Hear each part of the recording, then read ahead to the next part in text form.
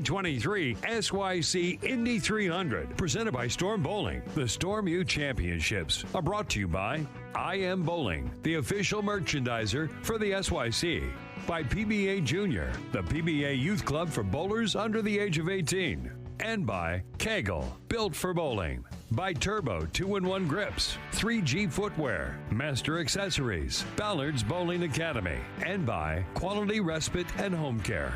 All scoring is provided by Bowl Metrics, official tournament management system of the Storm U Championships. This year, all SYC events and tournaments are aligned with charities, Ballard versus the Big C, and Make-A-Wish Utah. The SYC Indy 300, with updates from Royal Pin locations at Western Bowl and Expo Bowl. And now, from the Royal Pin Woodland Bowl, this is the SYC Indy 300. All right, hey everyone, and good morning. Welcome to SYC land here in Woodland Bowl, historic Woodland Bowl, where the U.S. Open was just held, and we have got 8 games of awesome bowling. And so let's look at the lanes and chat it up with our athletes this morning in Game 1. Side note, standing beside me, we're trying to get his mic to work, but Mr. Chris Vi is in the building. And he, for your, viewing pleasure, he'll be in the booth here throughout the day today. So U.S. Open champ Chris Vi is going to come chat with you all today. And be good to go. So good morning, everyone. And it is another SYC. So we see Lauren on lane 2 or lane 16, coming a little light.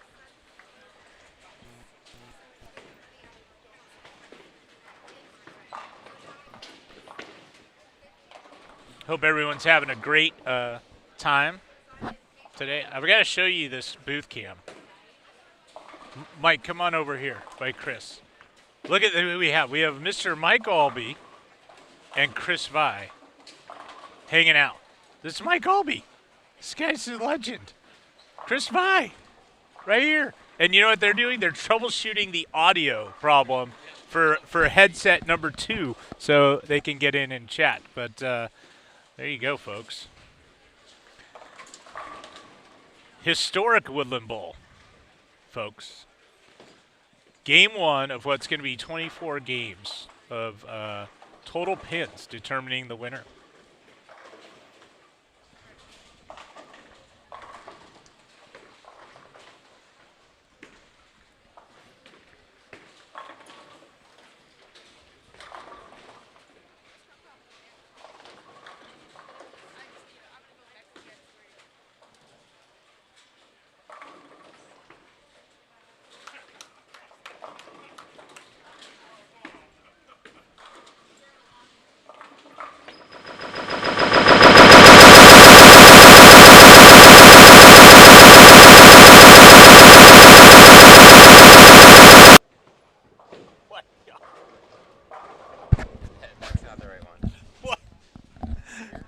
Oh, that was all Chris Vi. Look, wait, we got to go back to the booth again.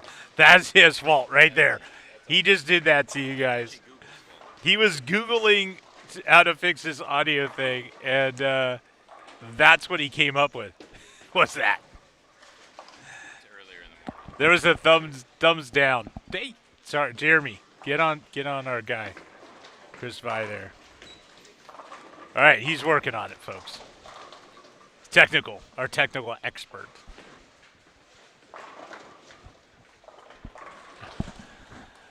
Anyway, so throughout the competition, you'll have a different group of kids each game for today and tomorrow and Sunday, all right here from Woodland Bowl in beautiful Indianapolis, Indiana. Where Junior Gold is going to be, by the way. Junior Gold is coming this way. And just fair warning, Chris Vi is still working on stuff. So if you hear that noise again.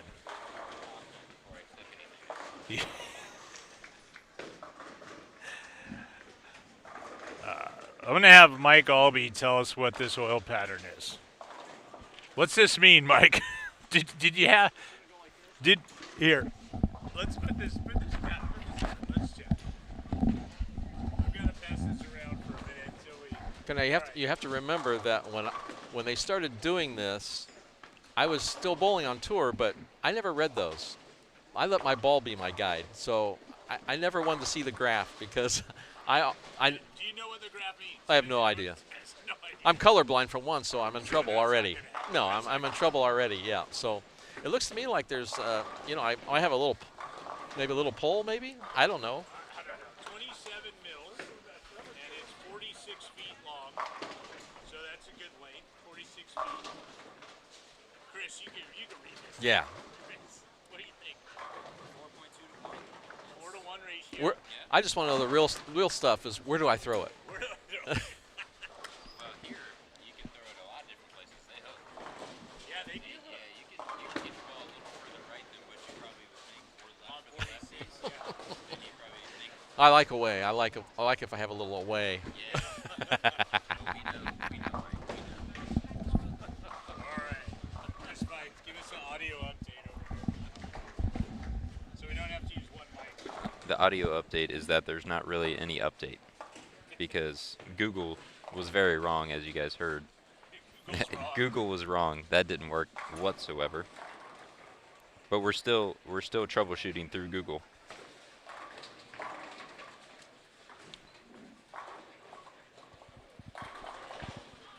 A lot of strikes being thrown already this morning.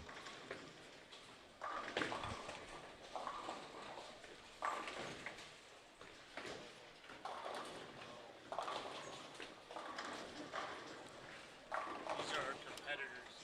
All right, let's do a competitor rundown here. Lane 15, we got Avriana Thomas, Tally Scott, Jacqueline Porro. Lane 16, we got Gianna Brandolino and Lauren Schaefer. So that's who we got here on 15 and 16 this morning for game 1.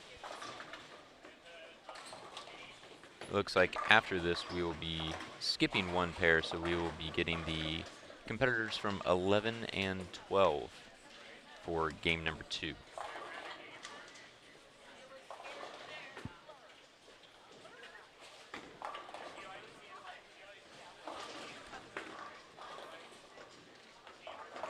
If you guys are unaware of the format for this weekend, they're actually bowling 3 different 8-game blocks.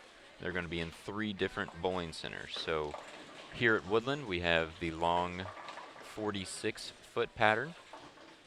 At Western, there is the medium 42-foot pattern. And at Expo, I believe it's 36 feet. But as a short pattern at Expo, I'm not 100% sure on the length of that one, but it is a short pattern. So they're going to have 8 games on short, 8 games on medium, and 8 games on long. 24 game totals will be the final standings.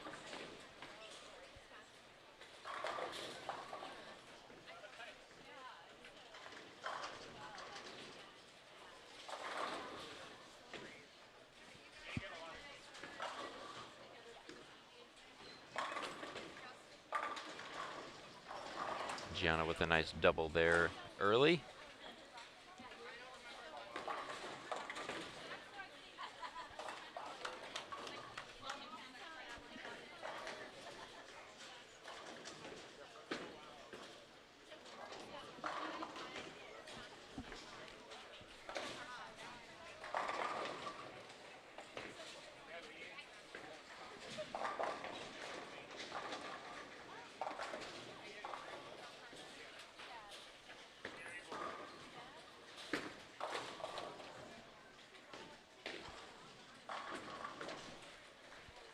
Unfortunately, still trying to figure out the technical difficulties here so we can get both the mics working.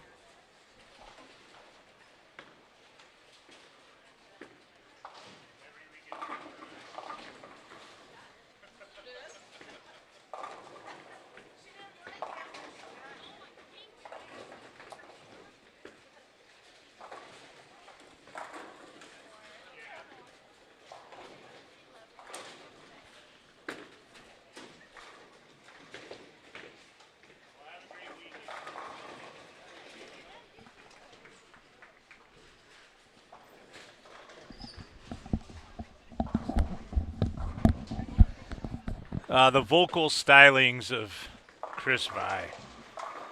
It's Gary's. You can hang up now. You can go. Chris is still working on the audio situation. How y'all doing out there? Let's who's in the chat with us today. You guys are lucky to visit with Mr. Mike Albee.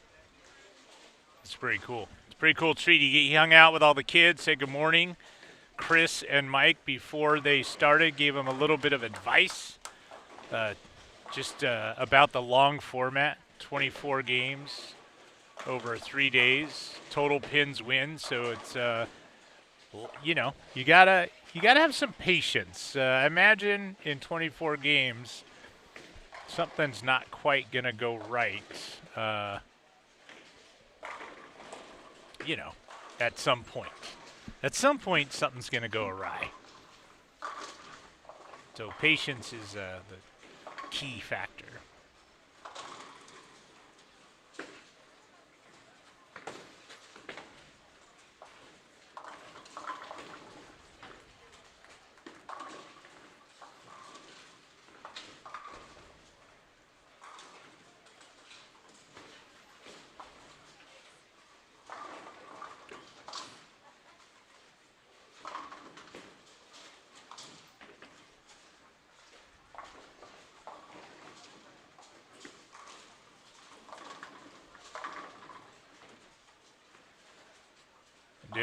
I'm doing something for y'all here, so you can see the many talents of Chris Vi in the booth. Let's see. We put a little mini booth cam in, so you can see Mike Albee is supervising, Chris Vi is googling, and that's what's happening. So you've got the booth cam going this morning. Now, Chris says, great pressure, added pressure. Jeremy Thomas is, what is that? How are you doing? I did miss you, and you just hung up on me, Chris. I'm good. Okay, we're back. All right, we're back. Yes, Jeremy, I did miss you guys in Louisville, and what a great event that was. And a great community. And Savannah Portillo, I have still not had to do a TikTok video. You know, we have that long standing deal. All right, Lauren picks her spare up over there. Lauren just finished third in the Wisconsin Youth Bowlers Tour. I was chatting with her mom. She comes out and bowls the SYCs often. And she really enjoys it. We got Gianna Brandolino getting up here. She has strike, spare 3-bagger. Of course, the super talented Gianna. It looked a little left, but it does not matter. It's a strike. That was good. Mr. Albee says she throws a good ball. I think that very good ball. Okay. Oh, good shot there. Avriana with a good one there on the right lane. Tally Scott getting up to bowl, and Lauren on the left lane for our featured pair. As the booth crew is still, we're just supervising. Chris supervising Google. He's hanging up on us again, so. Okay, I'm good. We're back. The report from Chris is that didn't work either. So, come on, Tally. He said, Chris said it was less bad with the audio fix. Yeah, it didn't scream at everyone.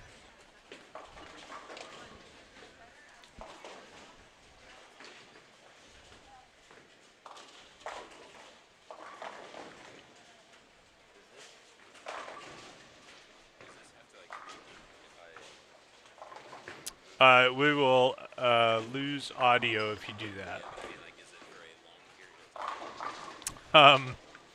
Well, this will power down, and then when we plug it back in, do we want to try it? I mean, we might just go off air completely, which the video will still be going. And people are tuning in to watch the bowling. They're not tuning in to watch us solve our audio issues. But they could get enjoyment out of us not being able to figure it out. Yeah. Vi wants to know if you guys are getting enjoyment out of us not being able to figure out the audio issue.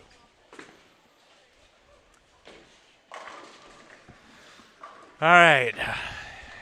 Hey, Brianna, a tad high there.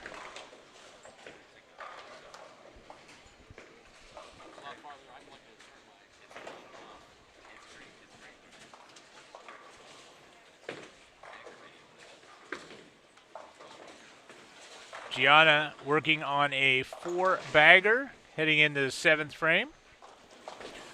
Mike Albee, I want you to tell everyone about your bowling center up the road in Lafayette. Could you do that?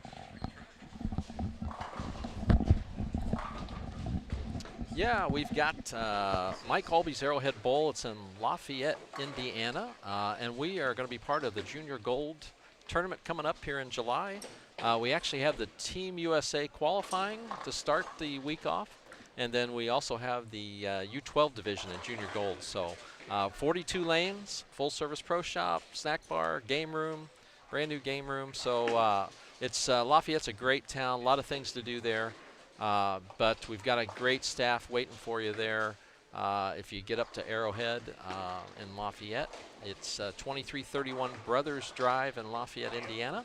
It was built in 1989. We've owned it since 1997. And myself and my partner, Scott Devers, if you remember Scott has 4 PBA titles as well, who participated on the tour and now is actually the executive director of the Bowling Proprietors Association of Indiana. So yeah, we're looking excited for having everybody out there. Brunswick pin setters, it's synthetic lanes, obviously, and but yeah, we're really excited about being part of Junior Gold this year, and good staff, great area, and I'm trying to not be distracted by watching the IT program going on over here to the left of me, but it's going well. So wow, a lot of great players out here today. Some great physical games out there, and boy, just I'm glad I kind of came up in the era I did. I'm not so sure I could compete with the strong stars we've got in youth bowling today. So it's a great event, and thank you to Storm for what they do for the industry, and especially the youth bowlers, getting them into the game and having a place to compete nationwide and worldwide. And my doubles partner, Bill Chrisman, and just great people, Barb and Bill. So, and the wonderful work that Gary and Leanne Holzenberg do. The Storm Company is the leader in bowling for all they do. So it's good to be part of it here at Woodland Bowl in Indianapolis. Terry Powell does a great job managing the center here. And I'm going to turn it back over to Gary. Why it's freezing, but you guys use the same ones every time, right? Oh, okay. This is good. So we can plug it into a different USB deal. Oh, I like this. I like the sound of this. Power being drawn, supposedly. Yes, there's not enough power being sent out. All right, after this game, we're going to try it. Yeah, we're switching pairs.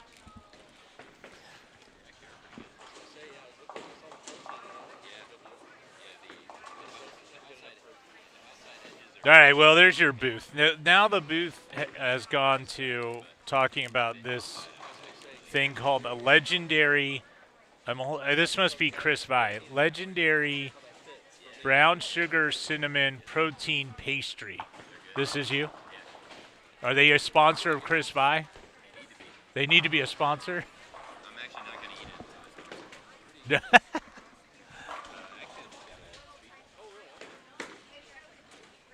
All right, we're 8 frames into round 1, game 1. Lauren makes her spare. on the left lane. Abriana is working on a strike, getting up in the 9th frame. Miss Thomas and then Jacqueline Ford coming off a 3-bagger, and she is a little wide. So good game going. 200 pace through 7.5 frames. Oh, a solid 9 for Abriana. That could have helped. Double would have been good.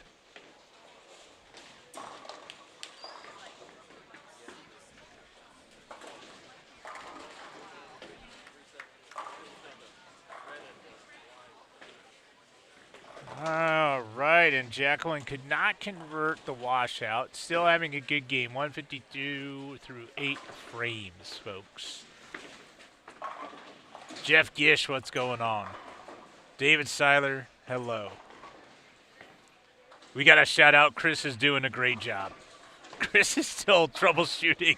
He's actually just giving, he thinks he has a solution. We're going to try in the game, in between game 1 and 2. So we're going to go in between 1 and 2. We're going to try to fix it. So by game 2, you might have 2 audio headsets. I like it. I like it. I think we can fix it, too. I think we can.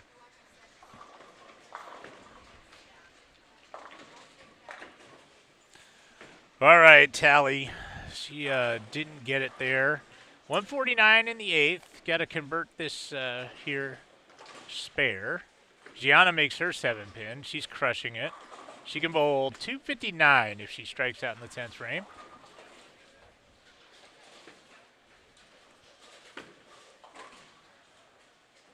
So this is a third of the field, over 300 athletes competing. We have a third here bowling, and then third over at Expo Bowl, Royal Pin Expo, and the other third at Royal Pin Western Bowl. So there you have it. 8 straight games is what they're bowling today. We'll look around, get you some scores. As a reminder, Bowl Metrics is our scoring partner. Now, of course, there's nothing on Bowl Metrics as of yet because they haven't finished the game yet. So we'll have to, you have to wait. But, you know, you can check in on your favorite youth athlete throughout the day, throughout the weekend.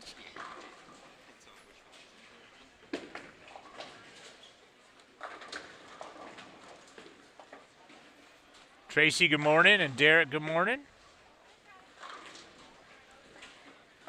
Michael, Mr. Yesball says hi. SYC hosts great events. Thank you, sir.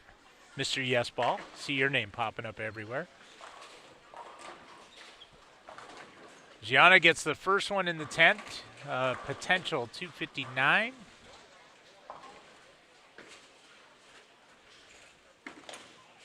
Adriana.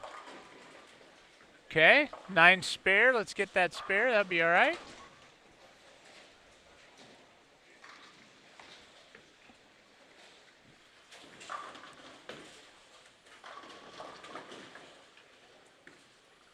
Gianna gets that a little wide. 4-pin. Boy, she got a good reaction right there.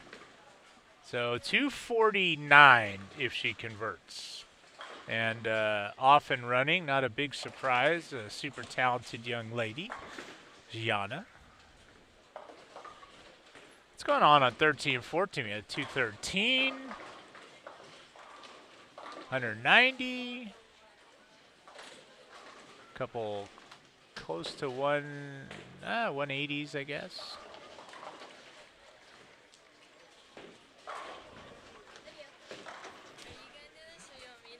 I want you to do it, superstar. Nice game.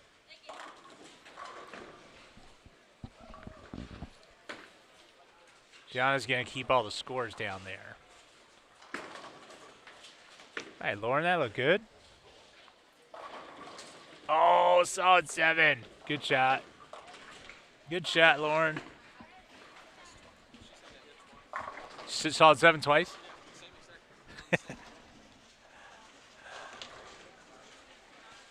Just can't get a break, Mike. She's shut out. No strikes this game.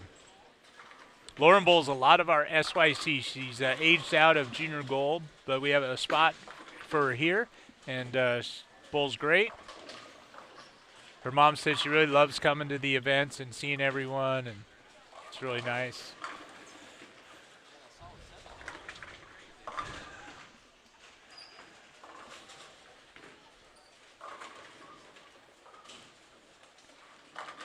Oh, tally. It's 5-7. All right. Well, spared up. All right, so as the athletes finish game 1, they will head over, skip a pair, move to the right, and a new group of people will come in, and you'll get to watch. And that's when Chris Vi works his magic. He's done all the Googling. He's got all the Googles, and he thinks he's solved our problem, and we're fixing audio issues on the break. I don't think I hope. He says he doesn't think, he hopes. All right. Adriana is in with 172, so a decent start right there. No harm, no foul there. And Jacqueline Poro can go 212 with a double. Now, all three, technically. But nice little game going. Not bad. She's up on this right lane, on lane 16. It's off. And 10 pin. All right. So spare for in the 190s.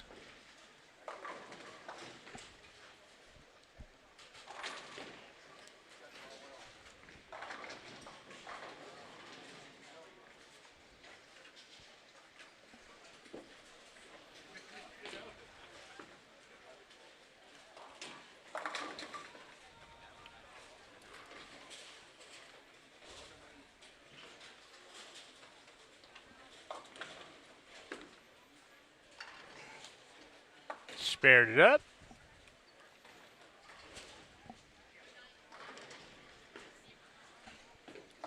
All right, so we'll be back here in just a few minutes. We're going to take a break. We're going to hopefully fix the audio. Thanks for tuning in, supporting these youth athletes. And you'll hear a few words from some of the sponsors, like the great people at Make-A-Wish Foundation and Ballard vs. the Big C and so on and so forth. So, and then we'll be back for like game number 2 in just a few minutes. Stay tuned.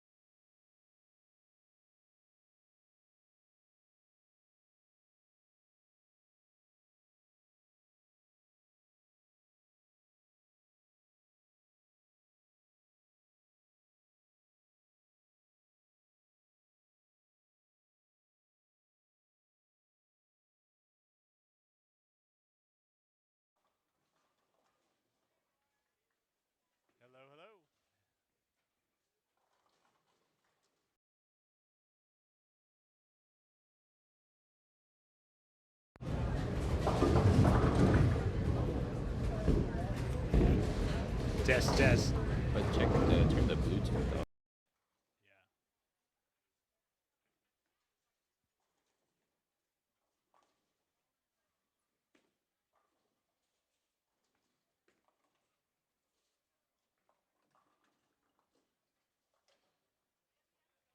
Oh. Can you guys hear us? Sound good. You can't hear us. They said we sound good. No, you sound that good. was something else. That wasn't this.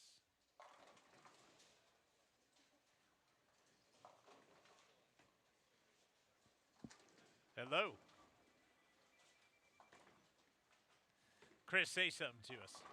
Hello. I mean, your audio's going up right there, so I think they might be able It's to hear you. nothing. Nothing. Can you guys hear us?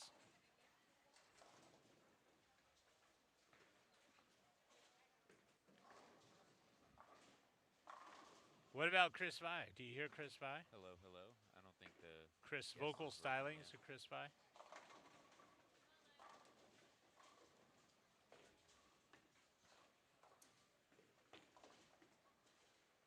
Yeah, they can hear you. Benjamin, you can hear me? That's great. Okay. What about Chris Vi? Yes. All right. Chris, we can't hear each other, but they can hear us. That's like a win-win. Oh, need to turn my mic up. Yeah, we'd love to turn the mic up. I don't think we're gonna be able to do that though. Hello. Hello. Yeah. All right. We're making progress. Chris Vi, can you hear me? Can you hear me now? All right. We're gonna roll with it. Let's roll with this for a minute. Everyone says that they could hear us. Small. Look at Chris. How about a round of applause?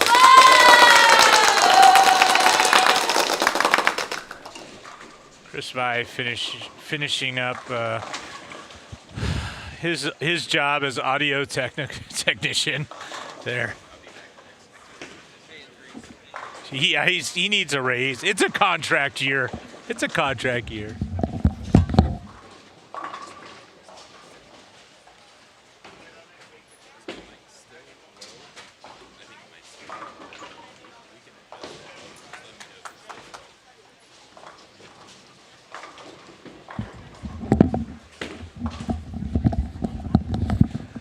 All right, Mr. Vi, are you still here? Are we still connected? Your mic's a little rough. Yeah, you're not a big talker, are you? Oh, that's your headset, right? Wait. This makes you louder. Oh, that's louder, right? Yeah. Chris is very faint. Should I just yell? Yeah, I think you're getting picked up from something different. Can't hear him anymore. Angie Vi says, Team Cookie. Team Cookie's in. I'm finding humor in all this. So we're gonna adjust a couple settings here. We'll see. Very low. It's a very low. That's better than not at all. So it went from not at all to fair to there you go. That's worse. Well, I think that's picking up too much back. Okay. Vi on audio. Background is really loud. Mama Vi says. Yeah. Hopefully we can fix that. I don't think we fixed that, Chris. I think we're 0 for 2. But they can kind of hear. Kind of hear. That's better. Turn up your radios. That's better than not hearing. Turn up your radios. Can we talk about the bowlers? That's what we're trying to get this to work so we can give our shout out to these awesome bowlers. Like Olivia Lizzie getting up here on lane 15. Ulissa Garcia on lane 16. That's why we're trying to get this to work.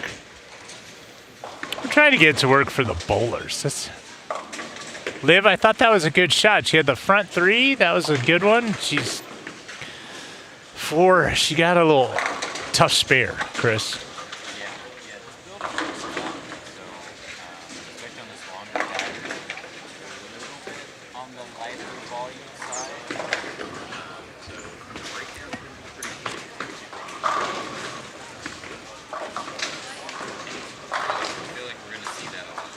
See. Oh, there we go. I'm now fixing you. We knew how to fix it. I'm fixing you. Is that too loud now? No, we're not spiking. We're not spiking. All right, as long as we're not spiking. Okay, so now we can turn down the background. Yeah, okay. All right, now we might be on to something. Well, now we're adjusting my background here. I think you need to turn me down some. You coming in hot?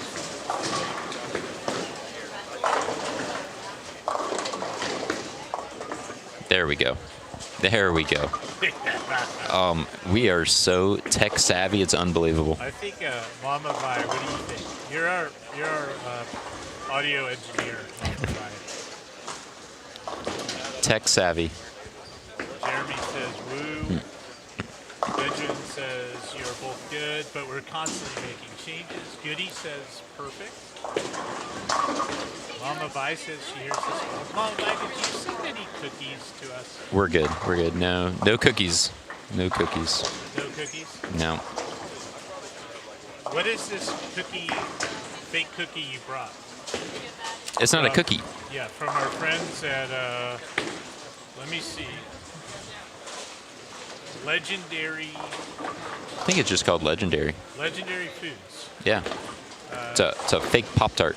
CEO of Legendary Foods, I'm sure you're watching. You got the U.S. Open champ eating your product, and he's got available space on his jersey I do. to rep Legendary Foods. I do. And he looks like Clark Kent and Superman, so good representation for your brand. Just letting you know. They say Chris is great. I'm what? They say you're great. I'm great. Fantastic. Yeah. And I'm turning up my headset so I can hear a little bit. But that's it's awesome. Chris Vi for the win. We got it. Yes.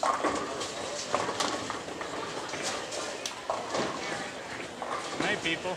Well, back to bowling. Come on, Mrs. Garcia. So did we get a rundown of everyone on the pair, or just Not yet. the two that were up? Not yet. All right. Yeah. Bowling on lane number 16, Gracie Dunn. Two-hander. Let's go. Yep, I've watched Gracie bowl. There we go. Let's go. Let's go. Got the turkey chant from the crowd here. Yeah, That's what you like. 3 in a row after a couple early opens.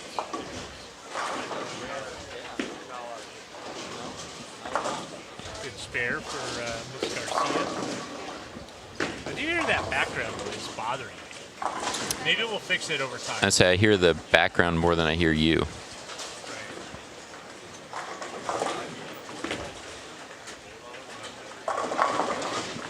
So I think we can turn the background down now since we figured out our mics. And we can turn that background down. So maybe it might sound a little bit better now.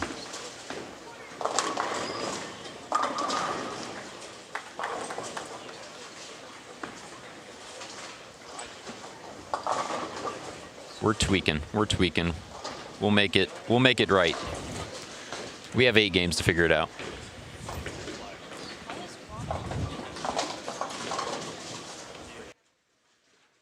All right. It says now you're a little bit low. All right, April says, Chris, great bowler, super nice guy. Now an IT person. Yeah, I wouldn't go that far. Yeah, we Googled. Yeah. He's a Googler. He's got She must have not been here for the first attempt that I made.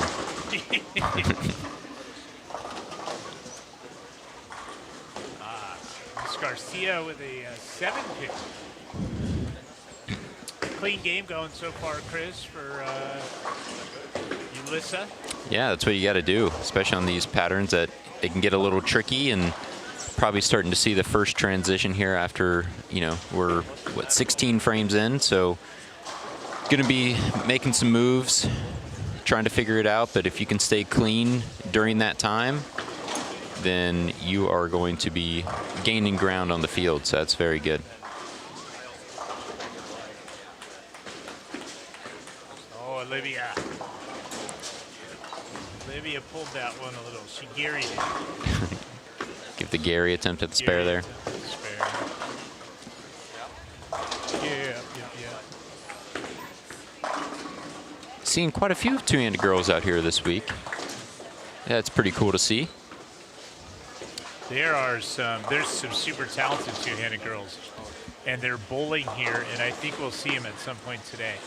I know we got one here, and then we got one on 17 and 18.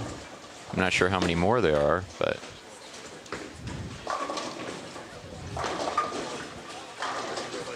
All right, Gracie. Little soft 10 there.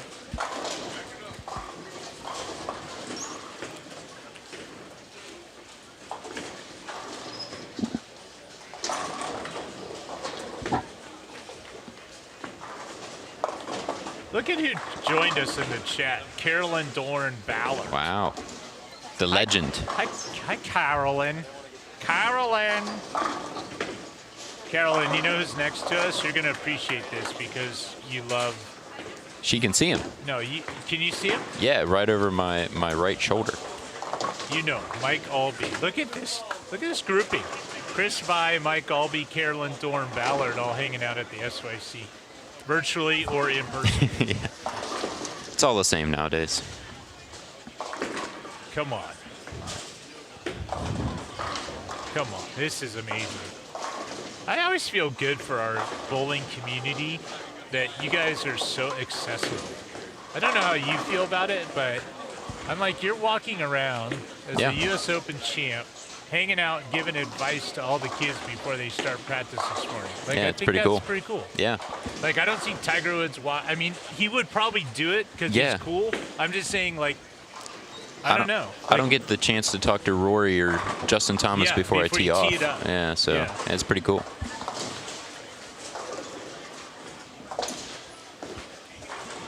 Good stuff. Well, CDB, I think you've got someone bowling the U.S. Open on the ladies' side.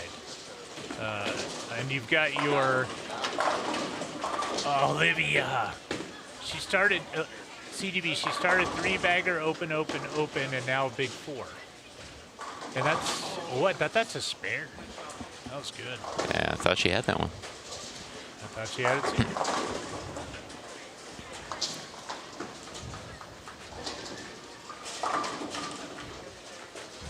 Like I said, we're starting to see that transition. 17 frames in. This center in general just hooks quite a bit, and seems like no matter what pattern they put out, it starts to break down and change a little quicker than most centers. So, especially with the long pattern being out here, it's going to be moving. You got to be moving. You got to be making moves before you think you even make moves, and we'll see which kids can get that done this weekend. I could have used you here yesterday because I was watching, and in the morning practice, I knew the length and the volume of the oil pattern. Yeah. And I watched balls go down the lane, and I said, man, it just kind of looks like they curve more than I would have thought based on the pattern. Now, I'll hand you the pattern. You can talk to us a little bit about about that. But and what you're saying today makes perfect sense. So as the next groups came in and I saw our little friends come practice, I was like, you know, you might not need that sand-blasted ball you think you need, because some of them were surfacing the ball before throwing it down the lane. Yeah.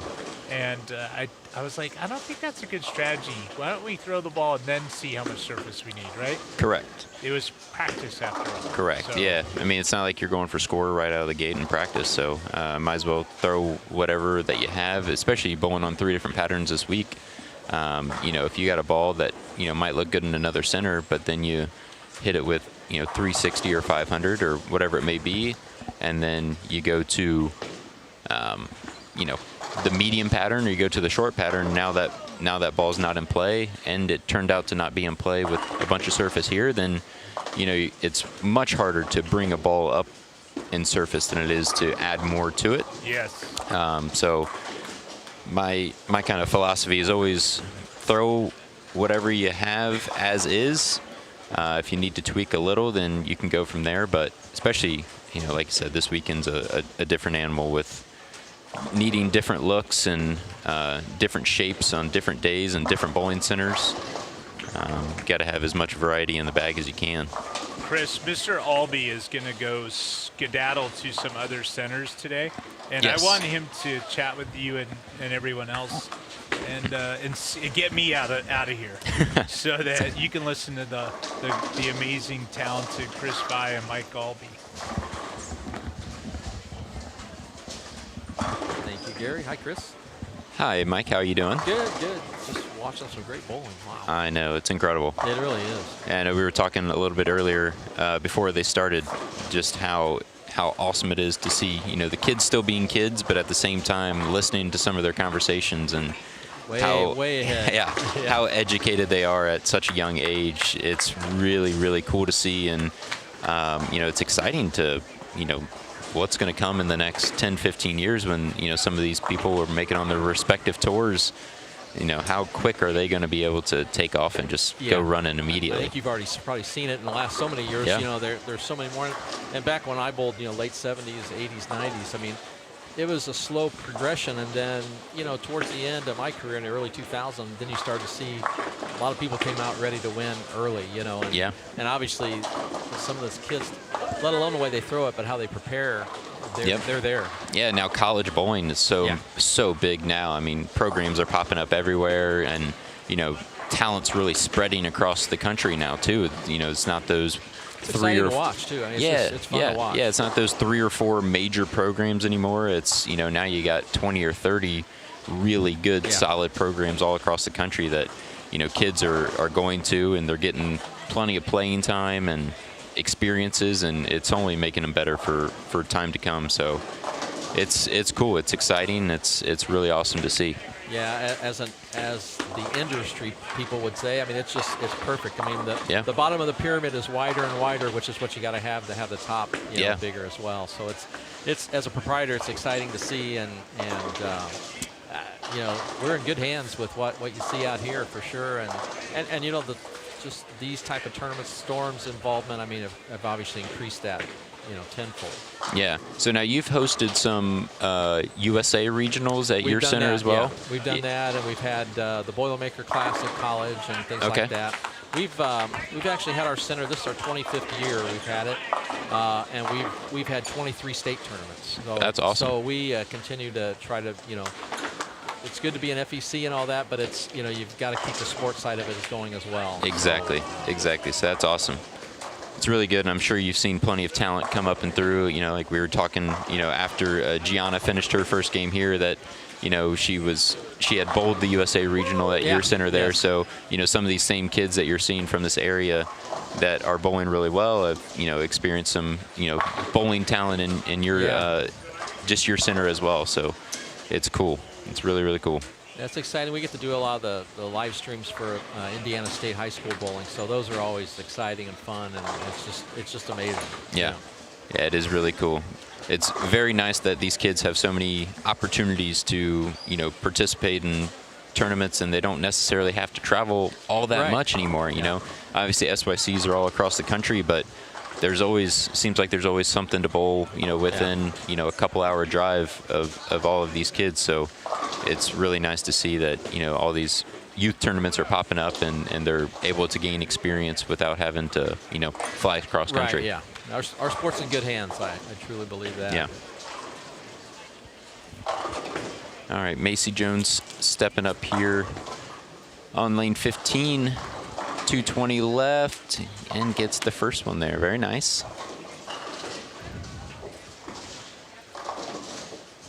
The camaraderie is one thing you see. I mean, it's one thing to be competitive, but the camaraderie is so cool. I mean, it's nice to see that it seems like everybody gets along and roots for each other, and yeah, it's awesome. You can't not have that. I mean, it's just. Yeah, obviously you have the sport, you have the competitive side, but at the same time we have we had a little pizza party last night after the check-in was all done, and we had some cornhole, we had volleyball out there, ended up being some kickball, and they had wiffle ball and spike ball. I mean, they had pretty much every athletic sport you could possibly have that was reasonable to play, and I mean the kids just go crazy, right? They're all finding their teams and setting up and playing games, and it's all I mean, it's like almost kind of like a family reunion every time you come to one of these things, and it's like you haven't seen your second cousin in a while, and you enjoy playing sports with them, and it's really cool to see. So but at the same time, some of these kids, when they get on these lanes, they flip that switch and they turn it on, so it's awesome. Which is good. I mean, you got to have that. I mean, that's the difference, as you probably see on tour. I mean, for me, it was always that was the difference maker. Yeah. The middle game, everybody seemed to have a physical game, but who could separate themselves? Yeah. All right, nice finish there from Macy Jones. She's going to finish with 2:23 there. Here you go, Macy. I have the score sheet up here, so I know everyone's name.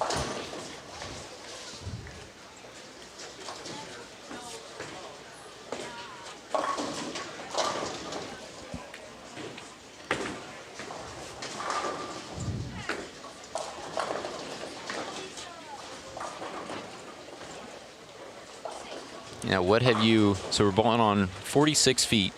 What have you seen out of these first couple games here? Obviously, we've had some lefties come across. So what have you seen from the lanes so far? I mean, there's obviously, I think if you get the right piece of equipment, right ball that matches up, I mean, there's something there to score with. But it's a kind of condition that it's there, but you've got to throw it well. It's not one of those things where you can just, get it a little left or a little right. You've got all this room that it doesn't really matter how you throw it. You've got to throw it well to score. So that's the kind of conditions I think are the most rewarding that we put out as an industry, rather than just, you can close your eyes and do it. So yeah, absolutely. I mean, I'm just kind of seeing that, they're definitely playable. But at the same time, if you try to play them incorrectly, you can get punished pretty well. So, play them correctly and kind of see the right shape, and you do have a little area here, a little area there, but at the same time, they're challenging. So I think it's on kind of that good, middle ground, right? No, I think so too. Yeah, definitely not too easy, definitely not too hard. And that's a good responsibility of Storm in this tournament, is that they create those kind of opportunities where it's not just given to you.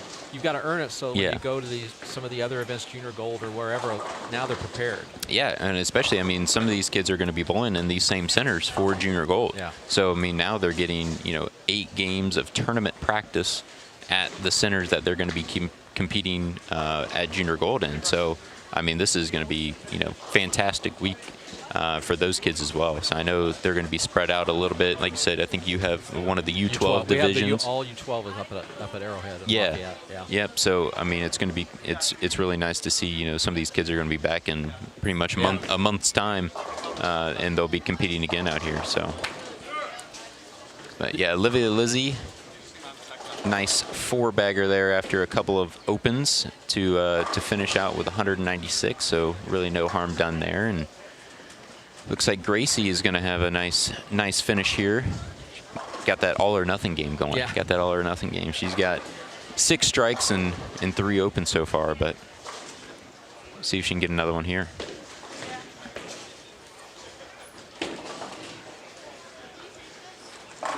Yeah, there you go. There you go. We're going to be in the 220s. those are never going to hurt. Start making those spares, Yeah, you start realizing 240, and then it's like, all right, now we're in there, 250. It's easy to forget those spare shots sometimes. It is. But yeah, at the same time, you miss one, you come back and bowl a good rest of the game there. So it's, good mental bounce backs there. Right. Yeah. It's got to be the right mental outlook. That's correct. Once it's out of your hand, it's history. You can't change it. Correct. And a little high there on the 221, though. Very good game. Very good game. So they will be moving. I'm not sure how many we're skipping now. But we will be getting a new set of 5 bowlers coming up here for game 3. Did you ever on tour, do you ever feel more comfortable at the center just by the atmosphere or just the look, or some places you go to, you just have that feeling? It's like, I think I do, and even though I may not subconsciously or actually, I don't maybe consciously, but maybe subconsciously, I feel like I do. Just you bowl well at the same centers, and maybe it's the shape that your ball is making, but it could be, just you feel good there. You feel good. You never have approach issues, or there's I had that. I just just some places you walked in and just felt comfortable. Yeah, you just feel good. Whether it be, seems like the kind of the taller ceiling buildings, I feel a little bit better in. Just it's a little brighter, a little more vibrant. So I just feel like everything's a little more visible for me. Obviously wearing the glasses, I don't have the greatest eyesight in the world. So some of those centers that we go to that ceilings are low, kind of darker. I guess it just kind of feels a little more challenging there. Yeah. I always got the reflection, so it would have to be right where I was playing on the lane. You got this big bright spot. You're just all of a sudden you're looking at an area now instead of an individual board. Correct. Yeah, that, and it's like you almost, to me, I feel like when I go into those lower ceiling, darker areas, I always feel like no matter what, the scoring pace is going to be lower. I just feel like those are like the really grinded out mental weeks that are just challenging, and feels like the bright open area. It's like getting up on the tee box and there's no trees in sight. You just whack away. Yeah, I mean, with all the different ways that they can spruce up the bowling center now, on the masking units are custom and all that. I mean, you get all these different looks. Oh yeah, absolutely. Yeah, I know Royal Pin's done a fantastic job here, and they're always top notch. Been a leader. Yeah, they've always been top notch. I feel like every time we come here, they have the latest and greatest, whether it be scoring systems or, I feel like this was one of the first centers I came to that had couches for settee area. Now they have these fresh masking units up. And Good for us fit people to drink a lot of water. Yeah, I will have a water later though. Thank you though. All right, so we actually only have four young ladies on this set here. The leadoff bowler bowling on lane 15 is going to be Isabella Jones. Following her will be Natalie Craig. And on lane 16, who you just saw throw a shot there, is Lydia Gordon. And following her will be Olivia Brandolino, the younger sister of Gianna, who we had on here at game 1. And I actually don't know that for a fact. I just made that up. So with the last name like Brandolino, I mean, I'm going to say it's a safe bet.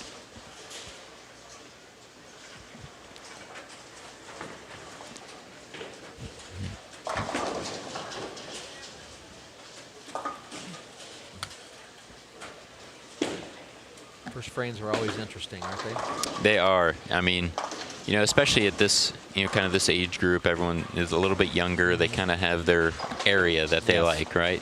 So they're not, the transitions and the moves and, all that stuff. It's a little less important and a little more just, fundamentally trying to throw some good shots and going from there. So it's interesting to see, it's kind of irrelevant what happens the game before. They're just they're coming back up, and that's where we're starting. Yeah. Correct. Yep. That's where we're starting, and we're gonna try to make some good shots and go from there. Actually played against Lydia yesterday in cornhole. Oh, really? Yeah, I played against Lydia and her dad, Lance. And how'd you do? We beat him. Oh. Yeah, it was a very close game. We were actually down quite a bit. Lance, I'm telling him about the epic cornhole game we had yesterday. Oh, you can kind of sneak into that microphone if you want. But yeah, so Lance is in the booth now. This is Lydia's father. We were playing we had a pretty epic game, I would say, of cornhole yesterday. Sydney jumped out to an early lead on you guys. Gave us a little 6-0 lead. I call that more of our handicap. After that, you guys were just on. It was a surprise if it missed the board. Everything was in the hole or on the board. You guys were. Did you lose a game at all? We did not. No, we did not. Well, that makes me feel better. Yeah, we just can't. We at least put up double digits on you guys. Yeah, I got hungry, so I just left. But yeah, so I was playing with B, as he's known, Mr. Barrett Holsenberg. Yeah, that was our first game yesterday. We played against the Gordon family, and we came in a little cold. It didn't look very good at the start, but it came down very nicely. So I hear we actually, from Bowl Metrics, was a 300 game at Western. So that is the medium pattern, 300 game. Jordan Bowerly. Okay, hopefully. Father John Bowerly was a strong competitor on the tour. Very for many nice. Years, and, very nice. Local Indiana boy. I was probably going to butcher that last name, so I'm glad you stepped in there and saved it for me. Very nice. Well, congratulations to Jordan. That's awesome. Hopefully there's a couple more this weekend.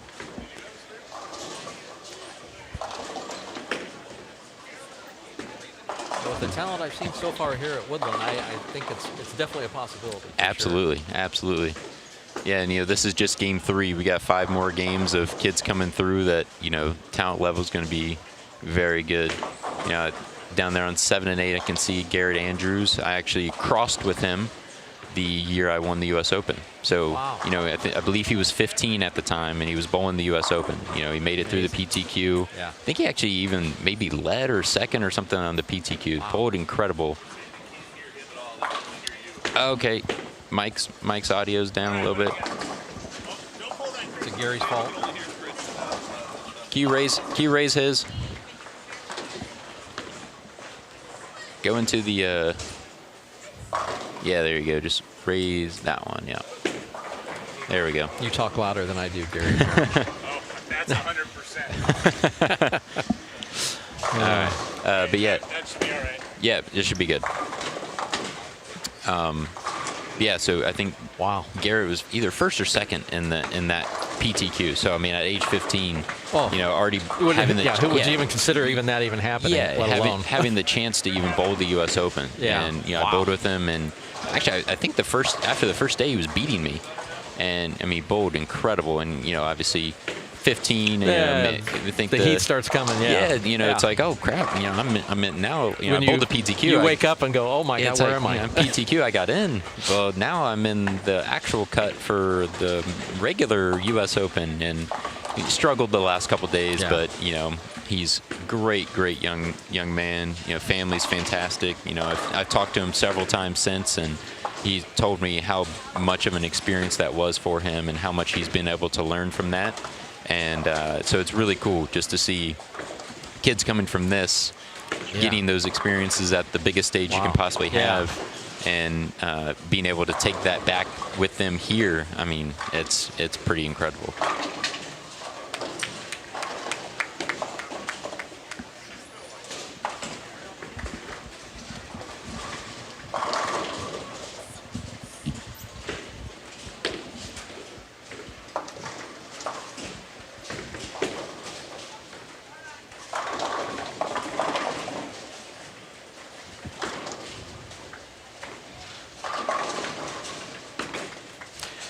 A lot of power. The young ladies and the men. Yeah. At this young age, like I said, there's so much information.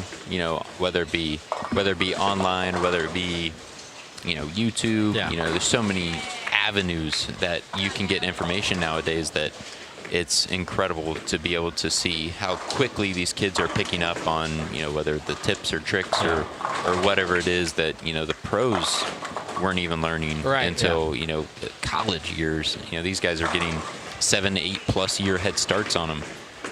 So it's really, really cool to see. So and they put the time in. I mean, they certainly put the time in to learn those things and perfect them. Yeah, I feel like a lot of kids at this age, they're those, people that you can't get out of the bowling alley, right? Yeah. That they're in there all the time, spending hours and hours. And I was in that I'd same. say I'm sure you were probably one of those. I was that same thing, but I didn't know what I was doing. Right. I was just bowling. Just throwing. Yeah. Yeah, these kids are there for hours and hours, and they With know a what purpose. they're doing. Yeah, with a purpose. And they know what they're doing. So it's pretty cool to see. As Olivia's off to a hot start this game. Clean through 4 frames and just, pocket 10 pin there. Yep. Definitely got a good game going here.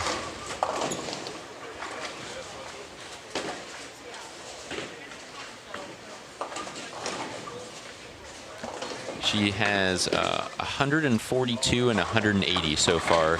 So she is trending in the right direction. Yeah, right direction, yep.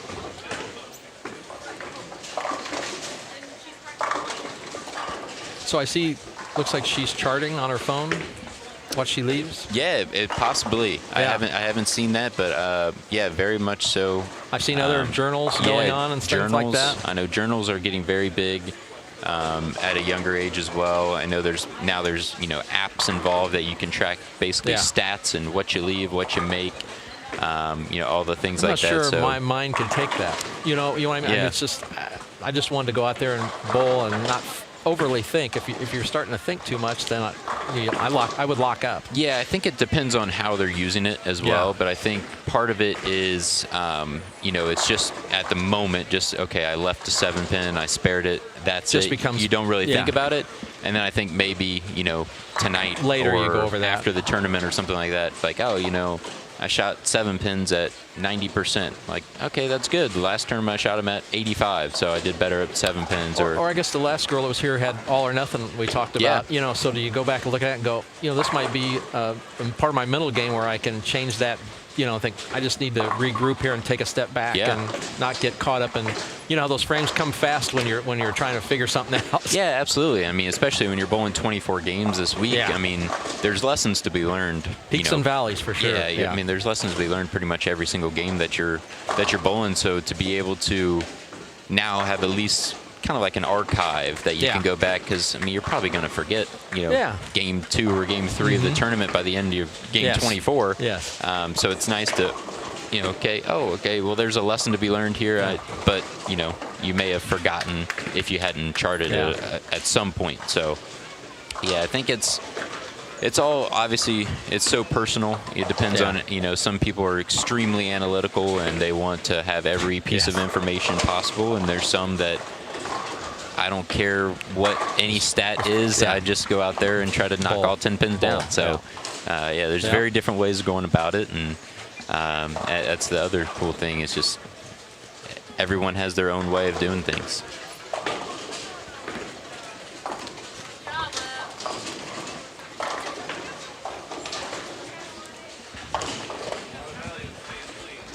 All right, got Lydia Gordon stepping up on 16 after that 310 conversion. The last frame. Wow. And she's got that lane Beauty on lock. shot, Got that lane on lock. She got 3 in a row on that lane there. Great timing. Yeah. Great timing. Just has to figure out lane 15. She's gone high a couple times in a row on that lane. Might be a little more than lane 16.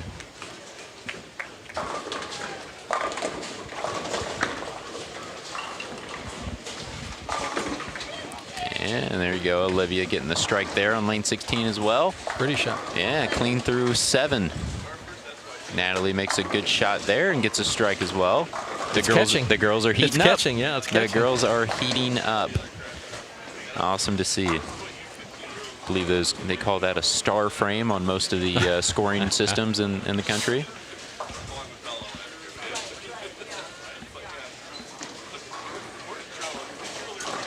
And Izzy. No doubt there. Yeah, another nice shot there with the double. I feel like that might be what you see a little bit more as the day goes on, keeping those angles a little bit tighter. And I just know from past experiences bowling in this center, those longer patterns, it seems like it kind of tricks you. It feels like, there is so much hook to the outside that you feel like you want to use it, and it's just never consistent enough to be able to feel like you can score.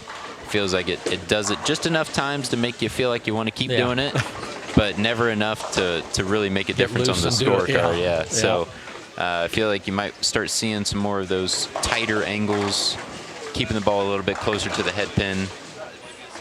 You might start seeing some big scores here soon. At the end of this game, I'm going to run a commercial, and then he's going to take off, and we'll figure it out. All right, nice spare there by Natalie. Yeah, it could be a nice back half of the game here for all these young ladies. Yes. Carry you into the next one. Yes. Long days. I'm not sure many of these, well, like I said, I don't really know nowadays, but I feel like at this age, I wasn't bowling 8 straight games, at least not in tournament competition. Right, exactly. So, probably more like, 6 at most. So I think the mental game, especially for the younger kids, is going to be tested. It's going to be tested this week for sure. It's easy to start waning there at the end. You know, hey, it's time for lunch, or it's time to, whatever. Yeah, exactly. That's going to be another. So we're starting at 10 a.m. here on Eastern Standard Time. So by the time they're done, it may be 3:30, depending on pace of play, and so you're kind of bowling as lunch is going on. Yeah. So, with kids, nutrition. They don't think about it. There's maybe a few, right? A few, but maybe a few. Only because the parents are kind of making sure they're staying on that. Yeah, exactly. Track. But sure, plenty of chicken tenders and fries will be ordered at here at Royal Pen in not too long of a time. Unfortunately, Izzy fouled on her first shot there in the 9th frame. Unable to convert the spare, so she's got 131 in the 9th.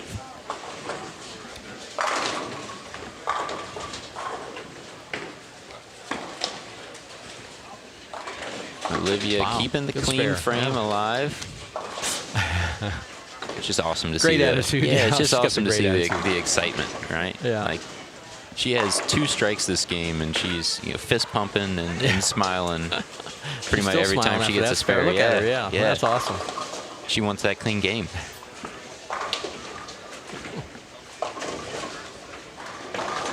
All right, see if Natalie can repeat her last performance on this lane. A little high, got out of the split though.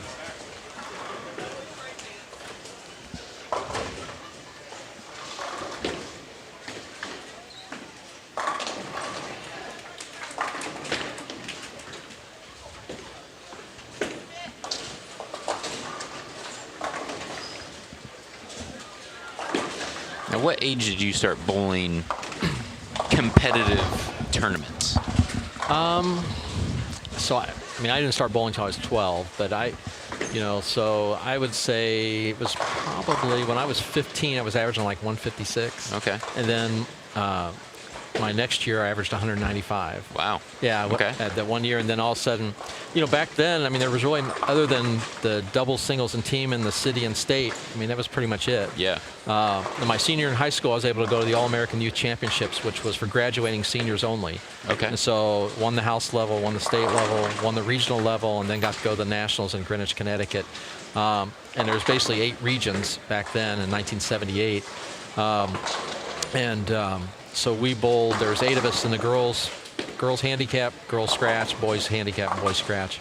I finished second. I led it and lost 210 to 200 to a bowler named Jim Poulos. Jim was, he went on to be a PBA regional champion and made a couple shows on the Winter Tour of '79. Very nice. But also finishing third that year was Del Warren. Okay. And on the girls' side scratch, Cheryl Daniels was the winner. Very nice. So that was kind of the biggest thing. Yeah, it was kind of the biggest thing there was, as far as tournament goes, back then. Yeah. There really wasn't, anything like this or just any really big tournaments other than your normal your double singles and team of city and state. That was pretty much it. Yeah, and that was at age 16 for the most part. Yeah. So. And then 18 was when I graduated high school, obviously, and went to that tournament, and then I started bowling regionals the next fall, and the winter. I started on the winter tour after that. So. Yeah. So that's awesome. I mean, now you have a U12 division. At a lot of these tournaments. So it's crazy to see that, the evolution of it all is phenomenal. I mean, one of the greatest bowlers of all time. He didn't even start bowling until you're 12. 12, yeah. And there's these kids that are already well experienced at 12. Yeah, exactly. Yeah, unfortunate break there. It was a good shot. It's one of our better Livy. shots. You guys say goodbye. Chris will be back. Say goodbye. Yes, we will be back. Thank you very much, Mike, for taking the time out to come see us and to hang out in the booth for a game. And it's an honor for me to share the booth with you. I appreciate it. And we will be back for game 4. And unfortunately, you have to deal with Gary again. So, but we'll be back. Well, thank you so much, and we appreciate all you do for the industry and the way you represent yourself. And Gary and Storm, thank you so much. You're watching a live stream of the 2023 SYC Indy 300. Right now, we're in between games. As our competitors change lanes, we'd like to thank the following sponsors.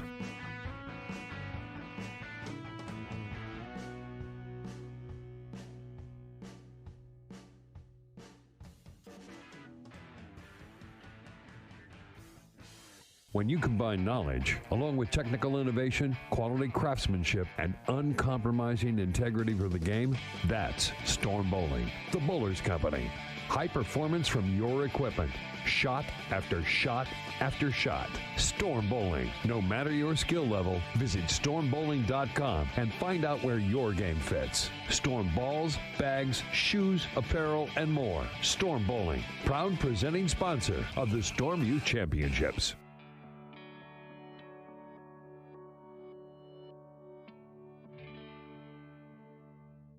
Style is everything. You deserve to look as good as your game. I Am Bowling has the shirt and the style to set you apart. Express your personality, intimidate your opponents, or just represent. Most of all, compete in comfort.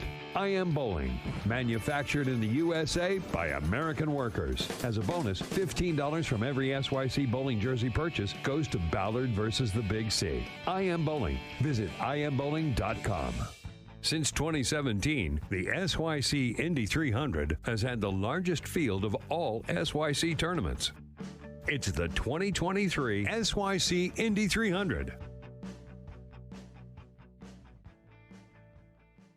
Hi, I'm Stephanie Johnson. Hi, I'm Shannon O'Keefe, and this is Duo. Announcing the latest breakthrough from Rotogrip, the Duo, a new symmetrical bowling ball that performs on and off the lanes. HP3 striking power, plus a portion of every Duo purchase will be donated to Big Brothers and Big Sisters. That's Big Brothers and Big Sisters everywhere. We're Shifani, and that's the Duo from Rotogrip.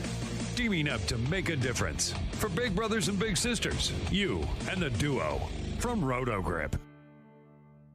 This sport is hard. It's you against the lane conditions. Kegel is built for bowling. Making lane conditions consistent, that's what Kegel is all about. They have a comprehensive library of oil patterns to help you with your game strategy. And Kegel training clinics offer instruction to help you better your game. Visit kegel.net for information on upcoming SYC clinics. And remember, every SYC event features a new never bowled upon sport pattern unique to each SYC competition. Kegel, built for bowling. PBA Junior is the PBA Youth Club for bowlers under the age of 18. And this year, PBA Junior is proud to announce a partnership with the Storm Youth Championships to offer the Never Give Up Scholarship to promote and inspire young athletes to always stay strong and never quit. Google PBA Junior for more information. A portion of the proceeds from this tournament benefit Ballard versus the Big C. For more information on how you can help, please visit ballardversusthebigc.org.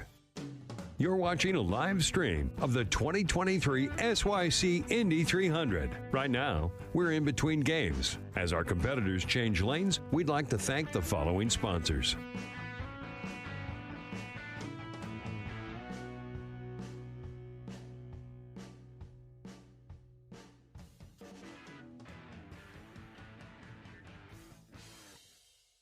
Experience plus enthusiasm equals excellence.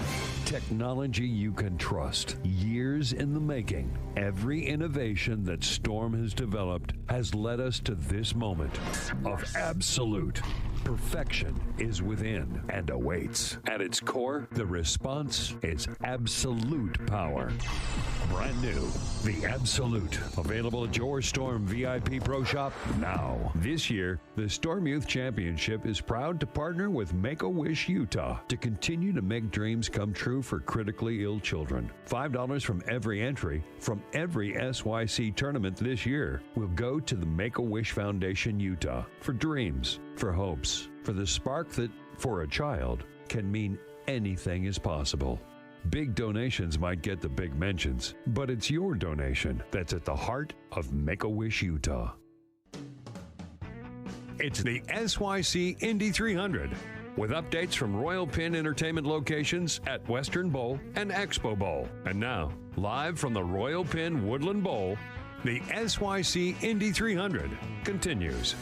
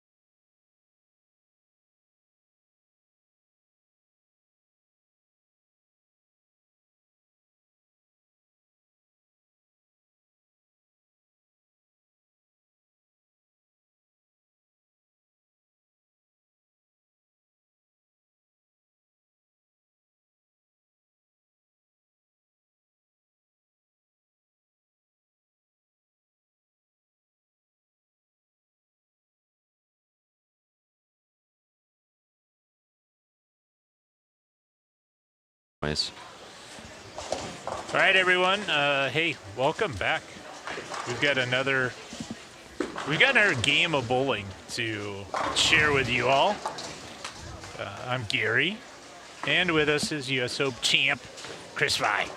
Hello, hello. Who's also our audio engineer for the show.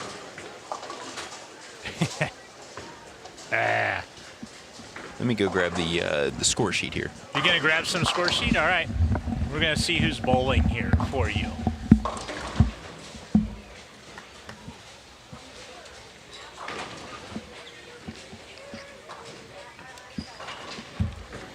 We got five kids this pair. Terry Rude III, Nolan Conway, who's having a great start to his day. Riley Bogard, Alexander Hanachek, and Ryan Campbell, Ryan Campbell just bowled 225, Chris. Very nice. Which is fantastic. And Riley had just threw a strike. 205, and Nolan had 232, is what I'm thinking that looks like. I would agree with that. He's getting up on lane 16, Mr. Nolan, wearing the donut shirt. I had donut socks for a while.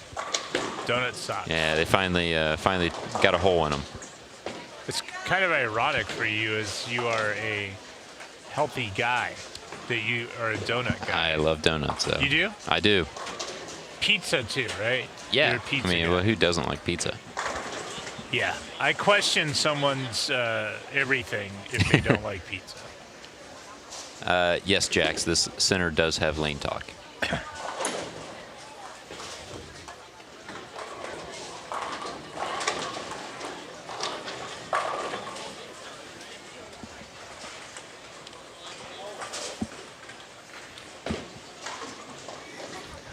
Olivia, are you waiting for your next game? Yeah. All right, talk to Chris Vi. Come over here.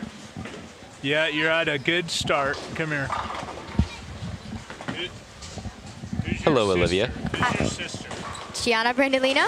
All right. Your sister's a pretty big deal, isn't she? Yeah, I guess. Are you a bigger deal? Yeah. You're a big. I thought so. I watched that game that you just bowled, and I think you are a bigger deal.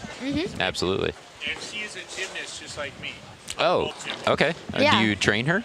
Well, I'm her trainer. Yeah. Yeah. I mean, clearly. Of course. Right? Obviously. Is he a good trainer?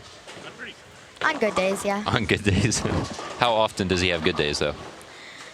About 50-50. 50-50. Huh? I think you need to step up your trainer game. 50-50. At least got to be 60-40. Got to have better or more good days than bad. What's your best move in gymnastics? Well, Is there an Olivia? Do they call anything the Olivia yet? No. Not yet? not yet. Okay. In time. In time. Are you going to go get to play your next game? Yeah. All right, Olivia. Well, best of luck. Thank you. Yes? She got robbed of a clean game last game. She I did. 4-9'd in the 10th. Yeah, 4-9 in the 10th. Yeah. We're going to rebound from that. Yeah. Yeah, And probably bowl 200 this game. Yeah. I like it. Okay. It's a good game plan. Yeah. Bye.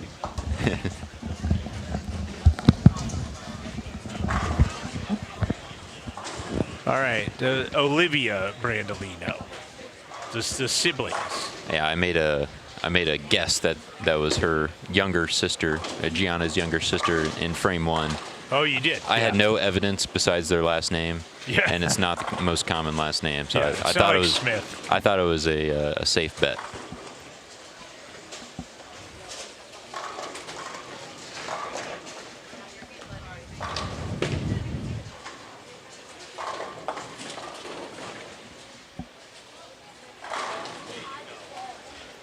I believe this is actually our first game of young gentlemen.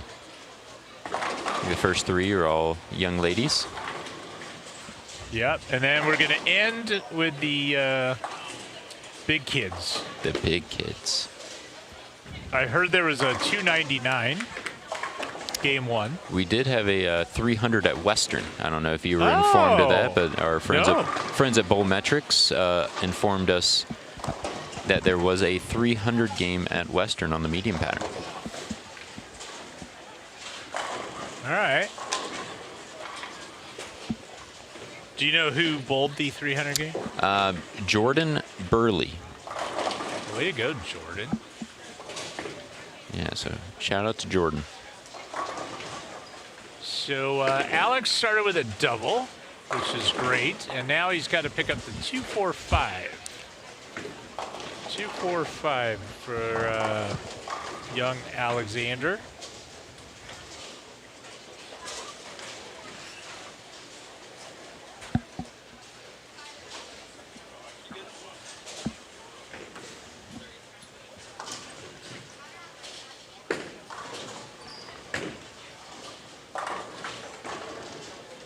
I think we have some U12 girls over on 13 and 14. You can see to the left of your screens. Another two-handed young lady. Yeah, love it.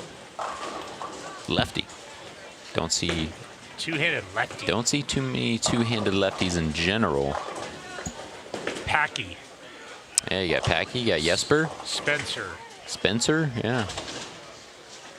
Is that it? Are we done? Alyssa. And Alyssa. Yeah. Bowling on 14. And you'll see her throw the ball right about now.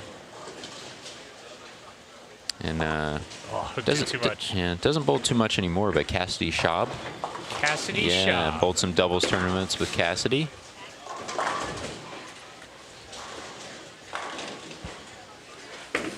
Ryan, double 9 to start his game 4. Yeah, it's a good start. I have noticed it does seem like 15's hooking a bit more than 16. Even some of the young ladies were playing them the same, and left lane kept going high on them. So we might be seeing a little bit of difference here once transition continues to happen. And we are getting a score correction here on a ball that bounced out of the gutter last frame.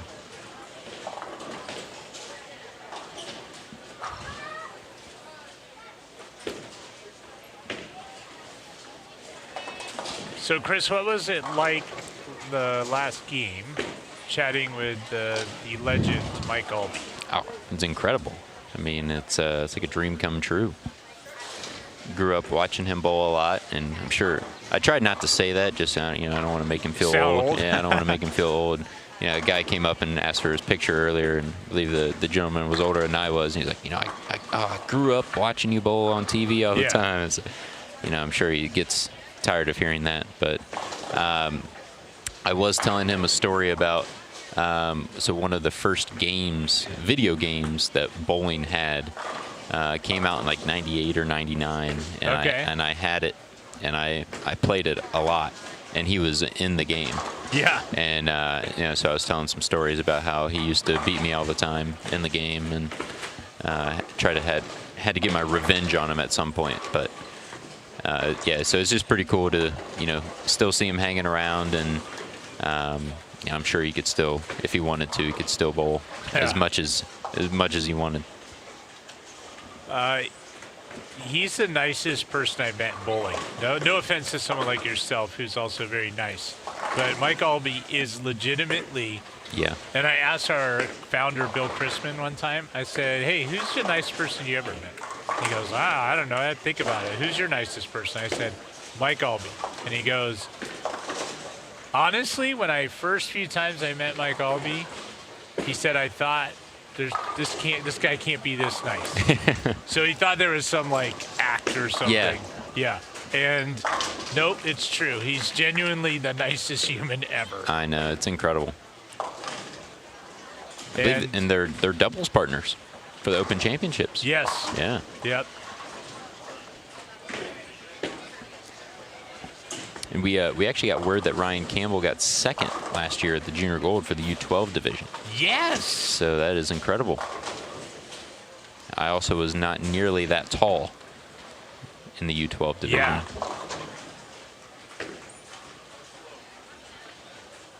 Uh-oh.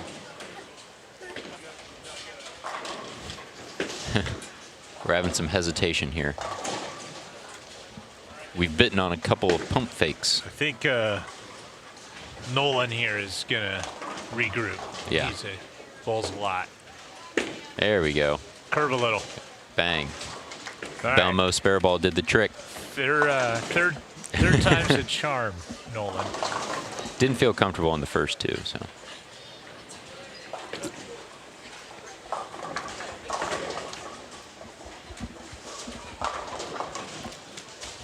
Let's see what Riley's got here on lane 15. Another little two-hander, Chris. Yeah. Trip that four. Pushed it, but didn't trip it. Pushed it, but didn't trip it. That's another good shot. Very nice shot there as well.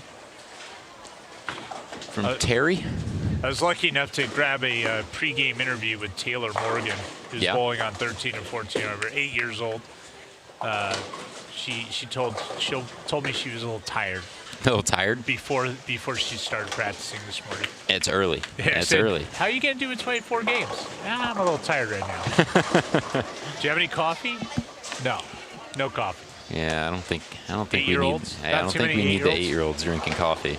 Just straight up like Red Bulls and stuff like that. I'd go from 0 to 100 real quick. She's probably awake by now.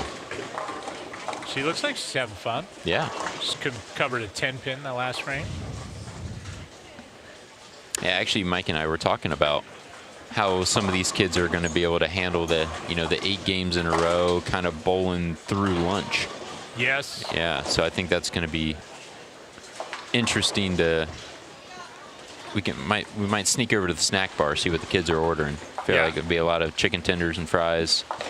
Not so much, not the same things that people on tour are eating. There's not snacking on that? No, no. What are you snacking on? Legend bars? Yeah. Legendary? Yeah, hashtag sponsor me. But some sort of protein bar, or some sort of something to keep the energy levels and the brain working. But nothing, greasy to weigh you down or, leave some oils on your hands or whatever it may be. Yeah. So something I can hold the wrapper and not touch the food. Yes. So you don't get that film. Yeah, I can't even do the, eat with your left hand because I use that one too. Yes.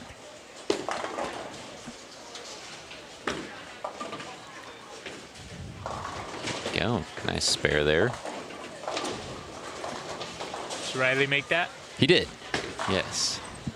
Another Belmo spare ball going down the lane.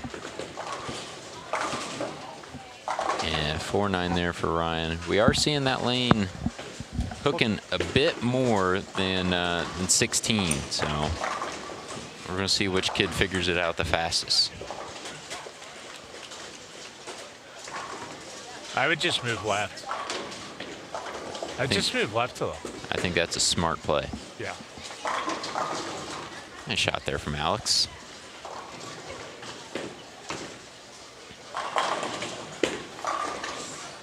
Good run there. Oof. Very close attempt. That's a tough frame. So his first shot, I thought, had chance to strike on the strike, so he would have had a double. But no, he leaves the 4-9. Yeah. And then gives it that good of a run at it. Then he's got 8-1 for his Correct. sprint. Two really good shots. 2 good shots, 0 marks. 0 marks. There you go, Terry, for the triple. Good way to bounce back after that single pin miss. Yes.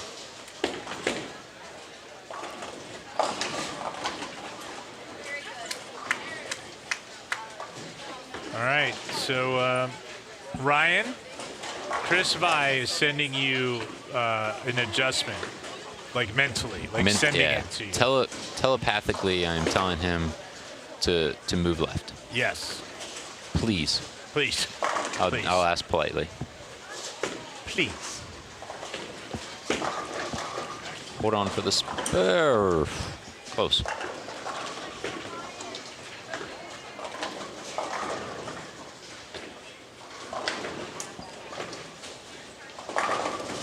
All right, Nolan, no pump fake this time. Lets it go the right. Lets it go the first time, and it strikes. Yeah. We'll do more of that. More of that, less hesitation. That's good.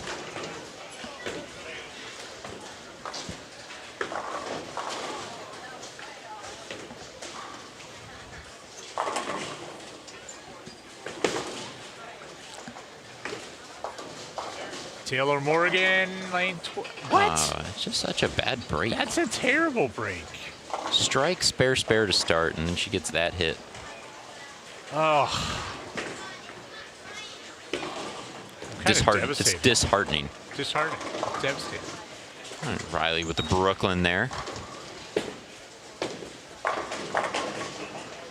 What's next up for you on your bowling schedule, Mr. Chris Vi? My next competitive tournament will be USBCs. I'm going out to Nationals July 10th and 11th. I'm bowling. Who do you bowl that with?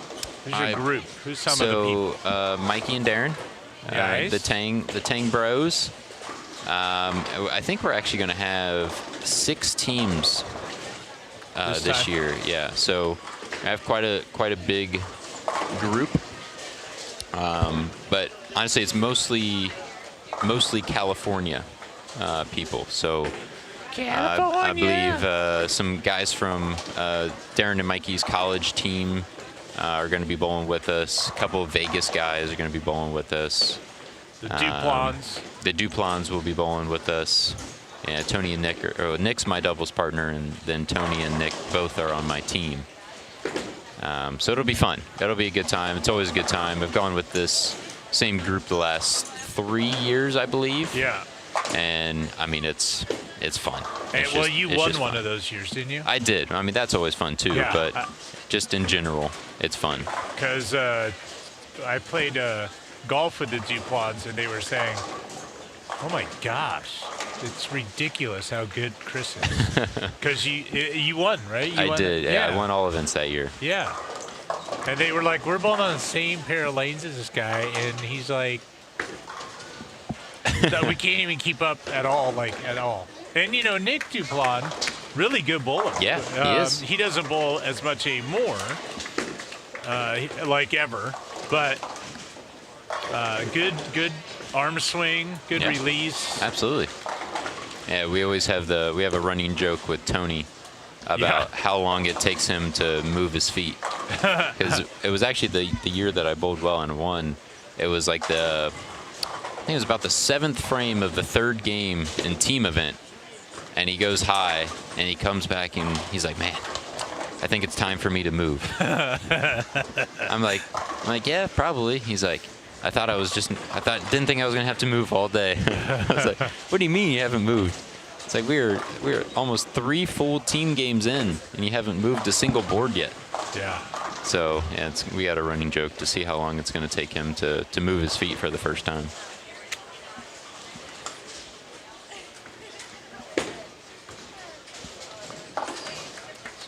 Cover there by Mr. Ryan. I can see why Ryan finished 2nd in junior gold. Absolutely. He is fantastic. Absolutely. Very talented. What a player. Not only for a U12, just talented. Just talented. Yeah. He'll have no problem going up into the U15 category. I do not believe he'll have any issue. I am interested to see. I know we have some of the bigger kids coming in a couple games, or maybe even next game. Yep. We're almost halfway through this block now, and we really haven't seen anyone move left. Yeah, from the same area they kind of started in. And the bigger kids, I know there's quite a few two-handers in that age group.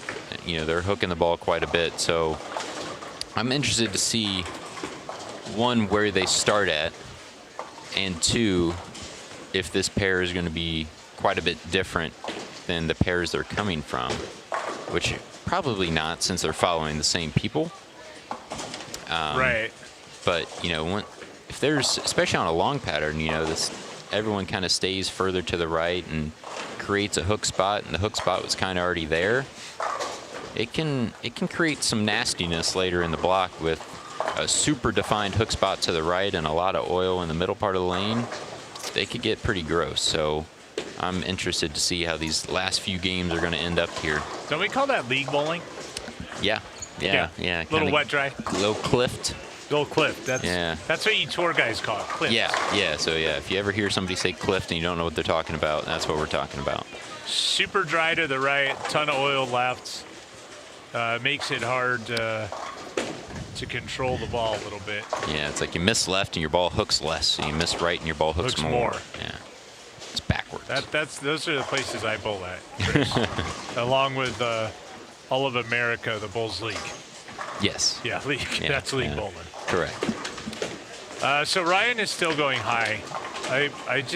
Can we get him to come to the booth? Can we have are we allowed to have a powwow after this game? Can we have a powwow?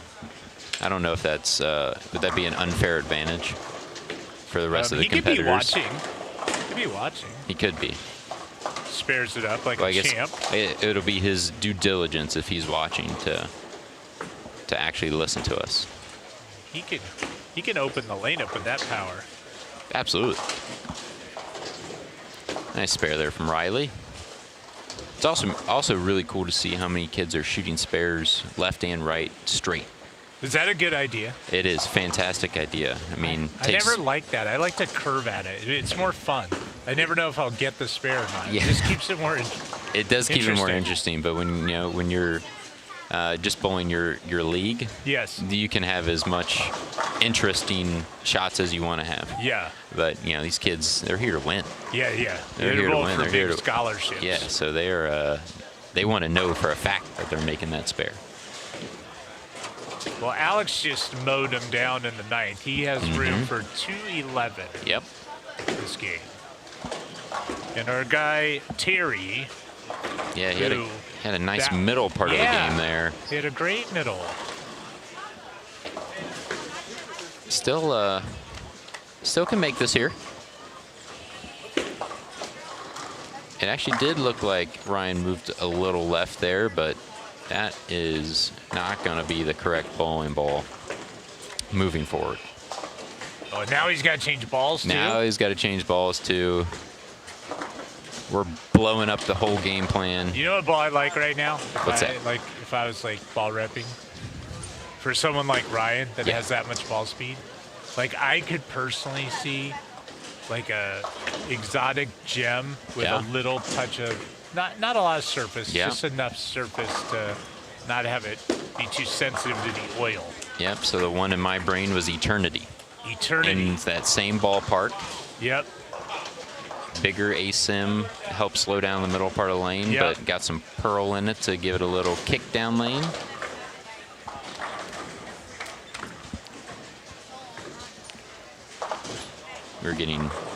We got scorned at. Deb came on us.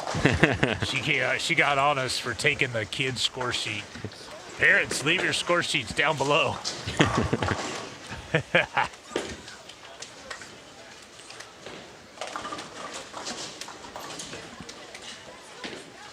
All right, let's see if Nolan can capitalize here on that last frame. It's a good shot. Oh, he's also got the matching Belmo shoes. He needs to move left. He went big 4 on this lane last time. He did.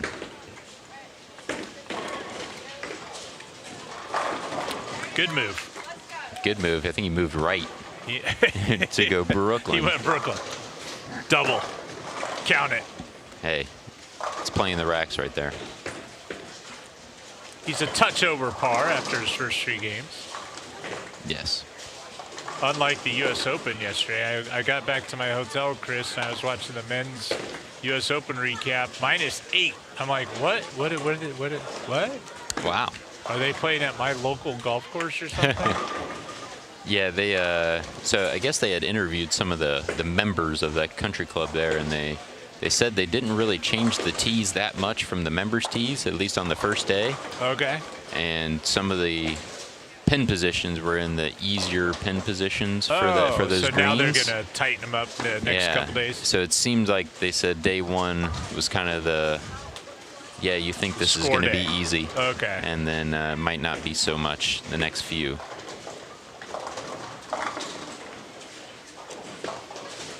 All right, well, Terry has gone high, leaving only the 10-pin. A spare for 180s, which is respectable. Absolutely. Another great shot there from Alex. Big double for Alex. Yeah.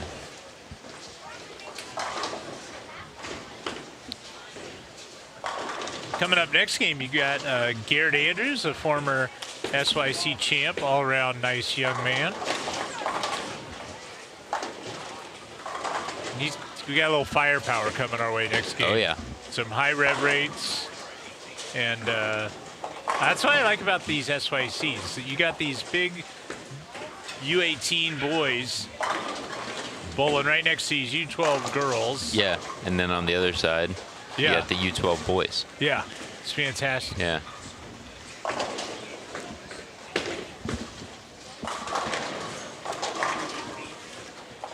All right, well, good spare and good last shot there from Terry. 183. Yeah, I'll take it. Yeah, Move pretty well bowled game, honestly. Couple opens. Couple bad shots here and there, but for the most part, threw it pretty well. Alex rolled a 2. Oh, yeah. He rolled a 2. Absolutely. 211. Feels like those hits always carry in the fill. Yeah. But if that was the shot before, the 2-pin stays. Yeah. With the 8-pin. And if you're me, the 10 The 10 as well.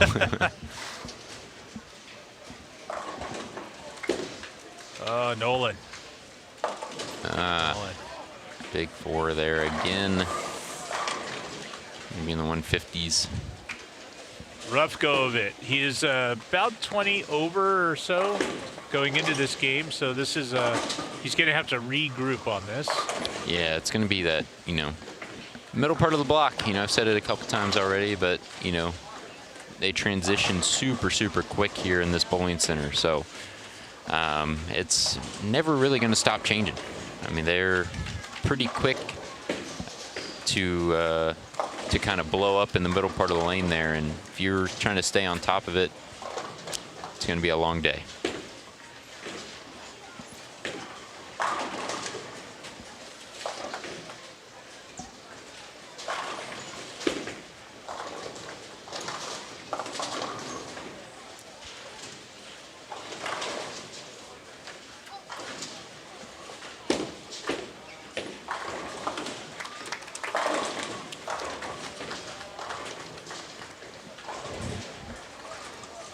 Ryan sparing him to death here in the last half of the game.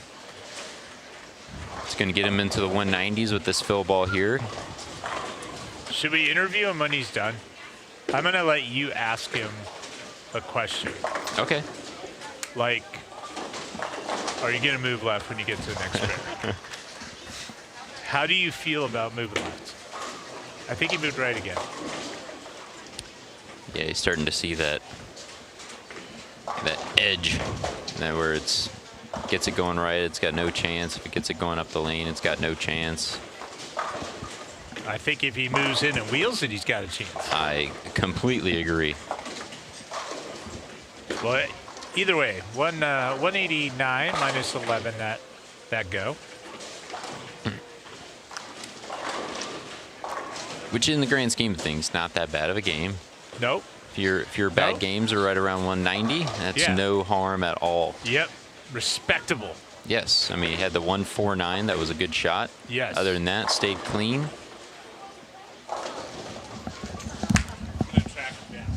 All right, Gary is on the hunt. Going to try to get Ryan to come in the booth.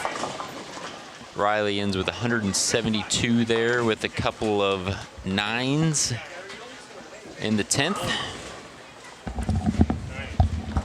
All right. We got Ryan in the booth here. Ryan, how you doing, buddy? I'm doing good. How are you? I'm doing well. How do you think you're bowling so far today? I think I'm doing a little bit average. You're doing average? I think if I make a good ball change, I think I could get back on. Okay. What's the ball change? What are we thinking? I'm thinking like a asymmetrical shiny. Okay. So is that the game plan moving forward? Yeah. Okay. Are we moving in? moving at in. all? Moving in? I'm trying to play the middle. Okay. I like that game plan a lot. I think that's a great. Yeah, we approve of this message. I think that's a fantastic play, and I think some big scores are coming your way with that game plan change. I hope so. All right, buddy. Well, best of luck the rest of the way, and we'll be keeping an eye, seeing those 220s and 250s and 270s popping up on your scorecard. All right. All right. All right, buddy. Good luck. Thank you. Thanks.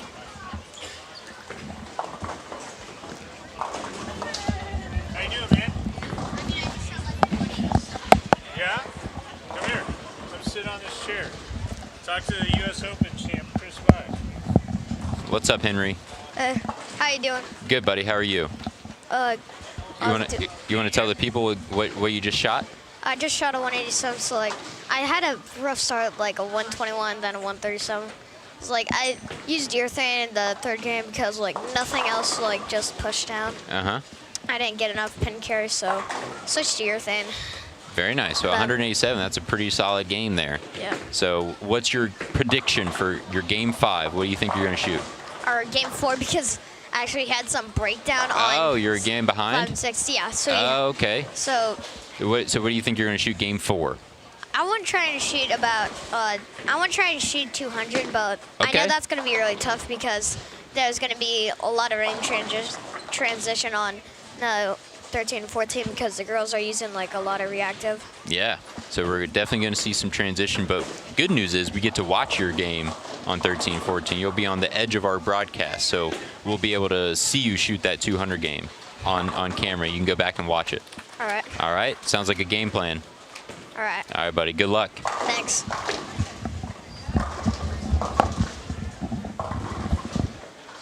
All right, Chris doing a little interviews. We're going to take a small break while we wait for the next folks to make it over here. So we'll be back here in a few minutes.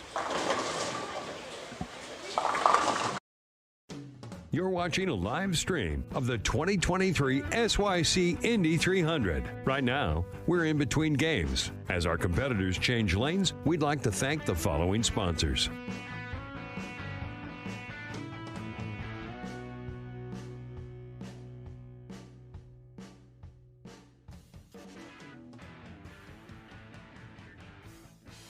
When you combine knowledge, along with technical innovation, quality craftsmanship, and uncompromising integrity for the game, that's Storm Bowling, the Bowlers Company. High performance from your equipment. Shot after shot after shot. Storm Bowling. No matter your skill level, visit stormbowling.com and find out where your game fits. Storm balls, bags, shoes, apparel, and more. Storm Bowling, proud presenting sponsor of the Storm Youth Championships.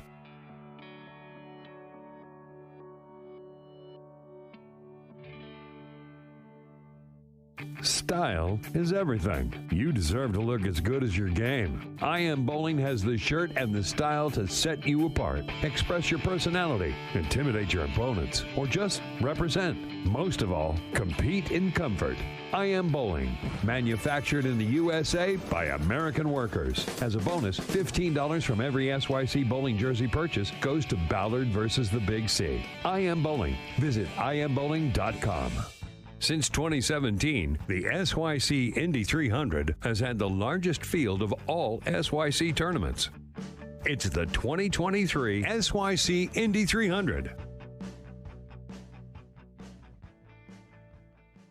Hi, I'm Stephanie Johnson. Hi, I'm Shannon O'Keefe, and this is Duo. Announcing the latest breakthrough from Rotogrip, the Duo, a new symmetrical bowling ball that performs on and off the lanes. HP3 striking power, plus a portion of every Duo purchase will be donated to Big Brothers and Big Sisters. That's Big Brothers and Big Sisters everywhere. We're Shafani, and that's the Duo from Rotogrip. Teaming up to make a difference. For Big Brothers and Big Sisters, you and the Duo from Rotogrip.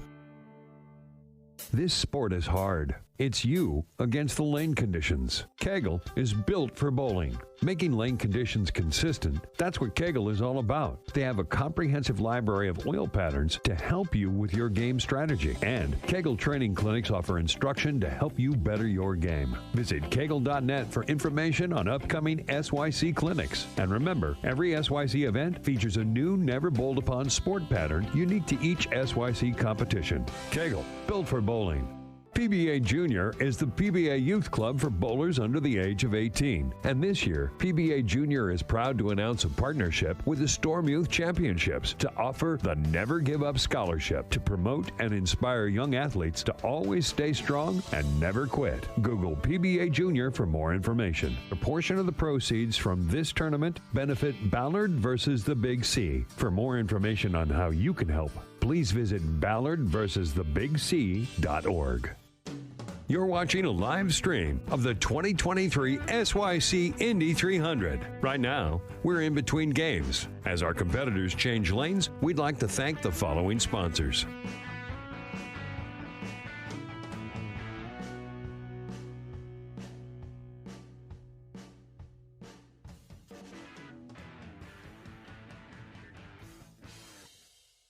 Experience plus enthusiasm equals excellence. Technology you can trust. Years in the making. Every innovation that Storm has developed has led us to this moment of absolute perfection is within and awaits. At its core, the response is absolute power.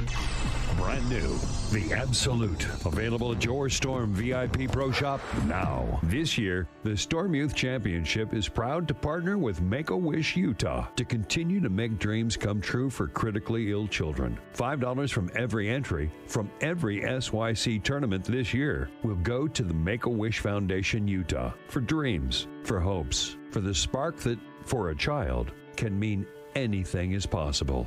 Big donations might get the big mentions, but it's your donation that's at the heart of Make-A-Wish Utah.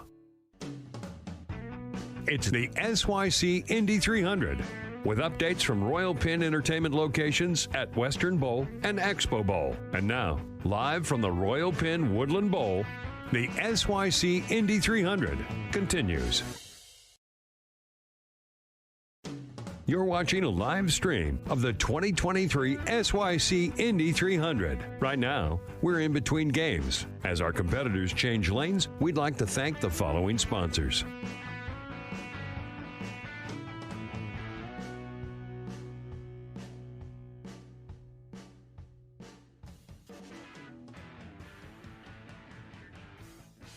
When you combine knowledge, along with technical innovation, quality craftsmanship, and uncompromising integrity for the game, that's Storm Bowling, the Bowlers Company.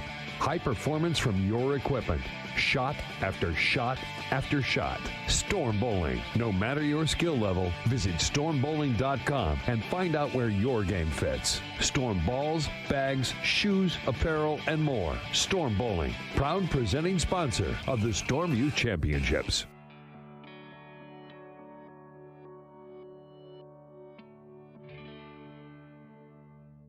Style is everything. You deserve to look as good as your game. I Am Bowling has the shirt and the style to set you apart. Express your personality, intimidate your opponents, or just represent. Most of all, compete in comfort.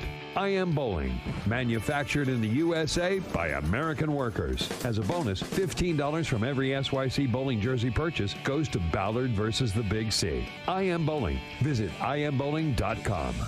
Since 2017, the SYC Indy 300 has had the largest field of all SYC tournaments. It's the 2023 SYC Indy 300. Hi, I'm Stephanie Johnson. Hi, I'm Shannon O'Keefe, and this is Duo. Announcing the latest breakthrough from Rotogrip, the Duo, a new symmetrical bowling ball that performs on and off the lanes. HP3 striking power, plus a portion of every Duo purchase will be donated to Big Brothers and Big Sisters. That's Big Brothers and Big Sisters everywhere. We're Shafani, and that's the Duo from Rotogrip. Teaming up to make a difference. For Big Brothers and Big Sisters, you and the Duo from Rotogrip. This sport is hard. It's you against the lane conditions. Kegel is built for bowling. Making lane conditions consistent, that's what Kegel is all about. They have a comprehensive library of oil patterns to help you with your game strategy. And Kegel training clinics offer instruction to help you better your game. Visit kegel.net for information on upcoming SYC clinics. And remember, every SYC event features a new, never bowled upon sport pattern unique to each SYC competition. Kegel, built for bowling. PBA Junior is the PBA Youth Club for bowlers under the age of 18. And this year, PBA Junior is proud to announce a partnership with the Storm Youth Championships to offer the Never Give Up Scholarship to promote and inspire young athletes to always stay strong and never quit. Google PBA Junior for more information. A portion of the proceeds from this tournament benefit Ballard versus the Big C. For more information on how you can help, please visit ballardversustheBigC.org. You're watching a live stream of the 2023 SYC Indy 300. Right now, we're in between games. As our competitors change lanes, we'd like to thank the following sponsors.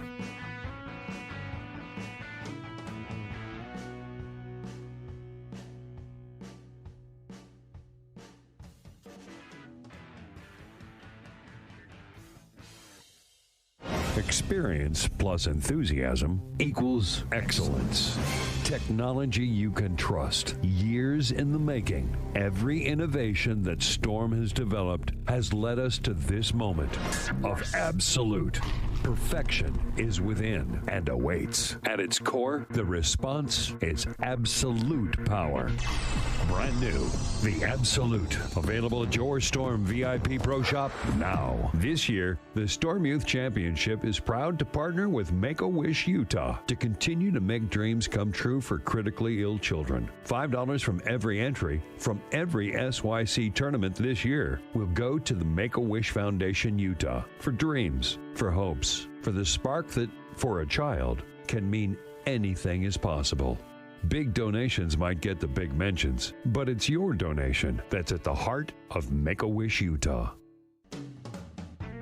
It's the SYC Indy 300, with updates from Royal Pin Entertainment locations at Western Bowl and Expo Bowl. And now, live from the Royal Pin Woodland Bowl, the SYC Indy 300 continues. You're watching a live stream of the 2023 SYC Indy 300. Right now, we're in between games. As our competitors change lanes, we'd like to thank the following sponsors.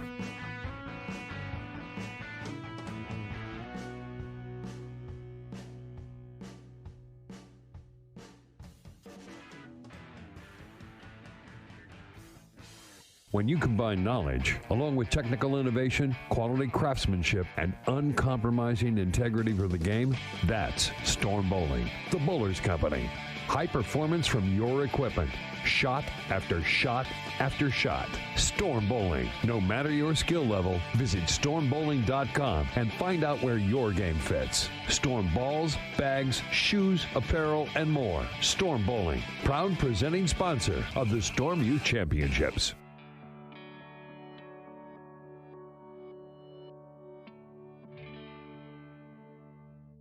Style is everything.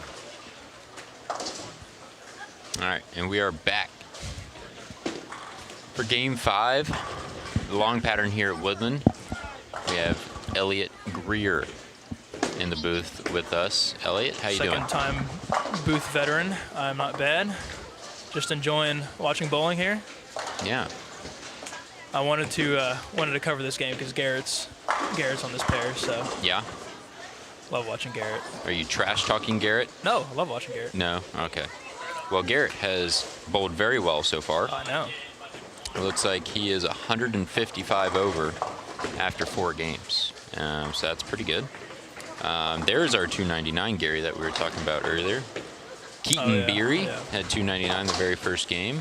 Struggled since, but did get off to a hot start. I thought he had a good second game, though. He had 212, right. You know, but then he had 180, 160. Gotcha. Joshua Morgan will be, well, he was first up. He's A on 39. Well, he started on 39, so he'll be on 15.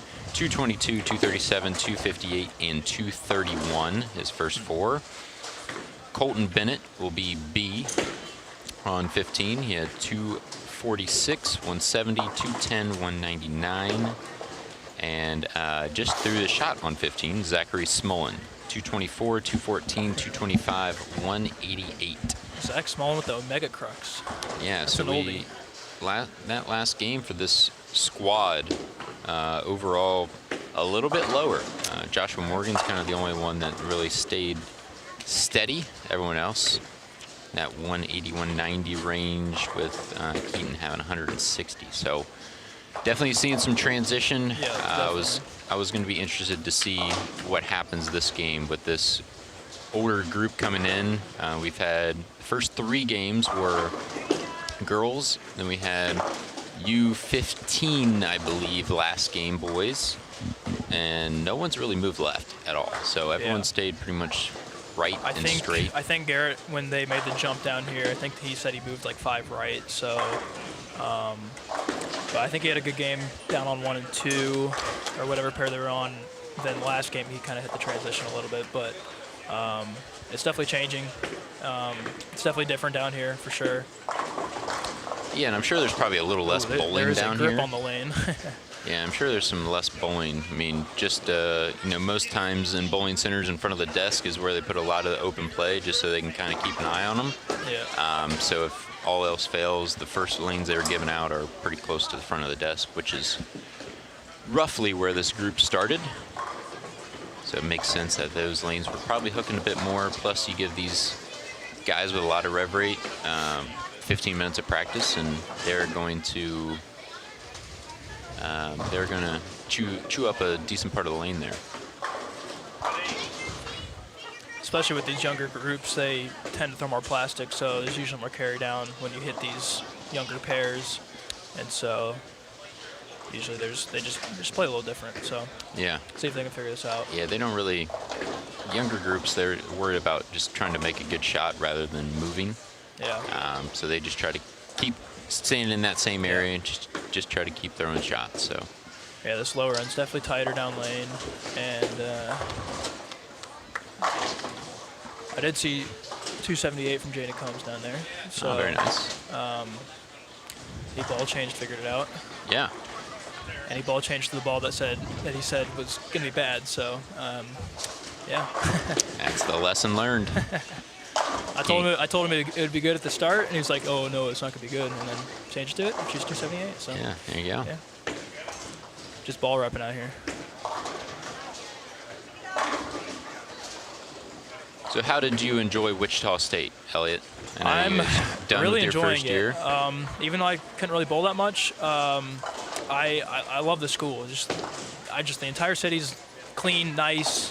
Campus is nice. I just really like the school as a school, which is what's ultimately the most important thing. So, that's really just the most important thing is the academics, and of course, obviously, you have that. The bowling aspect out there, it's almost unbeatable. So yeah, it really is a fun experience. So yeah, absolutely, that is a bowling crazed town, that is for sure. So everyone's great out there as well. Yeah, I mean, it's like the kind of the bowler's dream going out to Wichita. Everyone wants to be bowlers out there, and everyone pretty much does bowl. So lots of competition, lots of stuff to bowl. Obviously, the schools. Yeah. I mean, just the town itself. Just the town itself. There's a lot of bowlers in the town. It's just a bowling city, really. Yeah, exactly. So it looks like we actually lost a finger grip.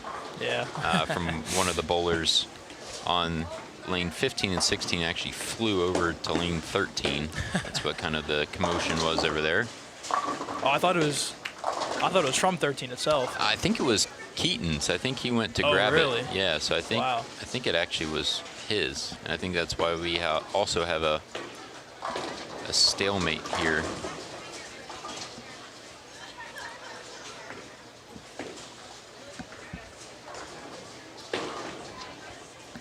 Anyway, yeah, this group coming in, this is obviously the furthest left we've seen really anyone, which is not surprising.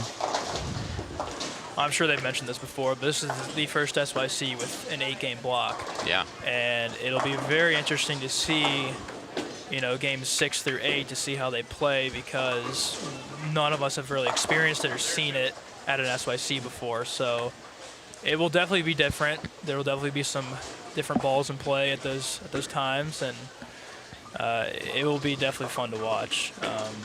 And also just the aspect that so many games could just play into tiredness and all that stuff. So it's just a different experience this time. Yeah, it's definitely unique for a lot of these kids, and we were talking earlier about just the nutritional aspect of it. Kids aren't used to bowling through lunch. Bowling around lunch, that too, and now you're starting at 10, not getting done until maybe 2, 3, whatever ends up being, and obviously these kids are going to get hungry and they're going to want to eat. You're going to need those game 6 bananas. Yeah, so that'll be interesting. Probably not too many kids wanting to eat bananas, I would imagine. Probably a lot of chicken fingers, cheese sticks, fries, things of that nature, but. The fuel for bowling. Yeah. All right. Yeah. Another good start here for. Well, I almost jinxed him. I was starting to say another good start for Joshua. Did have the double. Unfortunately, missed the single pin there. Yeah. One thing I've learned is that water does help a lot. It really does. It does. It calms you down. At the least, it calms you down. But it's just, it really keeps your energy levels up, believe it or not. Yeah. Brain needs it to function.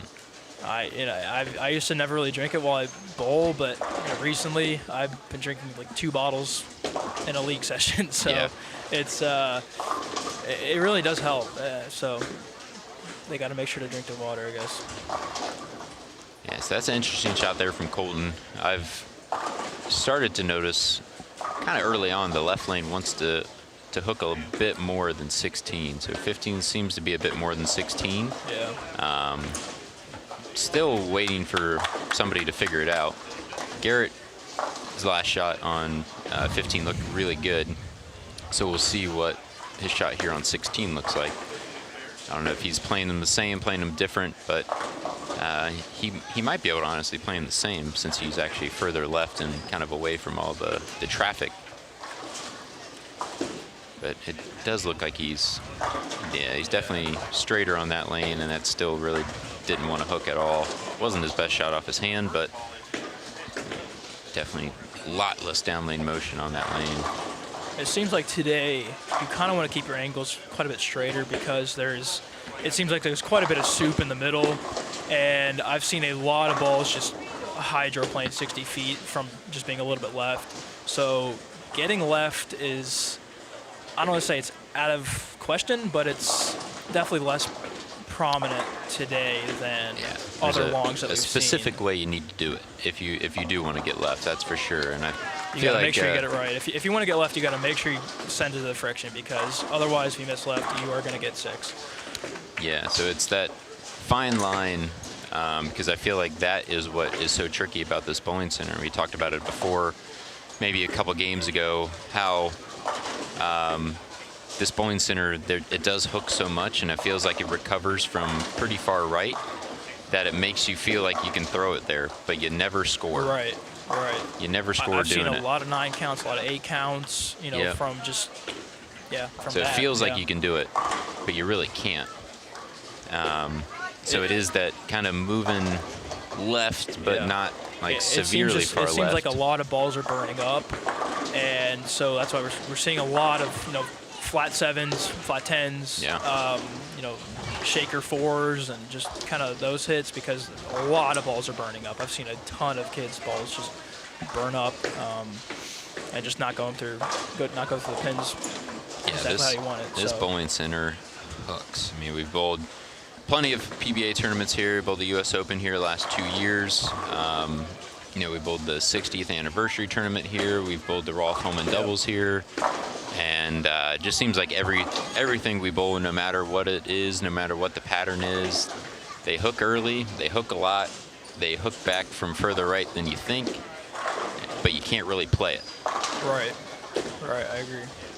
So it's a tricky bowling center. Yeah. It's a tricky bowling center. I feel like, honestly, speed is actually good in this center. Not common on tour. Yeah. Is speed ever really good? I'd say so, yeah. But I feel like this is one of those centers where speed actually is. Out of all the SYCs I've bowled, I have come to learn that speed on long is usually not the key for SYCs. Of course, there's that rare time, but this one definitely you can more than get away with playing quite a bit faster. Yeah. But the majority of the SYCs that we've seen, it seems like getting left and kind of throwing it a little bit slower, just letting it roll off seems to be the move. Yeah. But not really today. So we just had Henry in the booth before this game, and we asked him what he thought he was going to shoot. He was hoping to shoot 200. He just shot 180 his last game, and it looks like he's split in the second. But he's shooting a 10-pin here on 14. You'll see him on the corner there. See if he can. Oh, yep, bang, made it. So he's 5 through 6. He's got 5 out of 6. He's got spares. He got the 1 split in the second, but he's going to need some strikes here to get to that 200 game. But he's bowling good. It really is amazing how good these U12 kids are these days. Yeah. And especially U15. And when I was that age, I was just happy to get 9. It's definitely changed a lot. Kids these days are just way better than they used to be. That's for sure. And it shows. I mean, we've seen U12 kids shoot 300. Yeah. Miles Gordon, I believe, it was a local tournament back home. and I think he shot 300 in a match play. I think he's 13 or 14 now, but it's still incredible. Yeah, I mean, we had Aaron Cabanis also from, he just shot 297 unbelievable. in a tournament back home in Columbus. Really? And, That's he's unbelievable. 10. Yeah. So he was about to shoot 310. He walked off the approach after the 7 count, acting like it's no big deal, like he has a front 11 all the time. Yeah.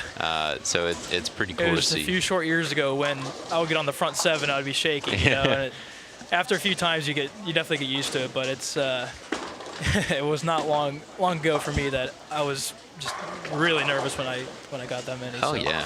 Yeah, it's it's still cool. is nerve-wracking. You know, it's you know. Yeah, if somebody tells you that they're not nervous on the front 11, they're lying to you.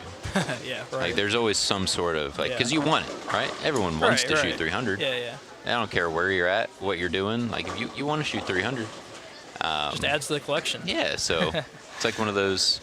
You always feel that nervous excitement, trying to get that 12th one.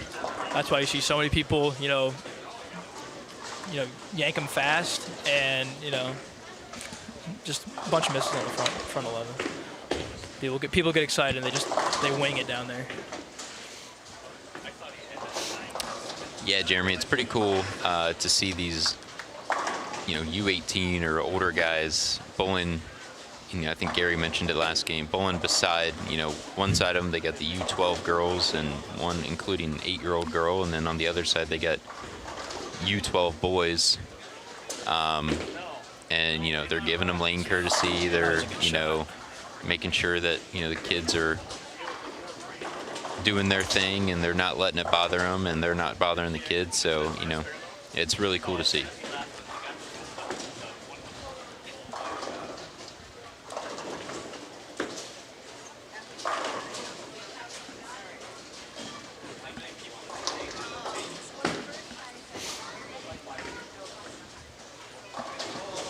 See if Zach can get back on track here. Not the start of the game that he wants. Looks like he's moved left now, especially after that last shot was not so good.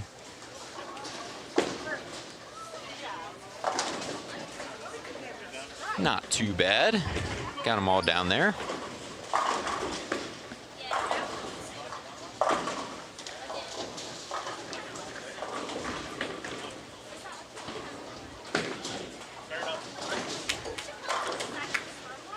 I have seen a lot of kids, ball change, ball down, just to be able to play straighter, because you really need to keep that line as in front of you as possible.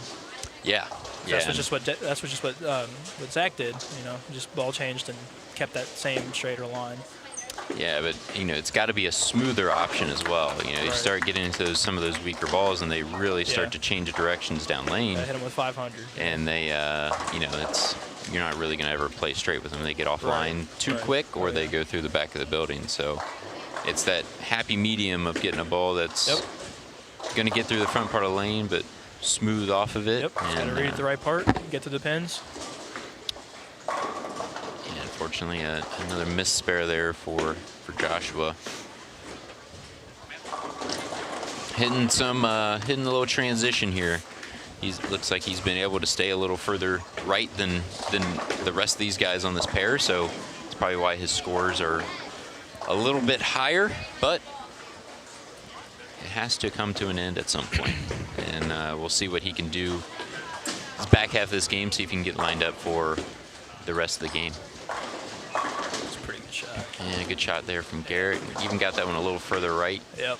Almost overhooked on him. Oh, Henry's making the 4-5 right there on lane 14. Nice shot there. Unfortunately, not going to be able to get to the 200 game that he wanted, but still can have a good game. Oh, my favorite hit. Nice little 9-pin. Yeah, Colton doesn't look like Colton's getting his ball to slow down early enough. He's had a couple of shots that's come in behind the head pin. He had the 3-6-10 ball was a little too quick off of it. He got the 9-pin. playing a lot of down lane motion. So looks like he needs to get his ball to slow down a bit earlier, but he's making spares. He's keeping it clean, getting close. Actually looks like he might be making a ball change.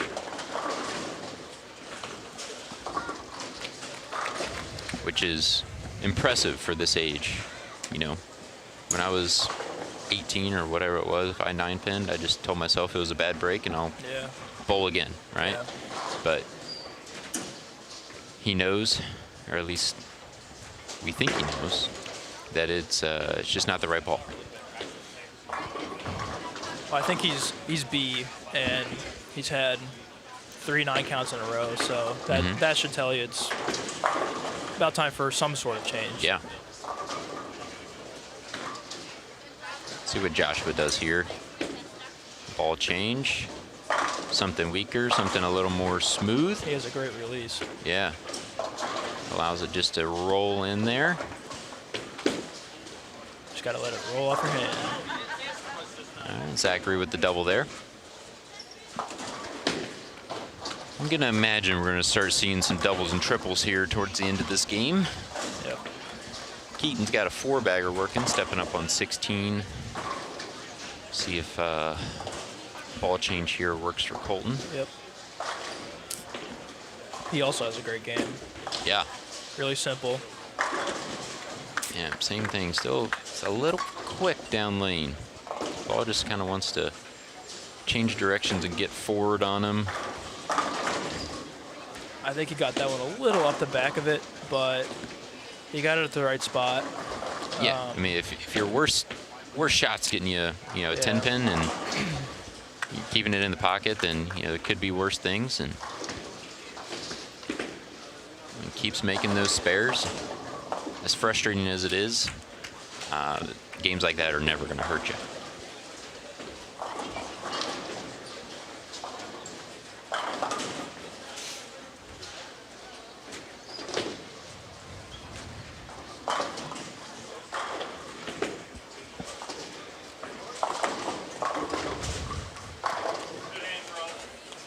All right, let's see if Zach and Garrett can pull off the 3-bagger here.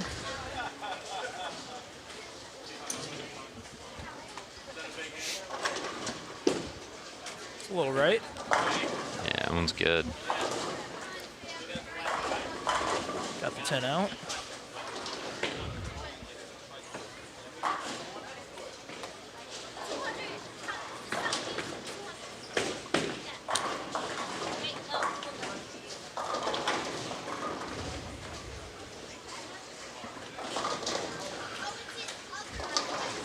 Well, the nice thing about 24 games is that one mediocre game here and there is not going to hurt you as much as, 15, the normal 15. So Yeah, not nearly as bad. But at the same time, I think especially for the kids, it's going to depend on when that game happens, right? I agree, like if you come in and you bowl a really bad first game, and you just kind of let it hang around and just continue to make not some great shots and get frustrated, then you got 7 more games that day of having a bad attitude or whatever. 3 it may long be. days of bowling. Yeah. And Yeah. So now, if it happens game 7, might not be that big of a deal. By the time the kids get out of here, they get some food, they hang out with the kids at the hotel, and they'll forget about it. But yeah, if it happens a little earlier in the block, especially with these longer blocks, it could be a long day unless the kids are bouncing back and having good, strong mental game.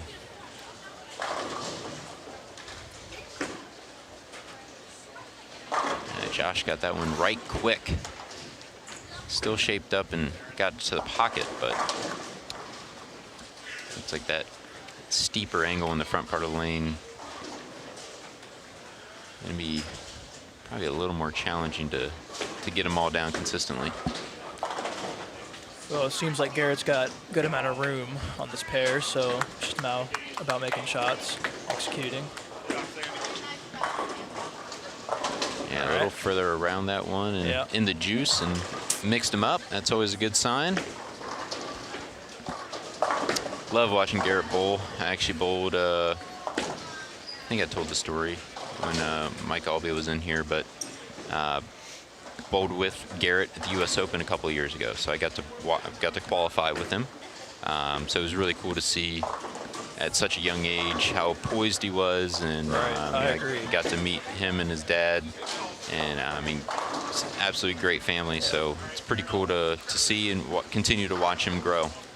I remember, a few years ago, Garrett's been bowling PBA regionals for a few years now. And I remember a few years ago when I first saw him, bowl a regional.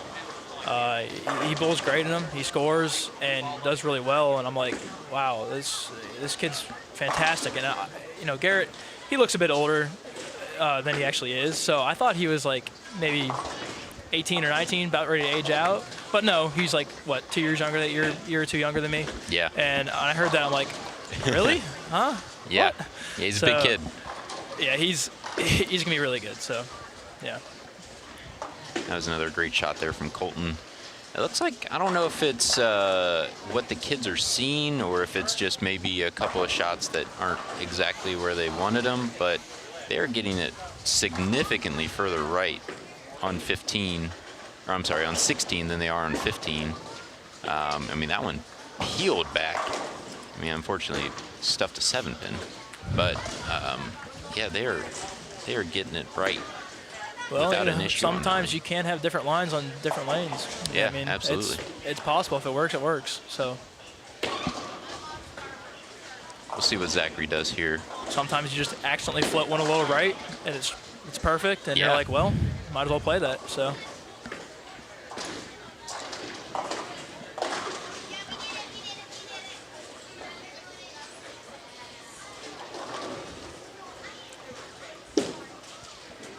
Yeah, it looks like everyone is significantly further right on that right lane. Yeah, it really seems like it. Definitely tighter down lane. Good shot there. Another 4-bagger.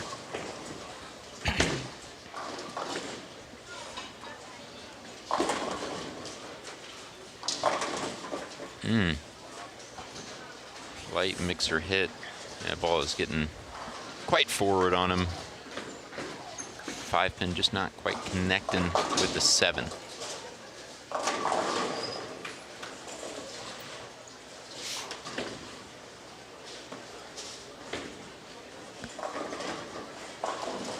But Joshua can manage to make the spare here and catch a double in the 10th. Somewhere around 190 is not going to be, not the worst thing in the world.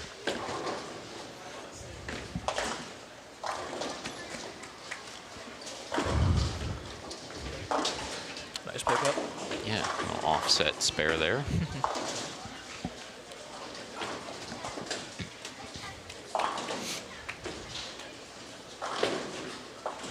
I always love these Royal Pin centers. They're always super well kept. One of the nicest centers I've ever been to. That's for sure. Yeah, they always, no matter what tournament they have, they always take extremely good care of the bowlers. Things work properly. You don't really have too many breakdown issues. I know we did have one a little bit earlier with the young kids on 13 and 14 now, but yeah, I mean, they always do such a good job. They understand bowling. They know, what the bowlers need, what the bowlers want. It's always super helpful when owners actually understand bowling. Yeah, so they understand, not only understand bowling, they understand competitive bowling. Right. And so it's nice to come here. You get treated like professionals. You get treated like, like you should. So always thank them for their host and their sponsorship towards the betterment of bowling. There you go. Colton posted that one for a little longer just to make sure that they all fell. That always helps. Yeah, after 5 9 counts in a row, I think you're allowed to do that.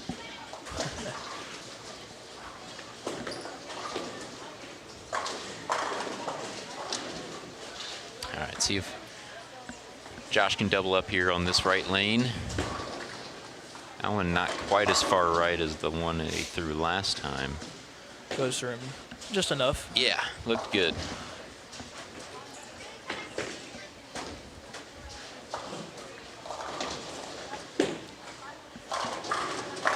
Zach Another That good was shot. good, Yeah. So these guys are going to figure it out. They're smart. They're good bowlers. They throw good shots more often than not.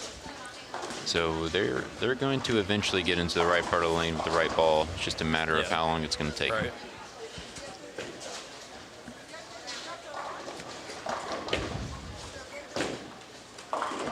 One looks pretty good. Yeah, good shot. Yeah, it's a good double there. Yep. Make this his quote-unquote bad game and move on and continue to bowl well. It's a good shot 190 there in a from, block of 8's definitely not the end of the world. That's absolutely. For sure. Good shot there from Keaton. You know, he's been struggling the last couple of games, but can double here for mid 220s. Kind of get his back half of the block on track.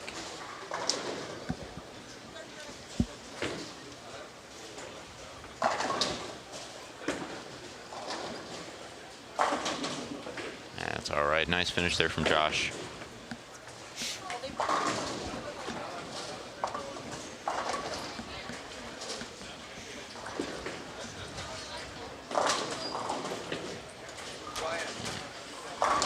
All right, Keaton not able to double, but he will have mid 2 teens. Nothing wrong with that. 2 teens is always acceptable. Yeah, and see if Colton can capitalize on the strike there in the last. Yeah, he's definitely trying to get it much further right on that right lane. Good one there. It's like when I bowled league on Wednesday. I had to stand 6 right on the right lane and the left lane. Always fun.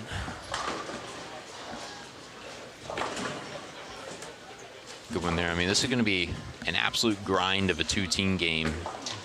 There's a lot of different ways to get 2-teen. You saw Keaton had an earlier 4-bagger in there, and you had 5 out of 6 there in the middle part of the game, and then you have Colton with 9 spares in a row. Feels like he's not shooting more than 180. And, well, doubled there at least to get to almost 200. Jinxed him before he did. But, you know, clean 190 game. It's a little inside. Yeah, it's like a little inside out there from Garrett. He'll still shoot 240 if he makes this, which is more than fine. That is perfectly acceptable. Solid, well-bowled game there from Colton. Again, 199, not going to hurt you.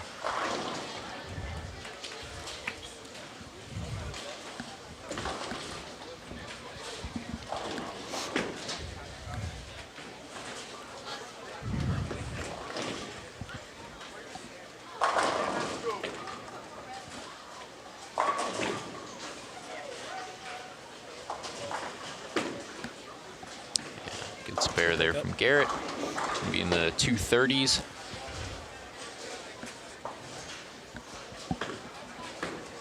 Very professional game.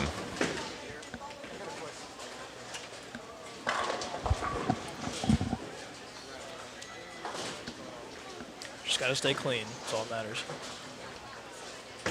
That's the difference between many spots. I've learned that the hard way. Yeah, great shot there from Zachary.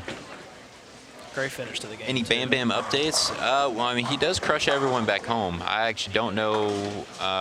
He's not on the squad this morning. I'm not sure what center he's bowling at.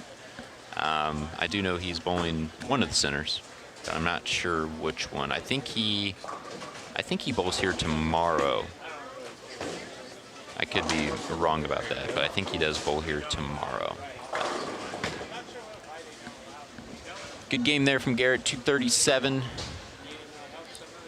I think he is, what did I say he was, like 150 over? So At he's least, about 190 over or so He should after be that game. right up there around first for this block.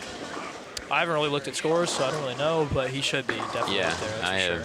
I have not seen any scores. I have not looked. But I imagine 190 over for the first 5, almost averaging 240 is probably going to put you near the top. More times than not. At a normal SYC block, if you're 190 over for a block, you're going to guarantee a medal pretty much. Yeah. So if he keeps this up, he'll be just fine. Yeah, this is a great save here from Zachary. Made that ball change there. Oh, yeah. Earlier in the game, Yeah, Zach, able to throw. Zach closed out really nice. You know, he's got 7 in a row right now. Be a nice 240 game.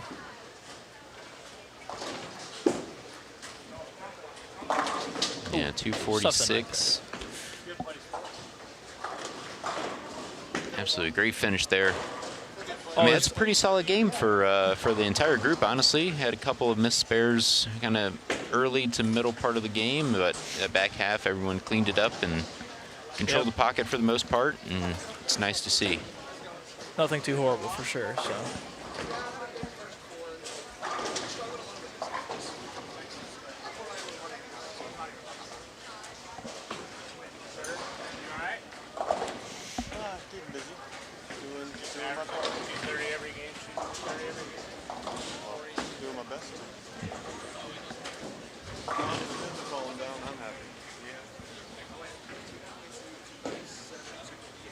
All right, we will be having a new grouping come in here shortly. I believe they're finishing up the 10th frame there.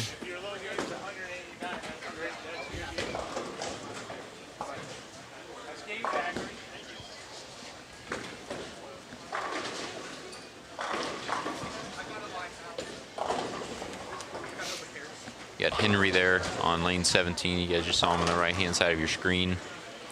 Started off this game spare. So he's he might be shooting the 200 this game. You want me to put the commercial on then? Do you want to put the commercial on? We are waiting for some people to move over here. So I think Gary's going to give you guys a little commercial. But Elliot, thank you very much for stopping into this game. Yeah. And always good time here. I'm sure we'll see you around. You're watching a live stream of the 2023 SYC Indy 300. Right now, we're in between games. As our competitors change lanes, we'd like to thank the following sponsors.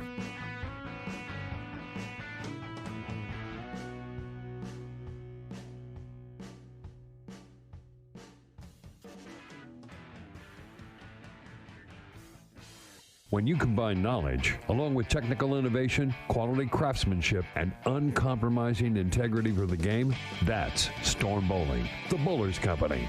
High performance from your equipment, shot after shot after shot. Storm Bowling. No matter your skill level, visit stormbowling.com and find out where your game fits. Storm balls, bags, shoes, apparel, and more. Storm Bowling, proud presenting sponsor of the Storm Youth Championships.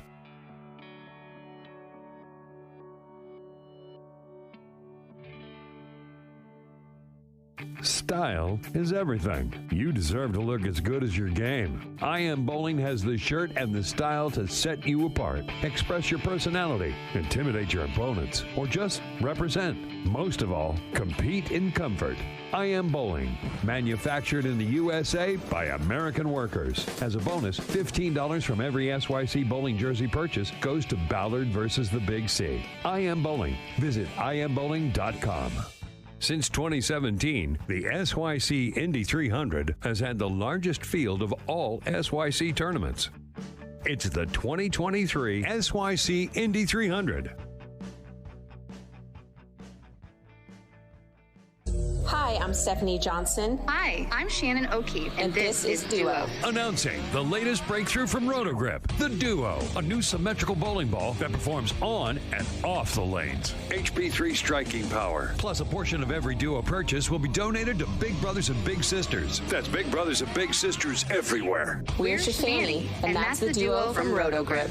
Teaming up to make a difference. For Big Brothers and Big Sisters, you and the Duo from Rotogrip.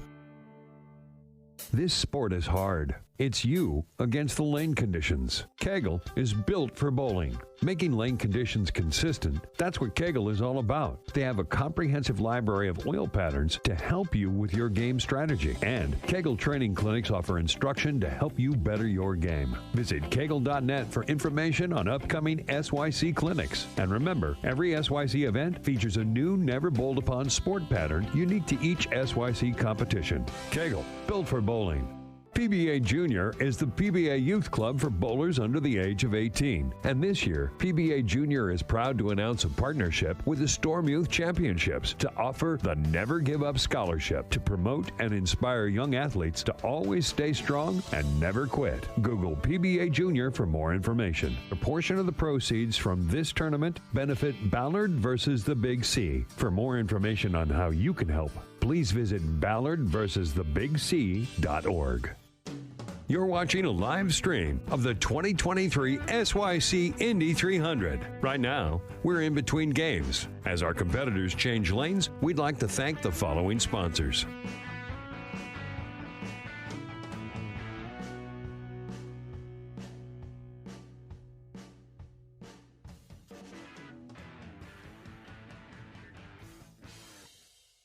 Experience plus enthusiasm equals excellence. Technology you can trust. Years in the making. Every innovation that Storm has developed has led us to this moment of absolute perfection is within and awaits. At its core, the response is absolute power. Brand new, the Absolute. Available at your Storm VIP Pro Shop now. This year, the Storm Youth Championship is proud to partner with Make-A-Wish Utah to continue to make dreams come true for critically ill children. $5 from every entry from every SYC tournament this year will go to the Make-A-Wish Foundation Utah for dreams, for hopes, for the spark that, for a child, can mean anything is possible. Big donations might get the big mentions, but it's your donation that's at the heart of Make-A-Wish Utah.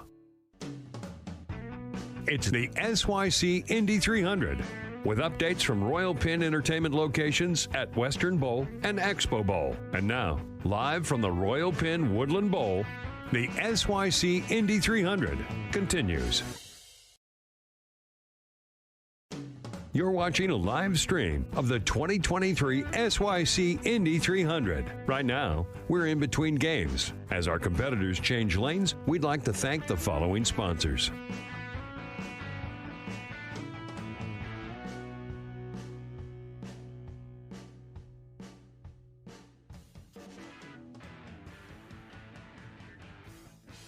When you combine knowledge, along with technical innovation, quality craftsmanship, and uncompromising integrity for the game, that's Storm Bowling, the Bowlers Company. High performance from your equipment. Shot after shot after shot. Storm Bowling. No matter your skill level, visit stormbowling.com and find out where your game fits. Storm balls, bags, shoes, apparel, and more. Storm Bowling, proud presenting sponsor of the Storm Youth Championships.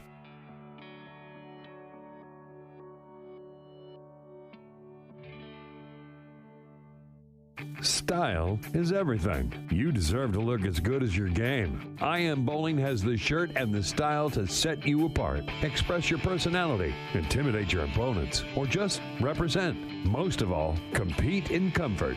I Am Bowling, manufactured in the USA by a... All right, hey everyone, and welcome back. Chris, what game are we on? This is game 6. All right, game number 6. You know, I forgot to grab the sheet. Let me get that. Aiden, grab me your sheet. Thanks, sir. All right. Let's chat about these awesome kids. Yeah, so lane 15, A is going to be Nick Green, who we're actually going to be waiting for a 4-pin to get added to that 2-pin that you see up there. Okay. B is going to be Jonathan Freeman Jr. and C is Daniel Durham. On lane 16 currently, Aiden Furukawa, and following him will be Matthew Edler. Good shot by Aiden. A little double to start. Aiden's been bowling well. 2-teen, 2-0, 240, 220, 180 last game. All right. Looked like they may have hit a difficult pair there on 11 and 12, which I actually noticed the group prior, there was only one kid that shot over 200. And same thing here. There's 3 180s, 170 and 150. So 11 and 12 must not be too friendly of a pair. because there's definitely some low scores that are being bowled before they get to our pair here.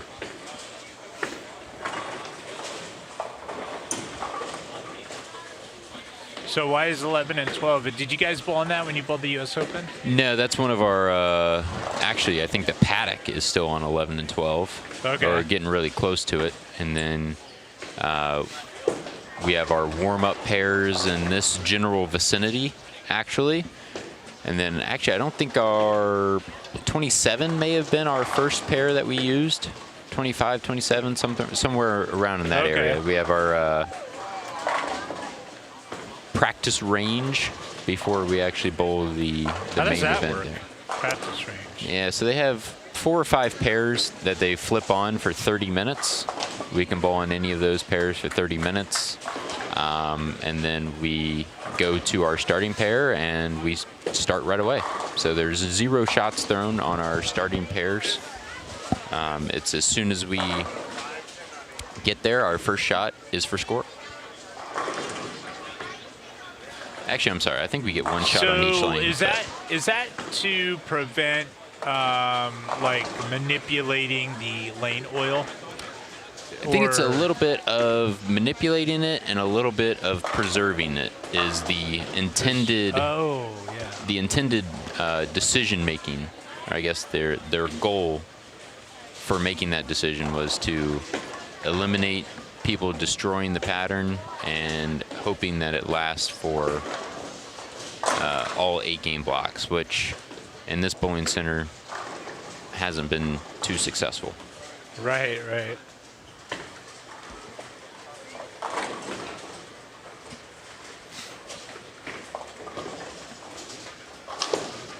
All right, it looks like we're going to get that 2-4 set up here. Spot it up. So the 2-4 split. Scored as the old splitter. The 2-4 split.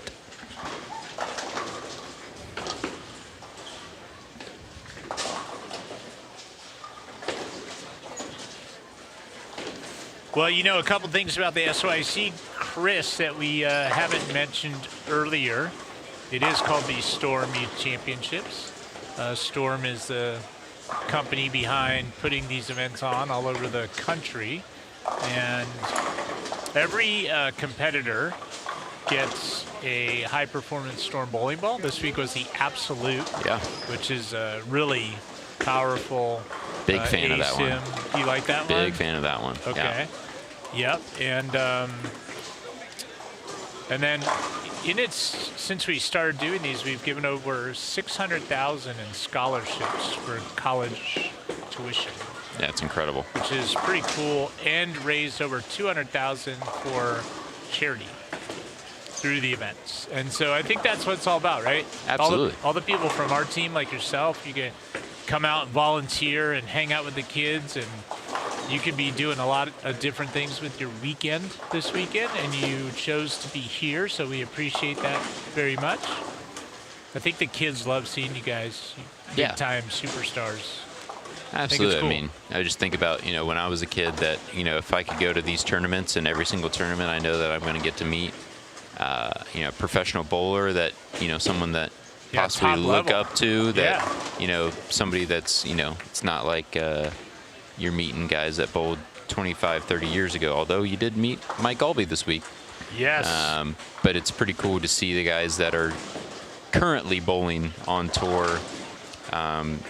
It's fun for us too, because we get to come out, we get to see the next wave of talent.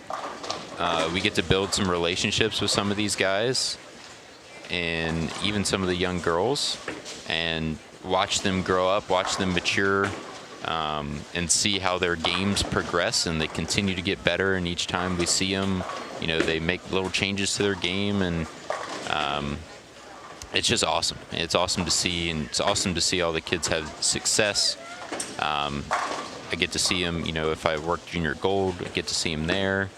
So it's just really awesome. And I think it's nice for the kids to be able to grow up and also have relationships with the next level, that when they go bowl those events, that, they don't feel like it's just them. Right. Or maybe just a couple of their friends that are in the same category. They already know some of the pros, and they can go up and talk to them and ask us questions, and I think it just makes that transition way easier. So it's always nice. I mean, just good all around. It's good all around for sure. And we enjoy doing them. We're going to continue to do them because we think it's important for our sport. The kids do get to learn from you guys, and you get to ask you any questions. The moms and dads will ask you guys questions. Yeah. And it's a small enough, it's a national event, but we keep them small enough to where everyone has a shot to interact with you guys. Yeah. Instead of, if it became a bigger event, then they wouldn't have that opportunity to really just hang out and chat with the former U.S. Open champ, right? I mean, so. Do we know the story behind the roller coaster on Aiden's jersey? I'm assuming he's a roller coaster fan. Let's ask him. Yeah, we'll have to ask him. If he makes this spare, I'm going to have him come over and you can ask him. Okay. Yeah, so I know our good friend, another Storm staffer, Patrick Dombrowski, has the, what is it, the roller coaster something. He has like a group. They all love roller coasters. And maybe he's a part of that group.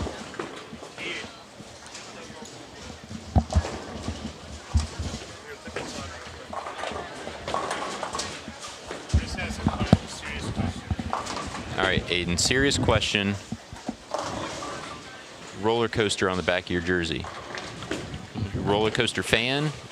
Roller coaster junkie? Do you like Roller Coaster Tycoon? You build roller coasters? What's the game? What's the story behind it? I used to play that game a lot, actually. Okay. Let's see. Yeah. So I ride roller coasters a lot. I love roller coasters. Okay. We travel whenever we go. We try and hit a roller coaster park. I used to play roller coaster games a lot. Roller coaster game on Xbox I'd play, but I don't have it anymore, so I haven't played it. But Gotcha. So what's your favorite park or roller coaster in general? Park is definitely Cedar Point. Okay. Roller coaster, probably Steel Vengeance at Cedar Point. Have you ever been to Cedar Point with Patrick Dombrowski? No. You guys need to get together. I got his jerseys. Yeah, I know. You guys got to get together and be like the roller coaster bros. You can start a YouTube channel or something. He's been at the park when I'm there. I just haven't run into him. We'll set that up. All right. Yeah, we'll set that up. Thank you, Gary.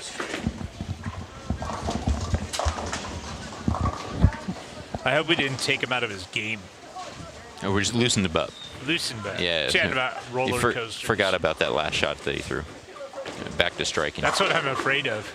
That was on the lane that hooks. It was on the lane that hooks. So why did he strike frame one on that lane? And then, because we've seen this a couple times. People get there. Yeah. Their first shot they strike. Then they go high. Then they go high again. Yeah, so it doesn't necessarily always mean that they strike that they're in the right part of the lane. The ball could actually burn up enough to where it actually lays off and gets into the right area. Okay.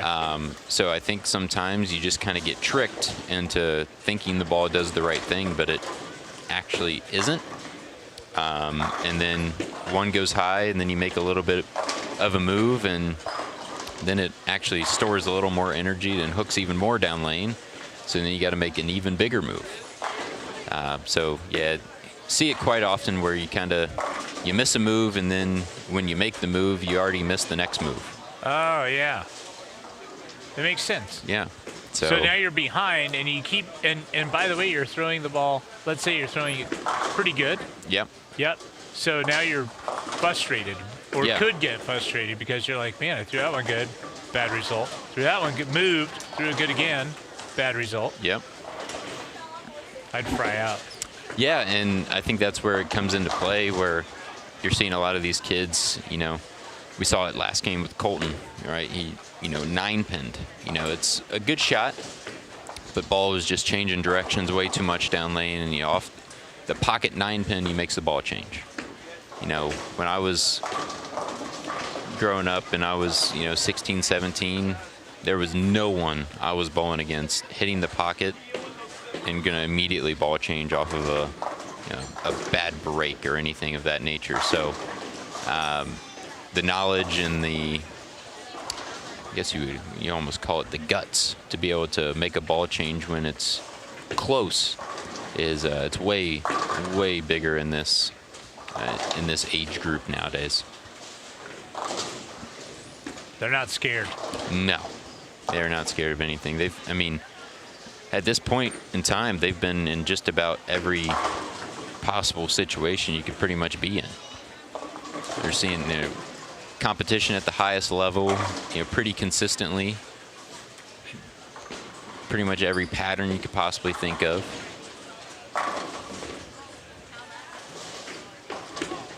They're very well versed. Jonathan makes his spare. Let's see how Jonathan's day is going. A couple high 100s, a couple low 200s, so he's kind of grinding. Nick Green started 256. Kind of up and down from there. Yep. Danielle. I was thinking Danielle McEwen. I think she's in a different bowling center bowling right now. He's had a couple 2+ games and then a couple tough ones. So I don't know if their pairs are hitting or not that are not good. But Aiden, as you mentioned, was doing all right. And Matthew had a rough go of it to start game one, but he's rebounding. Yes. So that's good. So this is Mr. Durham trying to convert this split.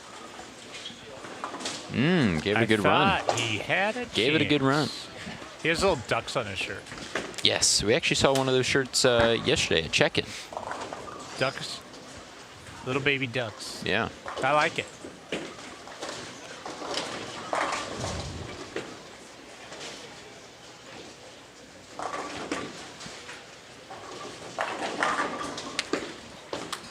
Nice shot there from Jonathan.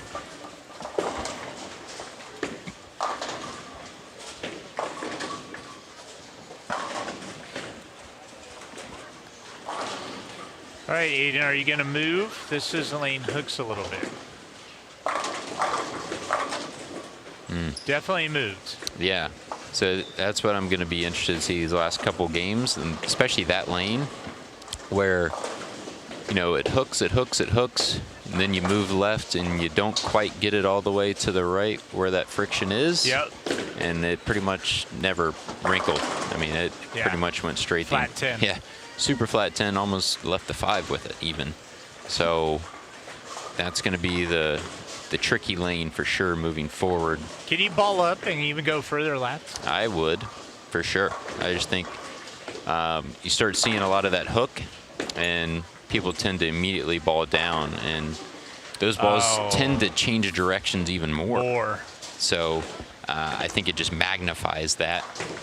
Kind of doesn't hook when you miss left and hooks too much when you miss right. So I think those stronger balls tend to blend that out a little bit better. Yeah. And actually end up giving you a little bit better motion. So I know Garrett did a really good job last game controlling it, and he was throwing the duo, which the new duo. Yeah, symmetric, but very strong cover on it.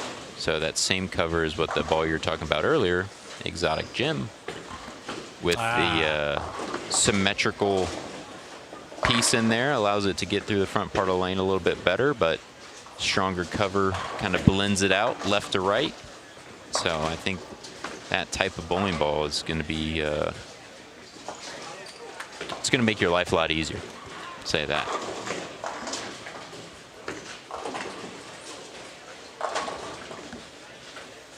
I like it.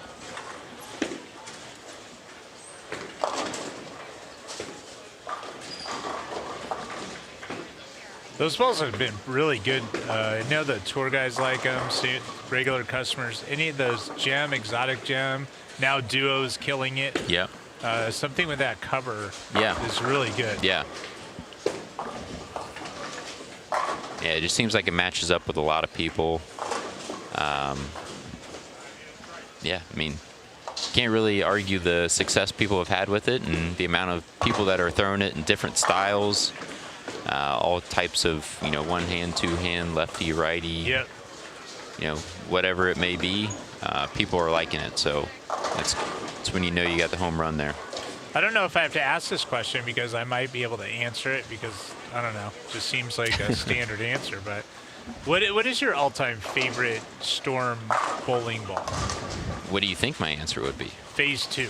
That's up there, but I think there is one. More so. I More think than there the is Phase 2. one more so Okay. than Phase 2. Okay. Do you want me to just tell you or give you a hint? No, I want to guess now. Okay.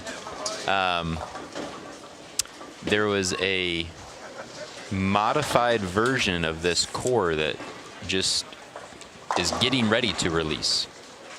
Its ball's been announced, hasn't released to the public yet. Marble Pearl.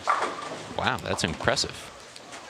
Am I right? Yeah. Yeah, Marble Pearl. Marble Pearl. That ball's so good. Love that ball. Yep, absolutely love that ball. Still got a couple in the stash for a rainy day. Oh, nice. I have one in the garage undrilled. Yeah. Yep, 15 pounds undrilled. Leanne thinks it's hers. I say it's mine. So I'll settle the argument. I'll just take it you from take you guys. it. Yeah. Yeah, you could put it to much better use than either one of us at this point. You'd feel like if you got one of those, you would feel like, all right, like I can drill this one freely. Yes. Because I have my backup still Correct. there. Yeah, correct. Also, in the garage, we think, allegedly, there might be a Frantic. Oh, 15 undrilled Frantic. That's another really, really good one. I threw that one in college so much. Yeah. So much. Loved it. Absolutely loved that ball. Yeah, I think most did. That ball was pretty neat. Yeah. Pretty neato. I'm not big into the balls like that. That's why I think Marble Pearl is one of the ones I really love too. High roads, for a different reason. But I like all the balls that you can't see them. Like when I throw a gem, you know how the color's super splotchy? bright, They're yeah. splotchy or whatever. Yeah. And I throw it different every shot. So therefore it looks wonky. So people can tell. Yeah, I don't like it. And I don't like putting grips in a ball that are contrasting because I don't want to see the grips spinning around like a little top either. Just That's don't. true. Yeah. That is true. Yeah, I feel like most of the higher level bowlers agree that darker bowling balls are just a little more pleasing to the eye, but you can't argue the shelf appeal of something like an exotic gem or a regular gem. Because I tell you what, you put that ball up on the wall at the pro shop and that thing is popping. It is popping, and it rolls so good. Like if I was bowling, I would have one. I'd have a gem. Oh yeah. That weight block, the modification that Schlem made in it, goes back to an old ball that I really liked, the Defiance. Yep, Defiance is very good too. The entire line. Just love the way those balls rolled. Oh, we got a ball change. Ball change from Aiden. I think his dad called that in. Yeah. Did We have a phone a friend in there for the ball change. Well, it splashed him around. Aiden, did your dad call that in? That ball change? He did? What did he tell you to go to? What did you go to? You went to a longer, stronger. So, okay. So we were thinking stronger. Yes. And not longer. Well, yeah, we were 1 for 2. Yeah, not bad. Not bad. That's why we're in the booth this week. Not bad. He just said, his dad told him to go to a different ball and he didn't listen.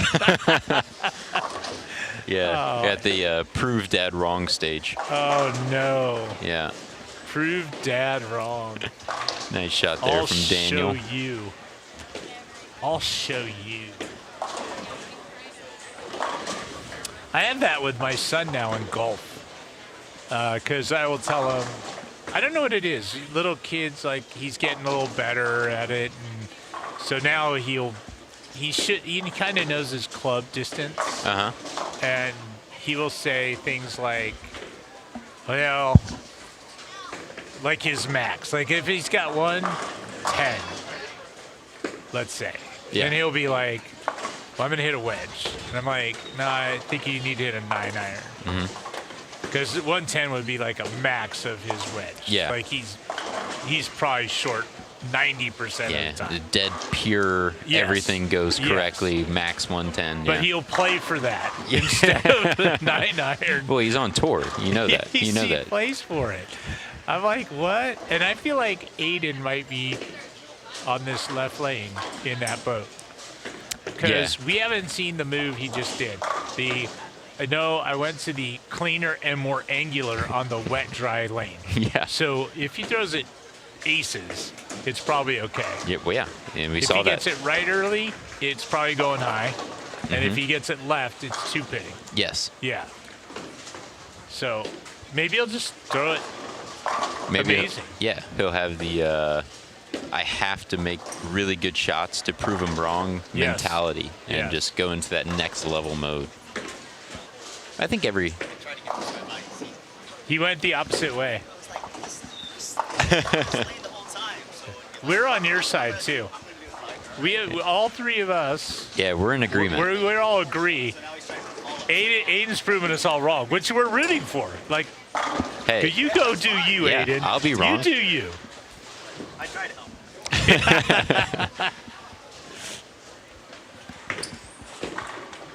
But I think every kid goes through that phase.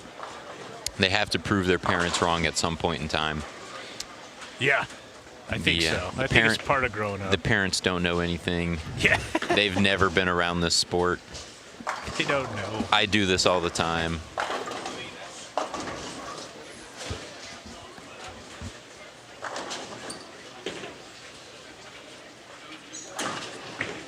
It's golf. You're a good golfer, and of course, excellent player in bowling. Obviously, can't win the U.S. Open and not be. Isn't it weird how when you make the bad decision though, it creeps into your physical game in some way? Like you don't even know it creeps in, but you know, like if you pick the wrong club, and you have that doubt, and you're standing over your shot, and your brain is not settled. You make a bad swing at it. Oh, yeah. You do not make a good swing. Nope. And it's, I feel like translating that to bowling it's like, you kind of have that weird spare that most of the time you probably hook at it, but maybe the lanes are really hard or whatever pattern you're bowling on, that's probably not the smart play. So you're like, do I hook at it like I normally do, or do I throw it straight at it? The uncertainty. Yeah, you're just not sure which one you're going to do. And so then you're standing up there getting ready to throw your shot, and you're like, I don't really know, and then you just don't throw it good either way. Yeah. So it starts with the decision. Correct. Just like selecting the right golf club or selecting the right bowling ball. Or just basically committing to it, right? 100%, yeah. Hey, I'm going to make this decision, and I'm going to live with whatever it is, and I'm just going to give it my best shot. Yep. Yeah, you can't have not that doubt in your head. Can't have that what if. Yeah. You throw it and be like, I knew I should have thrown the other ball. It's like, well, you made a decision. You got to live with whatever happens from it.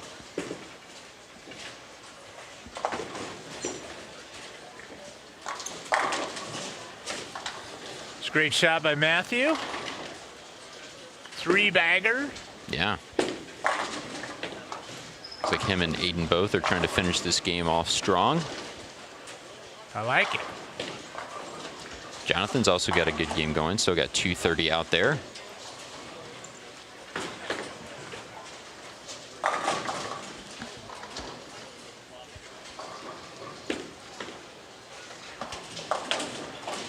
Yeah, Nick hasn't quite figured out this pair. He was closer when he was throwing. I think he was throwing a gem. Yeah, and he was throwing pins everywhere. He was, yeah. And they didn't fall, and then now he switched. Yeah, it's that, chasing the 230, 240 reaction. It's tough when you got guys on the pair that are shooting 230, 240 to try not to chase that. But at the same time, everyone throws it a little different. Ball rolls a little different. So maybe it's just a pair that maybe you don't quite match up to. So maybe the 190, good that's a spare. nice spare there. But maybe that 190 game that you can just throw the pins around and make your spares, maybe that's not so bad.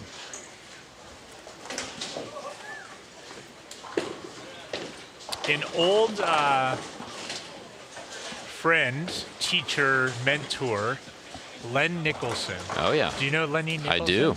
So Lenny Nicholson told me when I was a young lad, he goes, it's really not your 230s and 240s. I go, what are you talking about? He goes, get the score of like Norm Duke or Walter Ray Williams or Parker Bone. Look at their, back in the day on tour, those guys would bowl, what was it, 48 or something games? Yeah, for most tournaments, yeah. And so he goes, look at their lowest scores. And he goes, you'll find those guys, their low scores are 185, 190. And then their high scores are no higher than the other people's high scores. Yeah. Right? So I started to pay attention to that. And I would see that when Norm got on a pair that was bad, he didn't bowl 150. Yeah. He bowled 190. Yep. And he was good with it. He wasn't upset. Nope. He wasn't. And He I don't said- know if it's the same with the new your generation. Do you guys pay attention that way, or do you think that way too? Or Yeah, I mean, I think more and more you pay attention to it just on, you know, making the bad less bad. You know, I give some lessons back home, and that's what I tell every kid, every adult that I give a lesson to. I'm just like, listen, like I'm not going to make you throw it perfect. That's just not possible. Yep. But if we can make the bad less bad, and we can make the bad shots close and controlling the pocket and keeping everything in front of you, keeping it clean, then I mean that it automatically increases the score. And it goes the same for lane play, as in make the decision. You know, it's got to have the right mentality of when to play it quote unquote safe and when to be a little more aggressive with it. Yeah. So if you know going in that a pair is not great, whatever ball's controlling the pocket, I would just stick with it, grind it out, make your spares, move on, be happy, and you'll get your score somewhere else. And that's kind of that philosophy, right? You're gonna hit a pair that's good, and you're gonna hit a pair that you're just lined up on, and you shoot your 230, 40, 50. Yep. And but it's those tricky pairs. Like for our friend Nick, who bowled 150 this game, he was rolling it pretty good, got lost, made a couple decisions that based on the information he was having, and wound up, splitting tough spares, just kind of opens. Yeah. Now the game's over and you're 50 down instead of grinding out the 185, 190 or whatever. Yep. Yeah, those are definitely the difference maker. Especially the higher level of competition you get to, I think you notice it a bit more. I feel like, obviously when you're younger, I feel like every kid makes the same mistakes for the most part. And, every kid's going to shoot 140 or 150 at some point in time. Start creeping up into that U18 division, it becomes a little bit more important, and the U20s and stuff at junior gold, and then obviously once you start getting into the adult tournaments, I think you start noticing the difference that it makes a little bit more.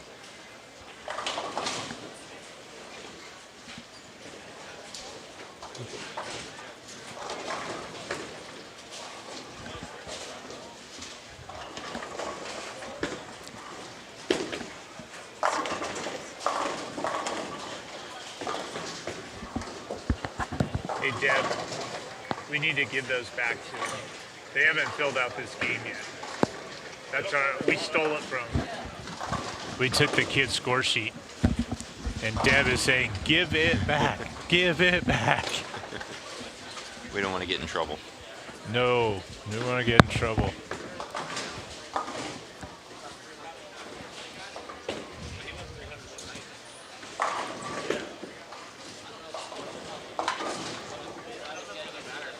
But shout out Bowl Metrics, right? I mean, Bowl Deb, Metrics is awesome. Yeah, Deb is inputting the games in literally as they are finishing. Yes. And it is, I mean, it's about as up to date as you can possibly be. So.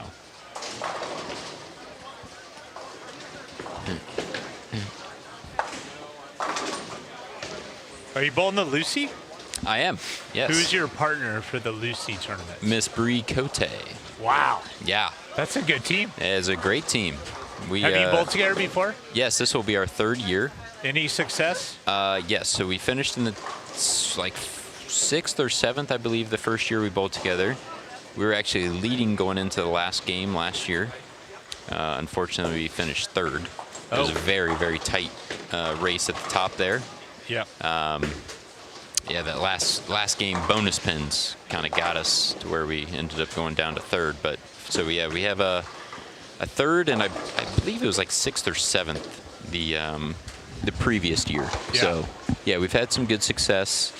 You know, I just tell Bree to go 250 over, and you'll make some spares. Yeah, and I'll make my spares, and we'll move on. Yep. All right. Well, the athletes are changing lanes here. We're getting a new group of kids in. They're making their way over, and we'll grab the score sheet, and we'll see what they've got on. Let me grab that real quick. We'll see what they've got for game number 7 here. So let's see what's going on.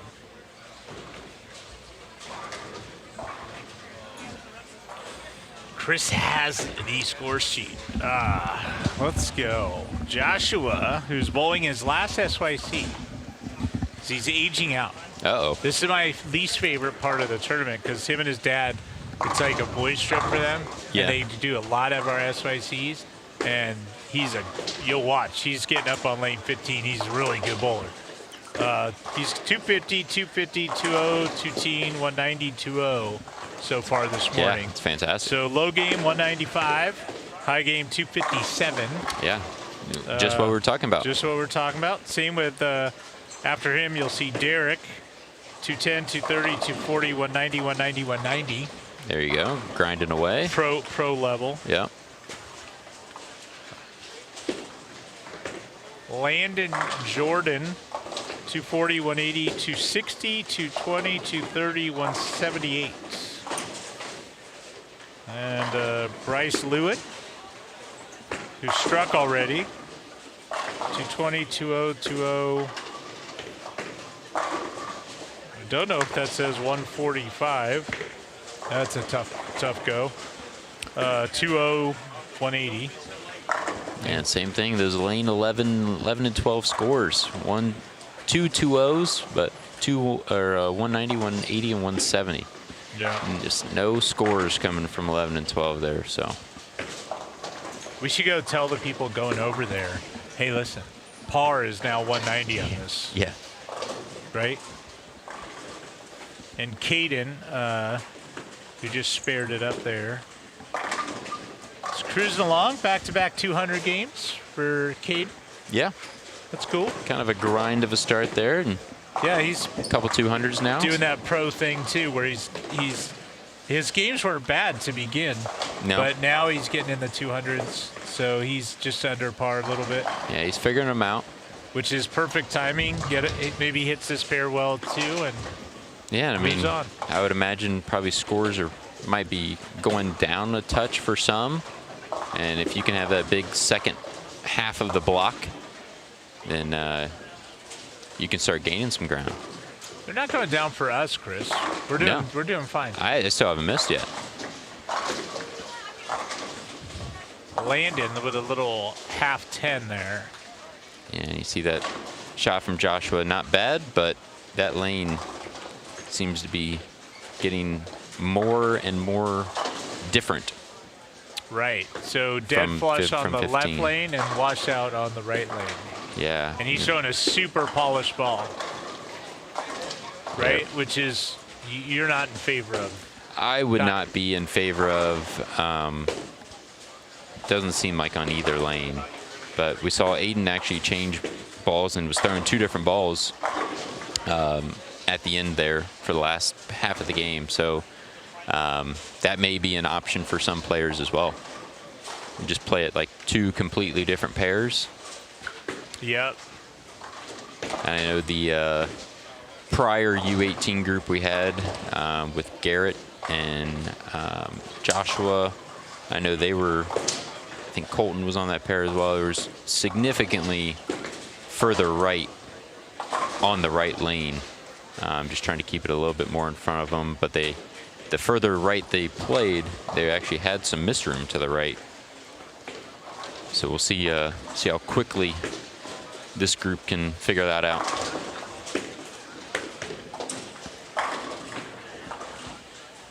All right, Bryce. Nice little double to start. Yeah.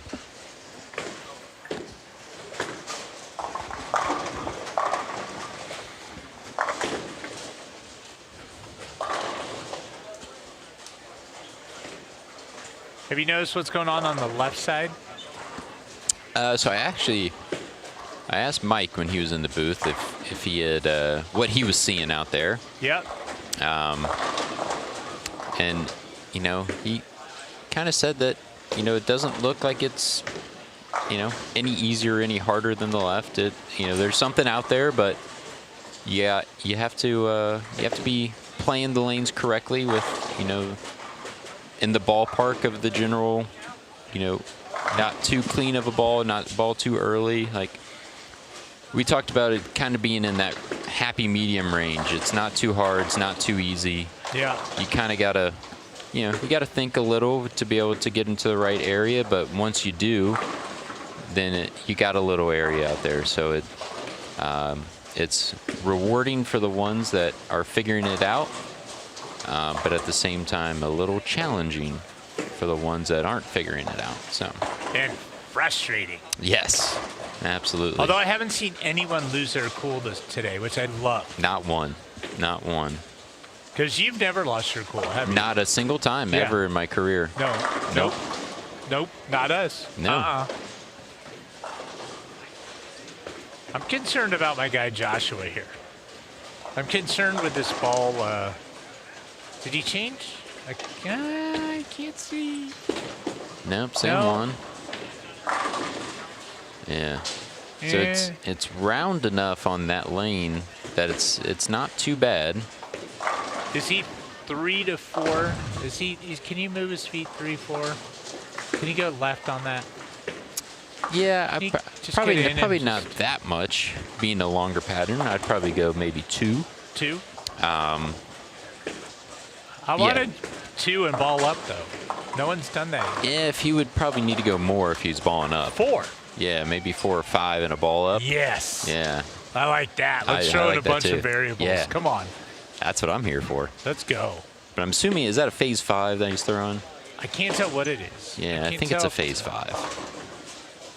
So it at least has a bigger core in it that helps it slow down and make it a little more round. So that's not too bad.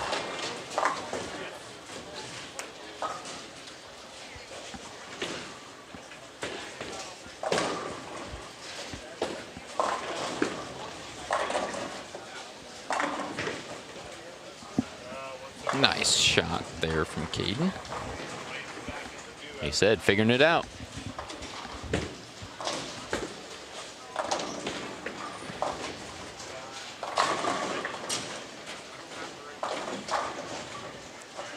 Oh, your wife's in the chat. Why? What are you doing, Leanne? Aren't you running a tournament across town at Western Bowl? She got to witness the 300. Well, I don't know if she got to witness it, but she was in the same building. At Western? Yeah, she was in the same building as the 300 at least. Oh, yeah.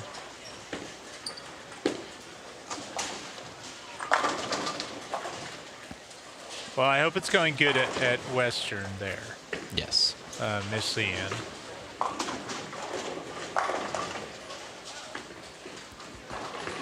Got a shout out for Tanner. And Sharon says Bill lies. Like, lies is the last name, I think.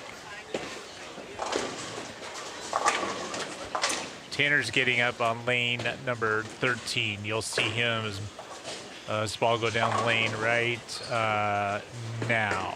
This ball's traveling down the lane. Hit light, left the bucket, little bucket.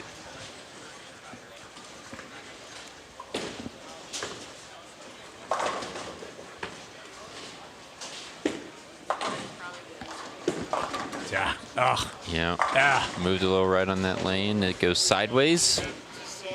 I just don't like it. Yeah, it's almost. I just don't like it. This is my least favorite part about commentating in a booth, when you sit behind the same pair. Yeah. For the entirety of the block. Yeah. And you just watch the same mistakes happen over and over again.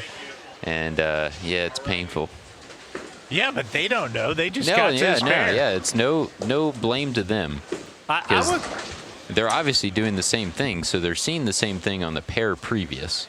Yeah. So, I mean, there's a reason why they're doing what they're doing.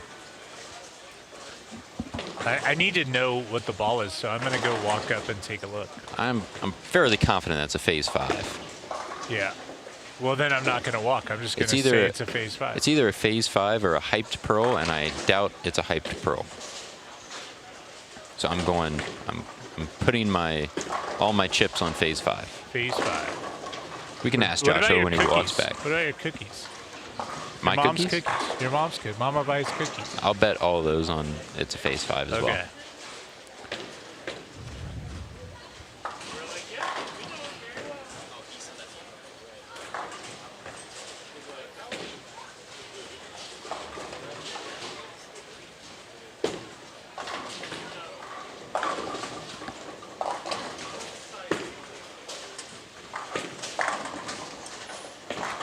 Hello, Andrew.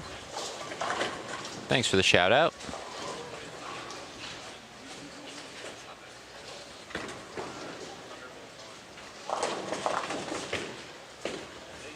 All right, let's see Joshua make the spare here, and then we'll settle the debate.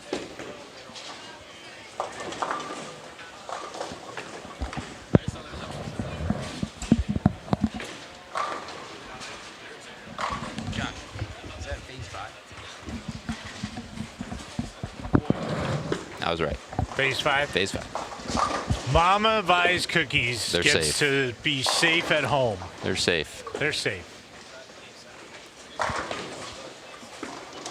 Landon's up. That's high. That's going. Curving.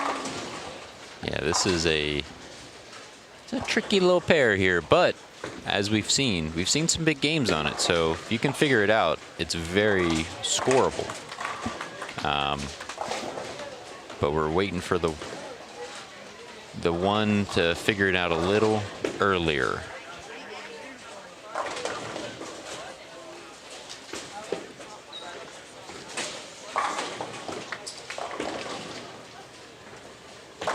It's so funny to see the difference between the youth bowlers and tour bowlers. Yeah. Solely based on lane play. Yeah. Like, there's zero chance that we're not lofting the ball by now. Right. I mean, we are in the left gutter 3 games ago. Yeah. Like, for sure. No one's been even close to that. Yeah, deep. no one's even been, like, we're barely creeping past 20 at the arrows. Yep. And we would have been there probably at the end of practice. An hour and a half ago. Yeah, at least. I also think it's interesting, where people slide. That was something that I used to pay attention to, because I could think my way around the course a little bit. I just wasn't very good at the execution part of it. Yeah. And I would go, like, when the cross is simple like this, you're following the same people all the time. Yeah. I would go and I would see where is the most lined up person that I'm following all day. Yeah. Right? Or someone I bowl similar to. Correct, yeah. And I would see where they're sliding. So when I got to the pair, if they're sliding in the 9th, 10th frame type deal, they're sliding 25 on the left lane and 30 on the right lane. I would think, oh, they're playing them in arrow different. Yeah. And that's the only information I needed. to Correct. then know that the right lane hooks more. Correct. Yeah. Or in this case, you would know at the end of the game when someone's sort of lined up, you would go, man, he's sliding 4 left on the left lane. The left lane must hook more. Yeah. And so before I would even throw my first shot on the left lane, I'm moving 4. Yeah. I'm playing them 4 different. Do you guys do that, or your crosses are too complicated to actually follow that? Most of the time, they're not too complicated, but we'll skip 1, then skip 2, then skip 3, and then go back to skip 1 or whatever it may be. And, okay. But obviously, it helps when we have ball reps that they can kind of do it for us. We're lucky enough that we have a very good group of ball reps for Storm that they do a little chart sheet of where everyone starts. So by the end of practice or the end of game 1, we get a picture and it has everyone's starting point. So I feel like starting points on tour are a pretty big thing. And if they threw urethane, right? Correct. Yeah. Yep. If they threw urethane or it was just reactive, how far left they started. I think it gives us a pretty good idea, knowing, okay, well, if my second game that guy is already 3 or 4 left of me at the arrows, I'm going to need to move when I get to that pair. Or, I go and I see, oh, there's 2 out of 4 are lefties. All right, well, they're probably not going to be quite as transitioned as the pair I'm coming off of. So maybe I have to bump 1 or 2 back to the right. So, yeah, having that information obviously is very, very nice. Being able to know what to do with it, obviously, it's another piece of the puzzle. But yeah, we haven't seen really anyone, at least in this little area, come down and check out the pair. I mean, maybe we got some parents in the back maybe that are doing it that we can't see. But yeah, it looks like everyone just a little slow to make the correct moves. But like I said, I definitely wasn't making the correct moves at this age, so it would taken me 10 frames to figure it out. Well, and that's part of that teaching process, right? Yeah. We're like sitting back here kind of wanting to help, come on, let's do this. Yeah, absolutely. So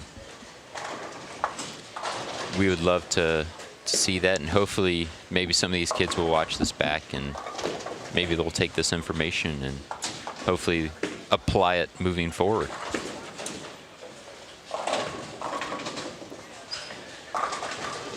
Yeah, especially when you're just skipping a pair, so it's not like you have to walk 4 or 5 pair down and try to do that and then run back and throw your shot and go back and forth. So yeah, this is easy. Yeah, this one's pretty simple. simple. Stroll over, take a little peek. Yep. You really don't even have to move. You can kind of see where the ball passes through at the arrows. You can kind of get a general idea of where people are.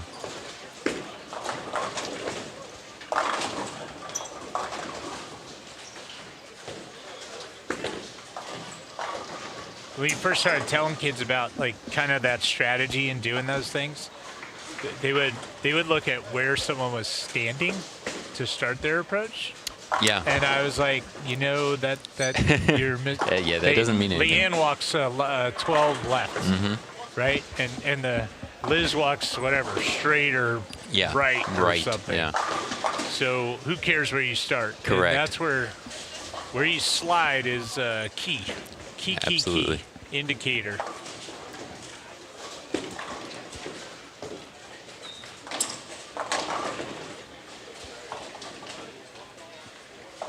Saw Griffin Jordan get the late double after being lost all game on lane 13 of 14 over there. Yep, can bail out a 2-teen here. Yeah. And that's one of the top youth players in the country. Yeah. Him and his brother Landon, who's on our feature pair, 15 and 16, who's also a bit confused right now, halfway through the game. Yeah. Yep, it's kind of got that, it almost seems like we're starting to see that you make the move off of what happens on the right lane, on the left lane.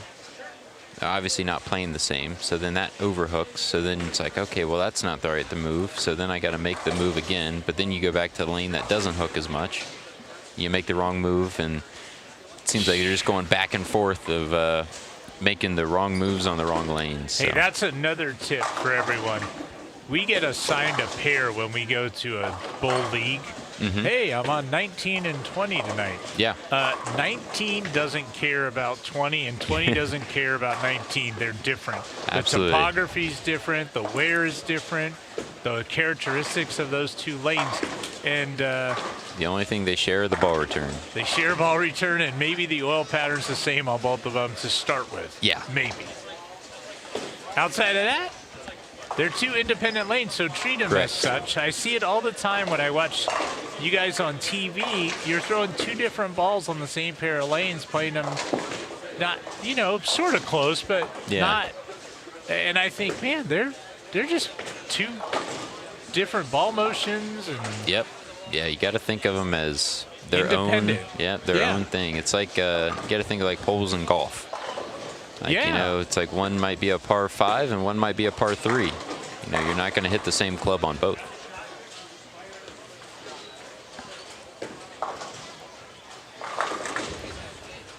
Landon tried the different route when a weaker bowling ball went further to the right. We'll see how that plays. I don't disagree with that move on the right lane for sure. It seems like it doesn't have as much issue getting through the front part of the lane, and keeping it in front of you is never a bad idea in this center if you can. We'll see what happens on that left lane though.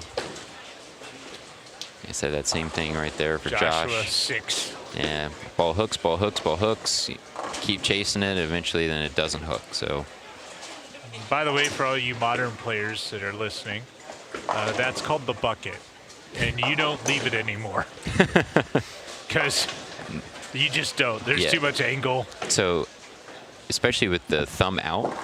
Yeah. So we were talking. I was actually talking with Team USA head coach Brian O'Keefe down in Dominican, and he asked me how many buckets I left this year on tour. So we have Lane Talk as a part of the tour, so I'm able to track all my stats, all my games, anything that I left, how many times I left it, how many times I made it, and how many buckets do you think I left? I bowled 410-ish games, or something like around the 400 mark in games on tour this year. We're throwing the question to you, the chat. Yeah. This is your chance. You're going to type in a number, and if anyone gets it right, we'll try to get your information and send you a gift. So we're playing for a gift. So it's Chris by Stats, which you can prove because of the amazing Lane Talk app. Yeah. If you don't have it, download pull it up. Download it. The question is, how many buckets? 2, 4, 5, 8. Those are the pins. 2, 4, 5, 8. Yep. Did Chris Vi leave on the PBA Tour this season? I have my number, and I want to say 0 is what I want to say, but that seems almost next to impossible. Yeah, I mean just the right? It sheer just seems, luck of leaving one. Yeah. So I'm not saying 0 on my pick, but I don't think it's a lot. I know that. There's a 2, a 4, a 5, a 3. Dave Seiler says 5. No, 3. Okay. 5, 5, 4, 2, 11, 8.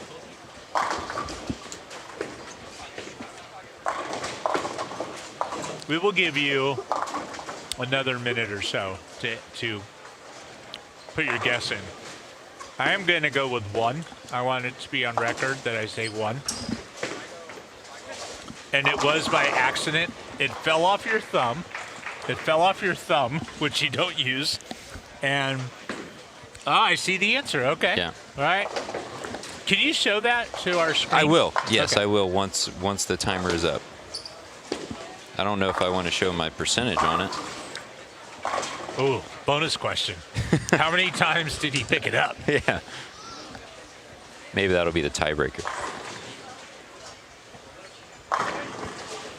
I will tell you that as of right now, someone has it right.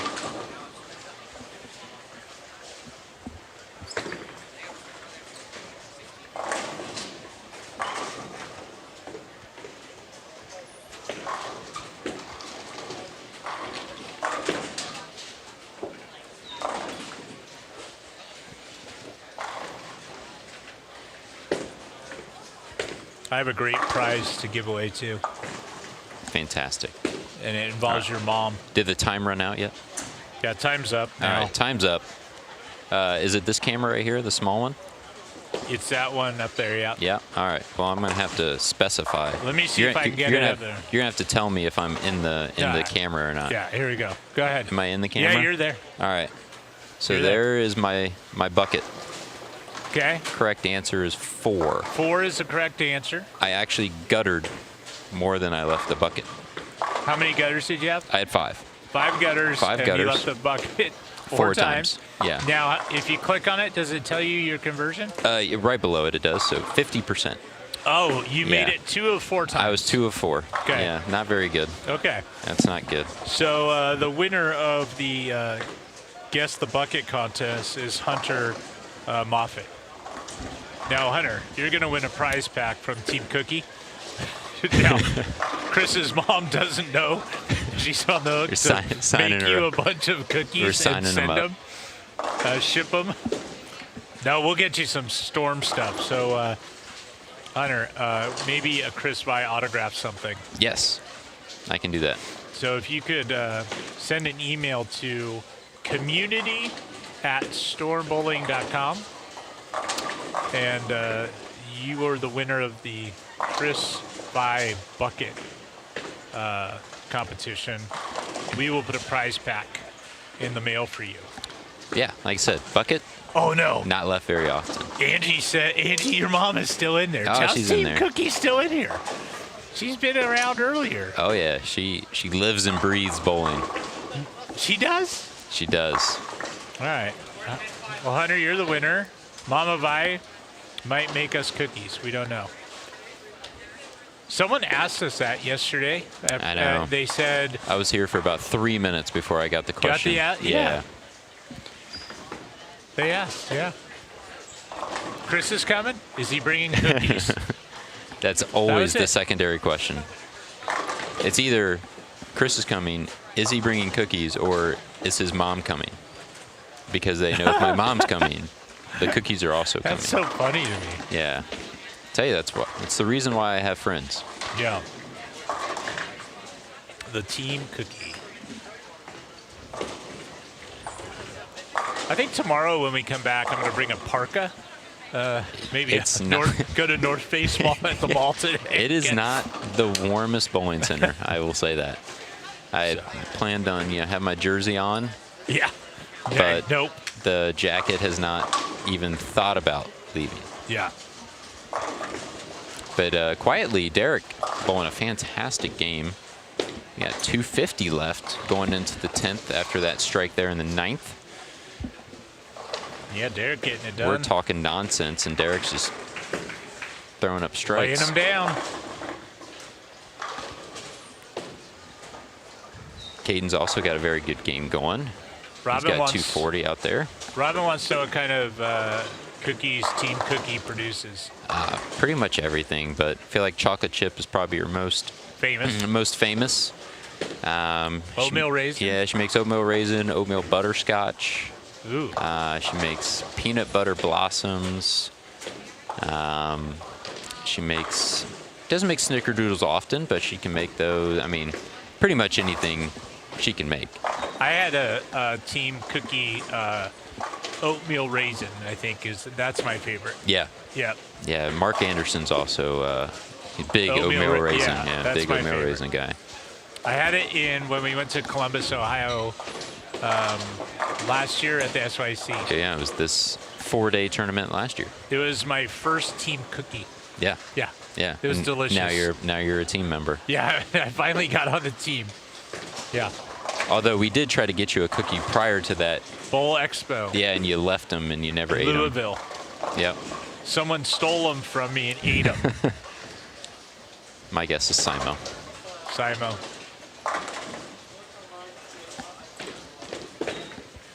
Well, Joshua in at 172, just a really tough pair for how he was playing them. Yeah. He did not know that heading into this pair. Nope.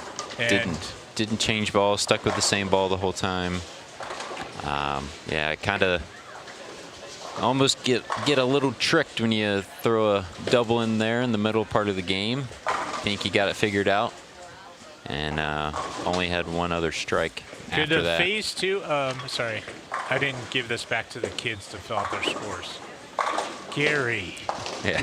Gary. I think we've successfully done that every game so far. 100%. We're batting 100. But it's all right. We have 2 more days to figure that out.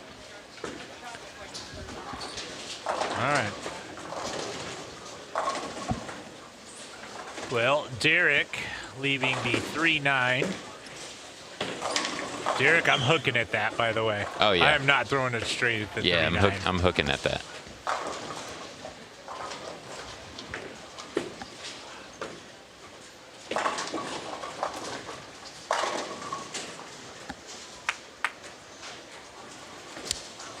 Yes, Andrew, this is total pinfall. It'll be the 24 game totals. 8 on long, 8 on medium, and 8 on short. We're actually bowling in 3 different bowling centers, so there are 2 other squads that are currently bowling. The medium pattern is at Western Lanes, and the short pattern is at Expo Lanes. So this is only 1/3 of the field. Tomorrow we'll still be here, but we will have another squad coming in. Is the B squad here tomorrow, Gary? Or B squad is here tomorrow? Yes. Yeah, so yes. So we will have the B squad. Which bowled at Western today. Yeah, yeah. So they go medium, long, short. Okay. And I predicted that short would be the hardest and lowest scoring, but Blair said they were easy from the gutter. I was hearing from all of the kids last night at the little party that we had that the short was actually the easiest. I just didn't get that. I wasn't thinking that. Yeah, Expo always played a little tricky or something, I thought. Yeah, so anytime that we've ever bowled at Expo, we always bowled a long pattern. Oh. So we've never seen short. We've always had short at Western. And shorts at Western are brutal. No good. Brutal. Anytime we bowled junior gold here, the short was always at Western. This was always the medium. Big college tournament is Hoosier? Hoosier, yep. They're always impossible, aren't they? Yes, they make them very challenging. Usually a shorter flat pattern and then a really longer flat pattern as well. Yeah, and then, so that was always at Expo, which seemed to be more suited for that bowling center because it seems like the scores were always fairly high on the long pattern. But maybe it's just an all-around easier center because all of the kids were saying that they could pretty much do whatever they wanted on the short pattern and bowl well. Caden, nice 240 game here. Nice out. Yeah, so he was grinding to start, and this will be the 3rd 200 in a row and a good one at that.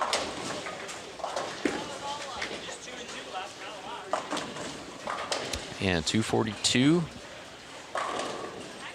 Good game there, and one more game to finish out the block. That should be 242. That's a 7 count, not an 8 count. It gave him 8, but it should be a 7. Okay.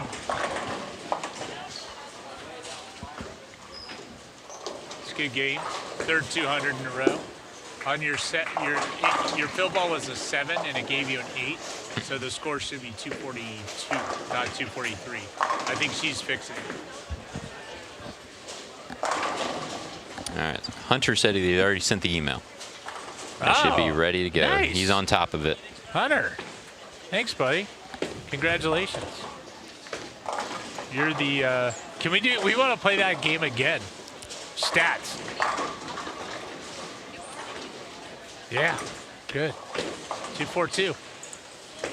Should we save a stat for tomorrow? Should we have one each day? We'll be back. They're going to change lanes. We'll be back in a couple minutes here as soon as the next group gets over here. You're watching a live stream of the 2023 SYC Indy 300. Right now, we're in between games. As our competitors change lanes, we'd like to thank the following sponsors.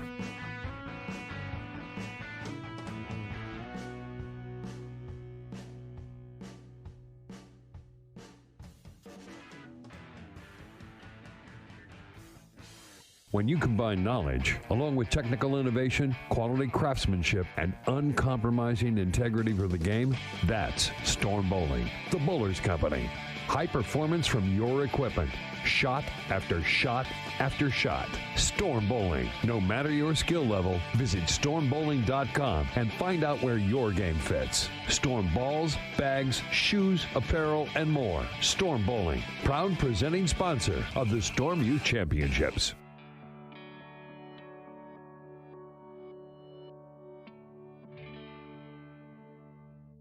Style is everything. You deserve to look as good as your game. IM Bowling has the shirt and the style to set you apart. Express your personality, intimidate your opponents, or just represent. Most of all, compete in comfort. IM Bowling, manufactured in the USA by American workers. As a bonus, $15 from every SYC Bowling jersey purchase goes to Ballard versus the Big C. IM Bowling. Visit imbowling.com. Since 2017, the SYC Indy 300 has had the largest field of all SYC tournaments.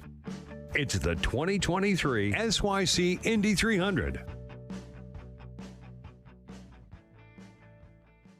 Hi, I'm Stephanie Johnson. Hi, I'm Shannon O'Keefe, and this is Duo. Announcing the latest breakthrough from Rotogrip, the Duo, a new symmetrical bowling ball that performs on and off the lanes. HP3 striking power, plus a portion of every Duo purchase will be donated to Big Brothers and Big Sisters. That's Big Brothers and Big Sisters everywhere. We're Shafani, and that's the Duo from Rotogrip.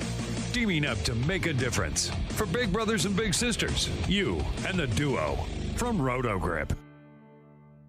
This sport is hard. It's you against the lane conditions. Kegel is built for bowling. Making lane conditions consistent, that's what Kegel is all about. They have a comprehensive library of oil patterns to help you with your game strategy. And Kegel training clinics offer instruction to help you better your game. Visit kegel.net for information on upcoming SYC clinics. And remember, every SYC event features a new never bowled upon sport pattern unique to each SYC competition. Kegel, built for bowling.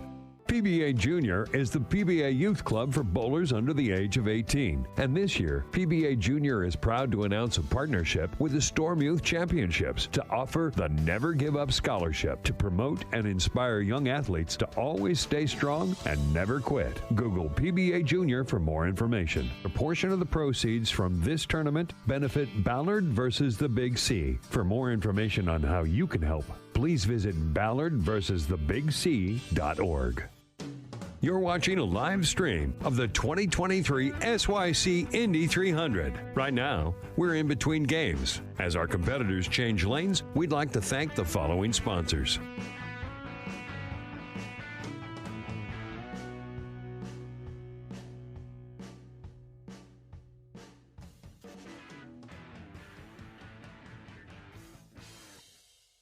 Experience plus enthusiasm equals excellence.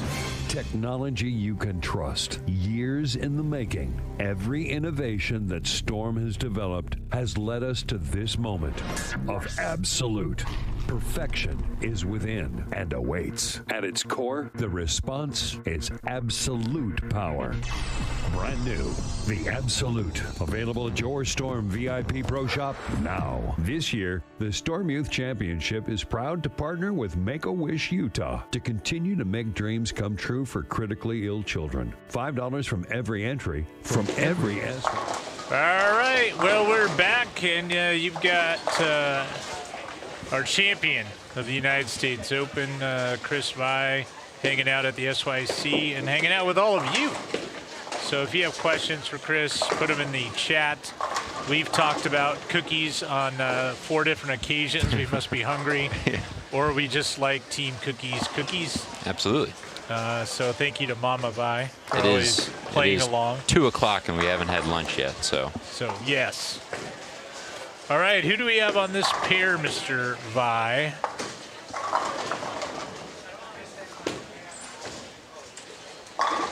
All right. Good news. All right, so on lane 15, well, bowling on lane 16 currently. James Sinclair shooting that 10-pin there and Powerful converting. Following him will be Carson Reed. After that will be Dawson Peterson. We just saw, or maybe we didn't see based on commercial, who bowled on lane 15, Gavin Robertson. And then we just saw Winston Petrie throw that strike there on lane 15. So this is our final grouping of the day. Game 8 of this block on the 46-foot long pattern here at the SYC.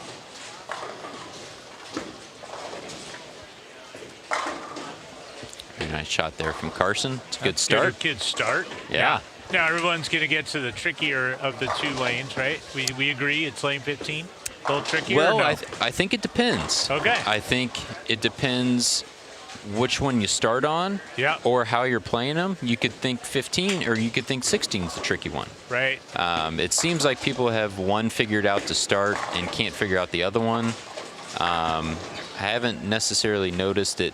Everyone not having 15 figured out, but I've yet to really see someone start off with 3 or 4 in a row. Besides, I think the very first game, I think we had, and then remember Lizzie came over and had 3 in a row, but then I think she had. It went south. Then she had about 4 opens in a row after. So, we haven't really seen anyone start off and really have both lanes under control. So we'll see if this final grouping can get that done.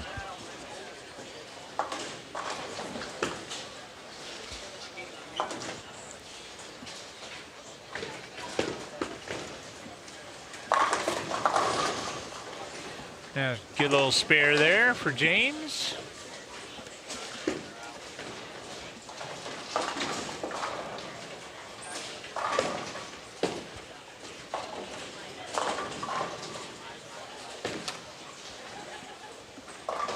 So what's Carson going to do here? Did he spare that on 15?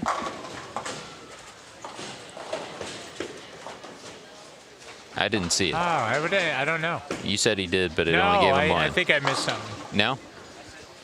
Didn't make it? Yeah, I think I missed something. Okay. Just want to make sure the score's right.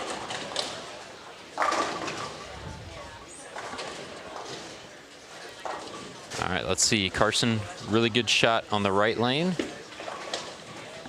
And Brooklyn on the left lane. Duck hooks. Yeah, and confusion sets in. We have seen it time and time again. Now, let's see if he stays in that same spot on the right lane. He's not going to move on the right lane, right? I hope not. Yeah, I mean, he doesn't see that and go, oh my gosh, I need to move. Yeah, no, you don't. It wouldn't be the first time that I've seen somebody do that. Myself. Included? Myself included? Myself included. There's a shot. Yeah. There's a nice double. Little double. Yeah, see, he's a lot less angle. Yeah, keeping it in front of him a little bit more, so I think the lanes are going to be much more similar for him. Which is good.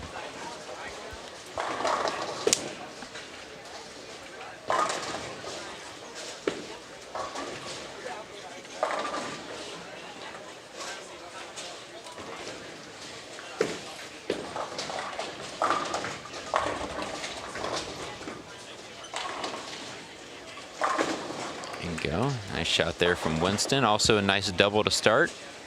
I like the way you said that. A little straighter angles work better typically in this building. Yes. Yeah, it seems that way, but also the building doesn't necessarily allow it so much, just because of the friction. Right. And the front part of the lane just hooks so much. But so Eugene McCune bowls good here. firmer speeds in this bowling center seem to bowl really, really well. They just keep it a little straighter and on. Keep it straighter, online.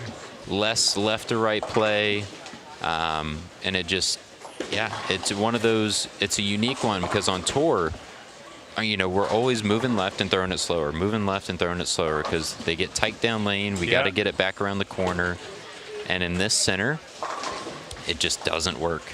It just doesn't work. I mean, you've seen the show the last few years and the guys that are on it and what they've been able to do. You know, guys like EJ's bowled super well in this building. Simo's bowled super well in this building. And when Simo's bowling here, firm and up and at him. Troop bowled really well. He threw a lot of urethane, kept it in front of him. AJ Johnson's bowled well in the center, throws it hard. It's just, you see the guys on tour, you know, in the past, Sean Rash has bowled very well in the center, firm and straight. Yeah, it's just seems to be the straighter you can stay in this center, the better. But at the same time, it's not the easiest thing to do. Right, because you throw the shot and there's the friction, and the friction says you go, oh, I should move left. Correct. Right. Yeah, and it's that. And now your angles get all wonky and. Yeah. Yeah, so I think Winston's doing a really good job as well. Really forward ball roll. Ball's not going to change directions a whole bunch left to right. Kind of keeping it in front of him. Bang. Yeah, I love that. I like that a lot. That's a great analogy for this.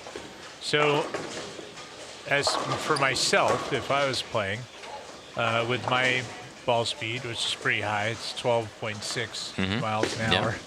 You're really getting down there. 12 miles an hour, and it's illegal in some states. And I spin it like a top and I go left to right. So I would be having a lot of fun in this place. You'd throw a lot of second shots. I would shoot some of those. Yeah. 2 8-10s. Yes. 4 count through the face. Yeah. All right. Note to self: no bowling at Woodland in my future. Yeah. Maybe expose your expose your wheelhouse. I love the Royal Penn Entertainment Centers, all of them. Woodland is just a historic bowling center. 46 championships being conducted here. Yeah. They've it's one of a few centers that have hosted every single major on the PBA tour, which is awesome. Now, Sean's got a 300 here on TV. They have all the champions banners hanging up in the like bar restaurant area, actually pretty much right behind where we are stationed. Oh yeah. So it's pretty cool. A lot of history in this bowling center. So and it's really cool too. They've never changed pairs. It's kind of the same thing as Riviera Lanes in Ohio for the TOC. The TV pair? Yep, it's the same every single time. I've unfortunately never made the TV show in this building, so I'm not really sure which one it is, but I know it's the 59 and 60. 59-60. I want to say is the right lane, right pair. Yeah. Okay. So I knew it was up there, but it's pretty cool. So, you know, 35, 40 years ago, there was a PBA tournament bowled on that pair on TV, and now it's, you know, happening all over again. So it's really cool. I got to ask Carson. Carson, did you move on the right lane?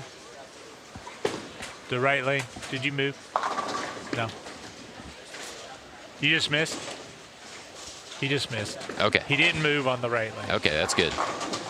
He was the one I was concerned when his ball duck hooked on the left lane and went Brooklyn that he might move on the right lane. Yeah.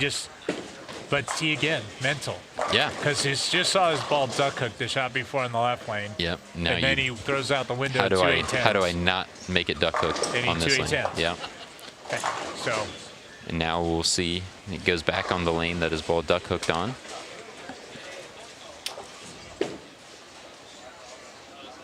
I'm hoping that it does the right thing, but this very well could be, if he doesn't move enough, it does the same thing, or he could move too much and it just goes straight.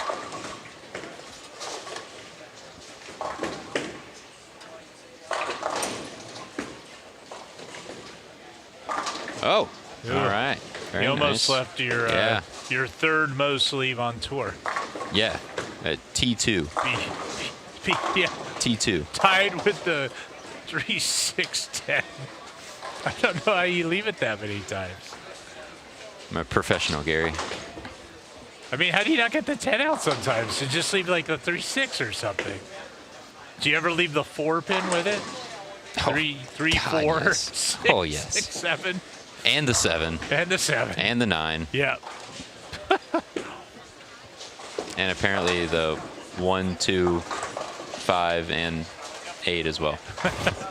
All of them. I leave them all. All right, got a couple 4-baggers to start here in this last game. It's nice to see. You know, Winston and Dawson. Yeah, I know Winston had a little brookie there to get the 4-bagger, but nothing wrong with that. I will say that Dawson and Gavin have come to this pair, finding success on the pair you've been eyeballing all morning, 11 and 12. Yeah, it's awesome. With a 246 for Dawson and a 255 for Gavin this preceding game. Yeah, so those are definitely two of the biggest games that I've seen. I mean, even 220 for James. I think that's really only 3 games that I've seen over 2-0 from what we've been paying attention to. A lot of 190s, 180s, a couple 2-0s. But yeah, 220, 240, and 250. Some solid games there on 11 and 12. It's like gaining, 40, 50 pins on the field of people that are hitting that pair. Although we look over there now, 11 and 12, we got a 279 through 7. We got a 260 through 7.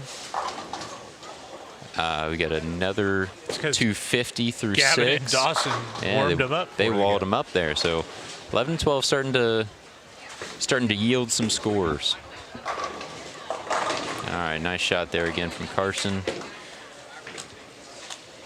I'll tell you what, look at Gavin's scores. Oh, I know. 260, yeah. 250, 250, 150, 250. Where was 150 bowled at? That's the pair I want to know. That's 39. the pair I want to know. 39, that is where... 39 and 40. Yeah, that's where Garrett Andrews started. Garrett and Colton, I think, is on that pair. Could have been some rev rate chew that pair up early. Man, Dawson's got it figured out right now. Yeah, Gavin has no games in between 255 and 199. Yeah. And he only has 2 of them that are less than that. Yeah. 5 of his 7 games are over 255. That is some good bowling. Although I think this one is unfortunately going to be one of those games under 255. Yeah, he's in the middle this time. He's not in the lows. He's not down in the 150s. No. He's grinding it out. This pair's tough. Apparently not as tough as 39 and 40 though. Yeah, apparently.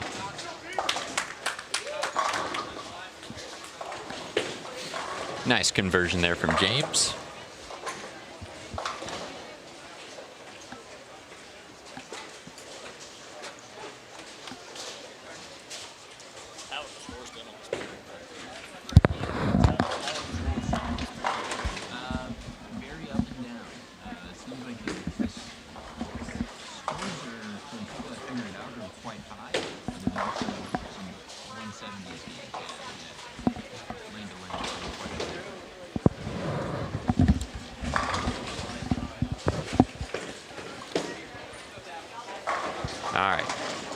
What's the prediction here for Carson? Another strike? I like it. You like it? I like it a lot. All right, we almost 9-pinned. Last shot up here. I'm just trying to be positive. I'm actually a little scared. That's right early.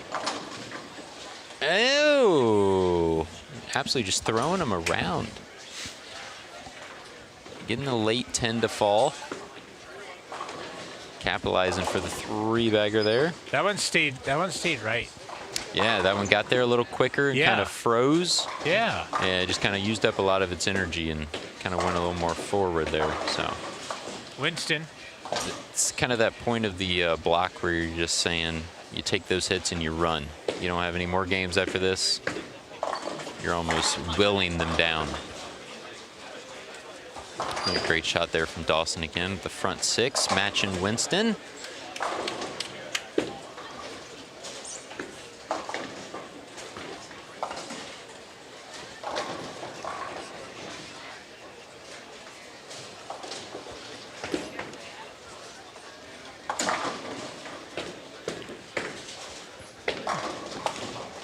James with the X.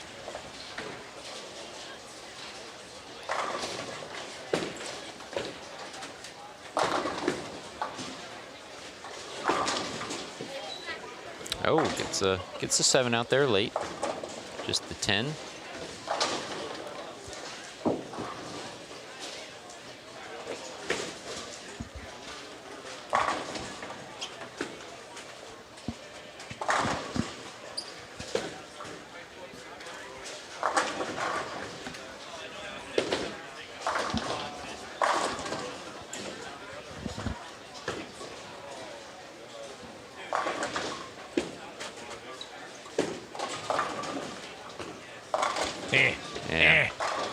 Yeah, it's those quicker balls. Quick. That was quick. Quicker balls are just, they see that middle part of the lane. That tells you how good he threw the other 5 that actually have struck so far.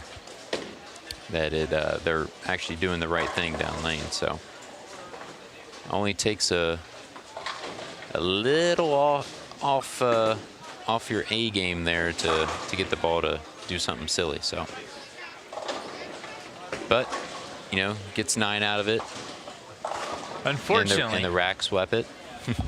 So the rack.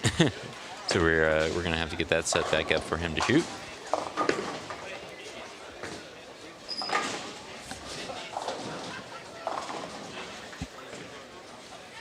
All right, so I will tell you, Terry McKinney, hello. How's it going? How's it going?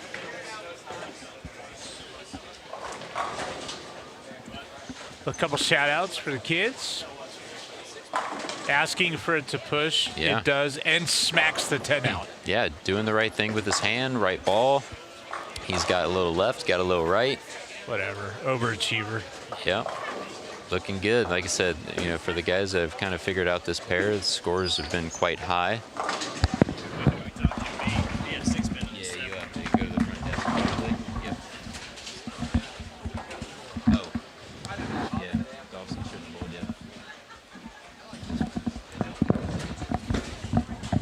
Yeah, things that happen at youth tournaments. We hadn't quite got that 6-pin spotted back up, and Dawson just went ahead and bowled.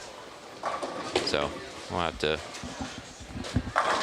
halt play here after this and go ahead and get that 6-pin put up on 16. Dawson didn't want to get iced on the front 6.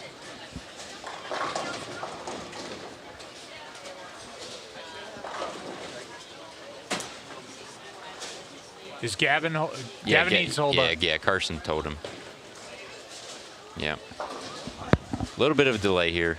You got to get a 6-pin spot up there delay. on 16. Yeah.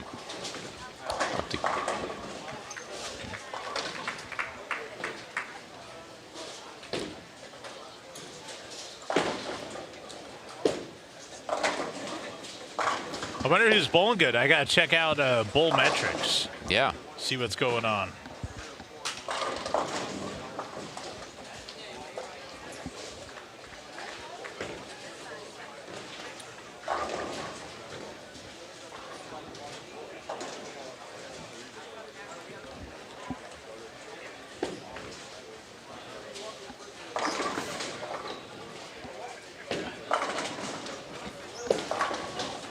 See Keegan Alexander's off to our left there. Let's see if we can get a different camera angle going over there. Let's see.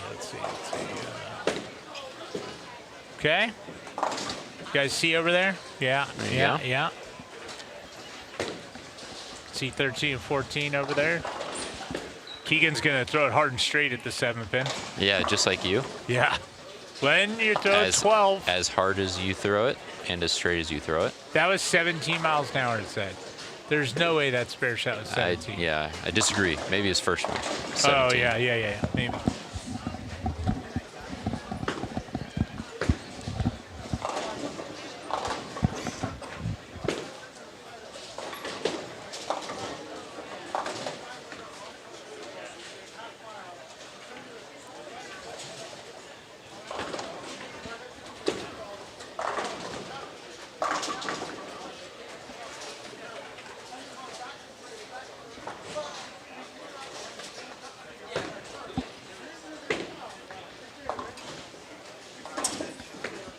Nice spare there from Luke. Keeping it clean through the first couple. Luke's dad sang the national anthem this morning. Yeah, very well, might I add. Yeah. It looks like they're going to set the 6 up on the wrong lane. That's awesome. Further rain delay. Hey, Carson.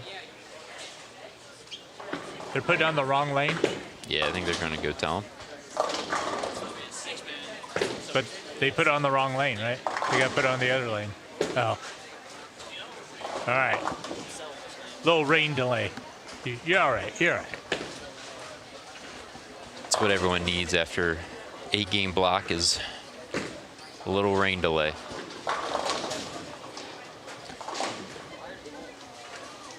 Micah with the all-common bucket leave. Today.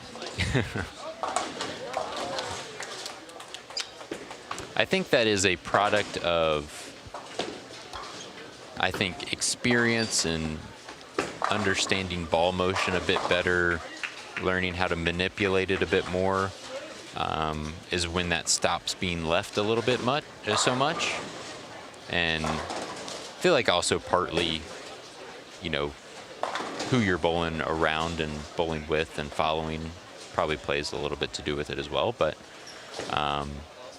yeah, I feel like I remember leaving that a lot, and now I hardly ever leave it. Yeah. So I think it's. Does it have anything to do with your 18-degree entry angle down lane with your big rev rate? It could. Yeah. It could. It's pretty hard to leave the bucket, which includes the 5-pin, right? It does. Last I checked. It does indeed. Yeah. I when feel your like ball is running over the 8 and the 7-pin. I can visually remember 2 of the times I left it, and they were both with urethane. Yeah, that makes sense. And I would have to say, I would bet you all 4 probably were urethane. Yeah, I mean, I don't know that for sure, but if I had to guess, probably at least 3 of them.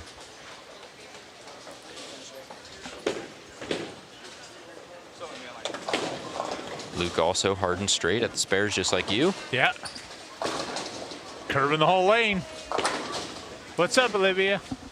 How'd you bowl? Are you tired? You are?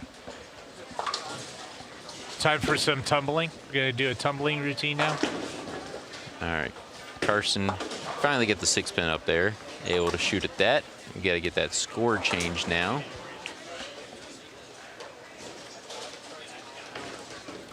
Kids and technology, they should be able to figure it out pretty quickly. True that. True that. Winston is not quite up yet. Oh, all right. We realize that.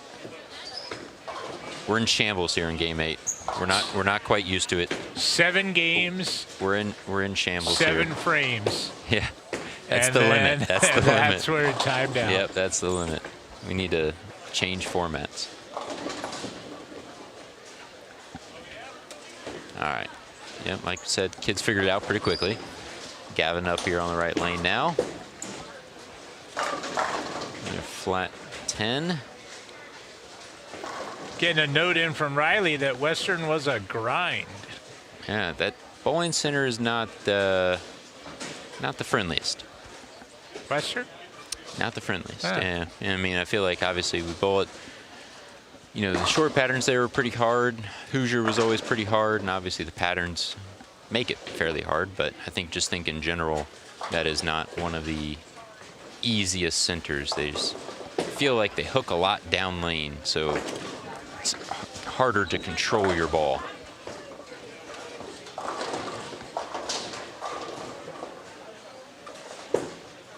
I'm watching Micah. I just want to go give him a different ball to throw. Yes. Just his ball's going backwards. Yeah. Through the pins. And it's that thing where, you know, you got a double before that, and then you go bucket and 5-pin as the ball just drove right past it. All right, let's see how the rain delay affected Winston. He gets up here on front 7. Yeah. Made a lot of really good shots so far.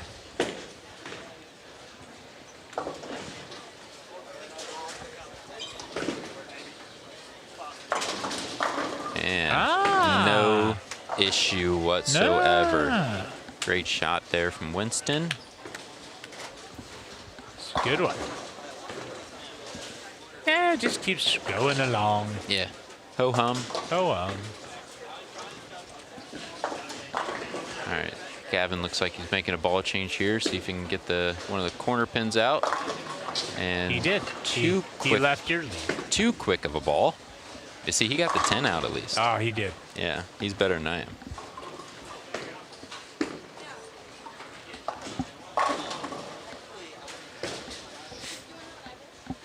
Yeah, it's going to be a tough one for him. It's going to be, again, he's going to finish with no games in between 255 and 199. As he's currently maxed out at 181.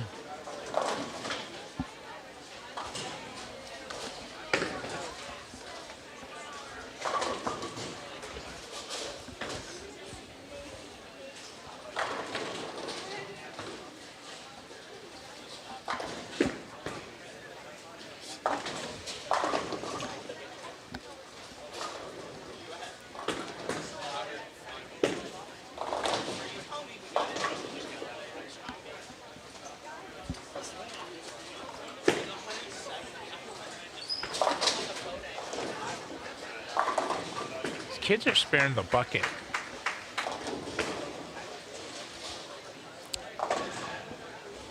You need to leave it more so you can up your percentage. Yeah, maybe that's what I need to do. Or maybe it probably would lower my percentage, so maybe I should not leave it so I don't hurt it any. Good shot there from Carson. Got a double heading into the 10th.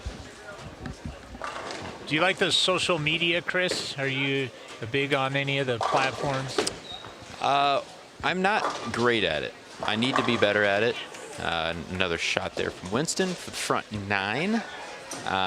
Instagram's definitely where I'm the most active. Is there fun content? People should fans follow you on your Insta? Yeah, absolutely they should. What is your handle? Just my name. It's I think there's an underscore in there. I think it's Chris_by. Yeah. Yep. On Instagram. On Instagram, you can find me there. Post, when we get the new bowling balls, try to post a video of those. Post some videos from the tour season, whether, practicing, whatever it may be. Obviously, it's about 98% bowling related. And you got your pro shop? Yeah, we have an Instagram and a Facebook, and we even have a YouTube channel, TV Bowling Supply. Me and Mikey Tang have our pro shop there in Columbus, Ohio. You guys do clinics, lessons, all of it. All You're of involved. it. You do it all. All of it. Yeah, a little bit of everything. Do you like the clinic more or the one-on-one lessons? What's your favorite? I think it depends. I feel like one-on-ones I feel like I can see some improvement a little bit more. Yep. And I feel like I'm a little more invested in the actual outcome of the player. The time together, yeah. And I feel like, the clinics are nice because you get to meet so many people and you create a very good experience for them. I prefer kind of more like a pro-am rather than a big clinic. Okay. I just feel like it's more fun to bowl with the kids. Giving them one tip here and there may help for sure. But I feel like they have more of a enjoyable experience getting to bowl with me. At least I hope. Yeah. unless I leave buckets. At least the bucket is there. Uh-oh. Oh. Ah.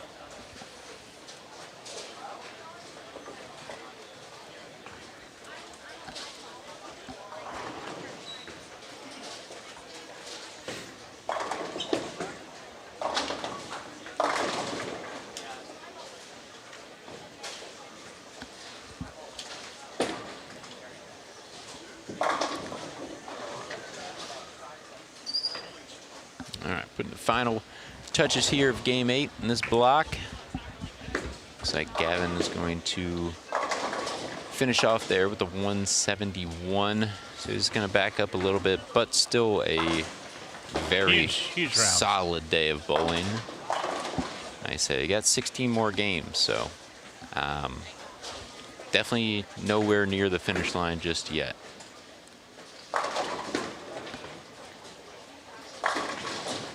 Shot there from Carson. Look at that. Yeah. Absolutely. Still got 240 out there. All right. Winston has bowled a very good game so far. Just making good shots. Front 9. 10 is off. Looked a little right. It is a little right, but that's where that ball roll and that keeping the angles a little tighter, that's where he's getting that little right, little left. Nice and forward, ball gets to the right, it kind of rolls off of it rather than is too quick and really takes off. And getting it up the lane, it also allows him just to let the ball float there. So doesn't really have to do too much as long as that ball is coming forward off his hand. It's going to find the pocket.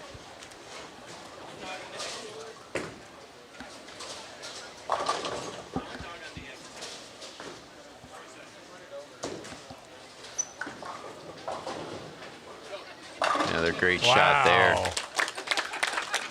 Front 11. Front 11. Yeah. Man. You go, And Peppercini. they've all looked just about like that. Yeah, they've all looked about like that. Yeah. And here we go for 300 game. Winston. I think this will make lunch taste a little bit better as well. I think so.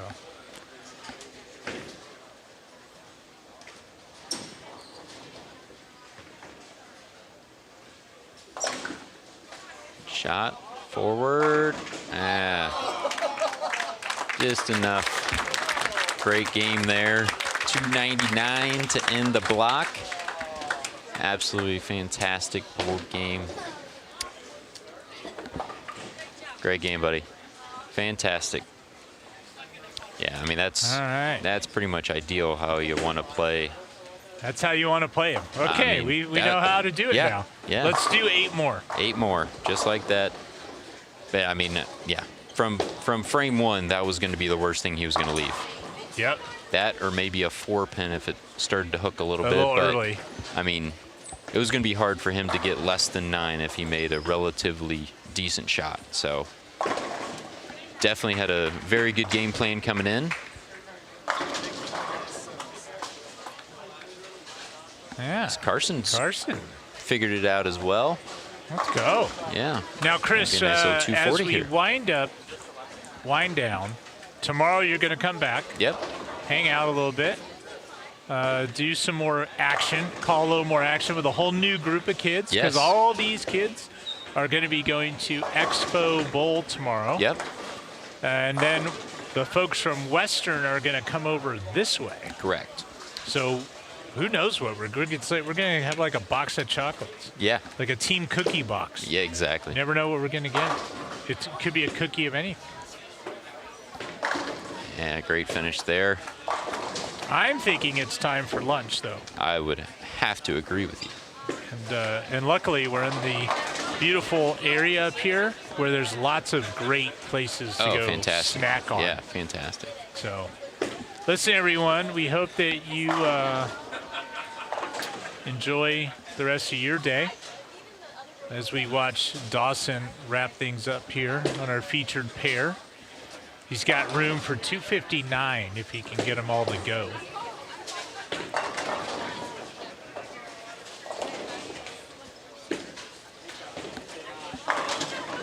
Another little flat 10. 10 pin.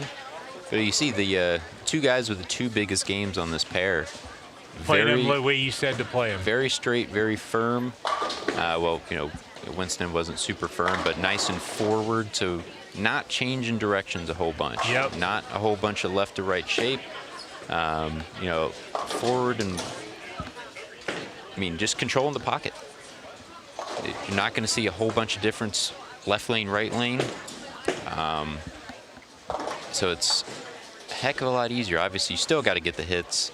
Nothing says that you're going to strike eight or nine times, but you're definitely not going to have a whole bunch of trouble. So definitely two very well bowled games by Dawson and Winston both. And I mean, I think the 240 from Carson's probably maybe even a bit more impressive.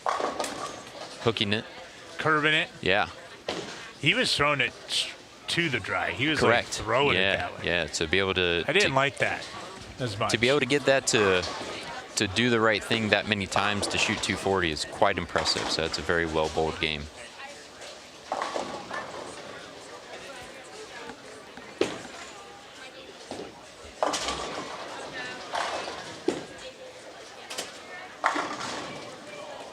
.248. Chris, thanks for hanging out with us today. Absolutely. And we will see you all tomorrow, folks. Have a great one.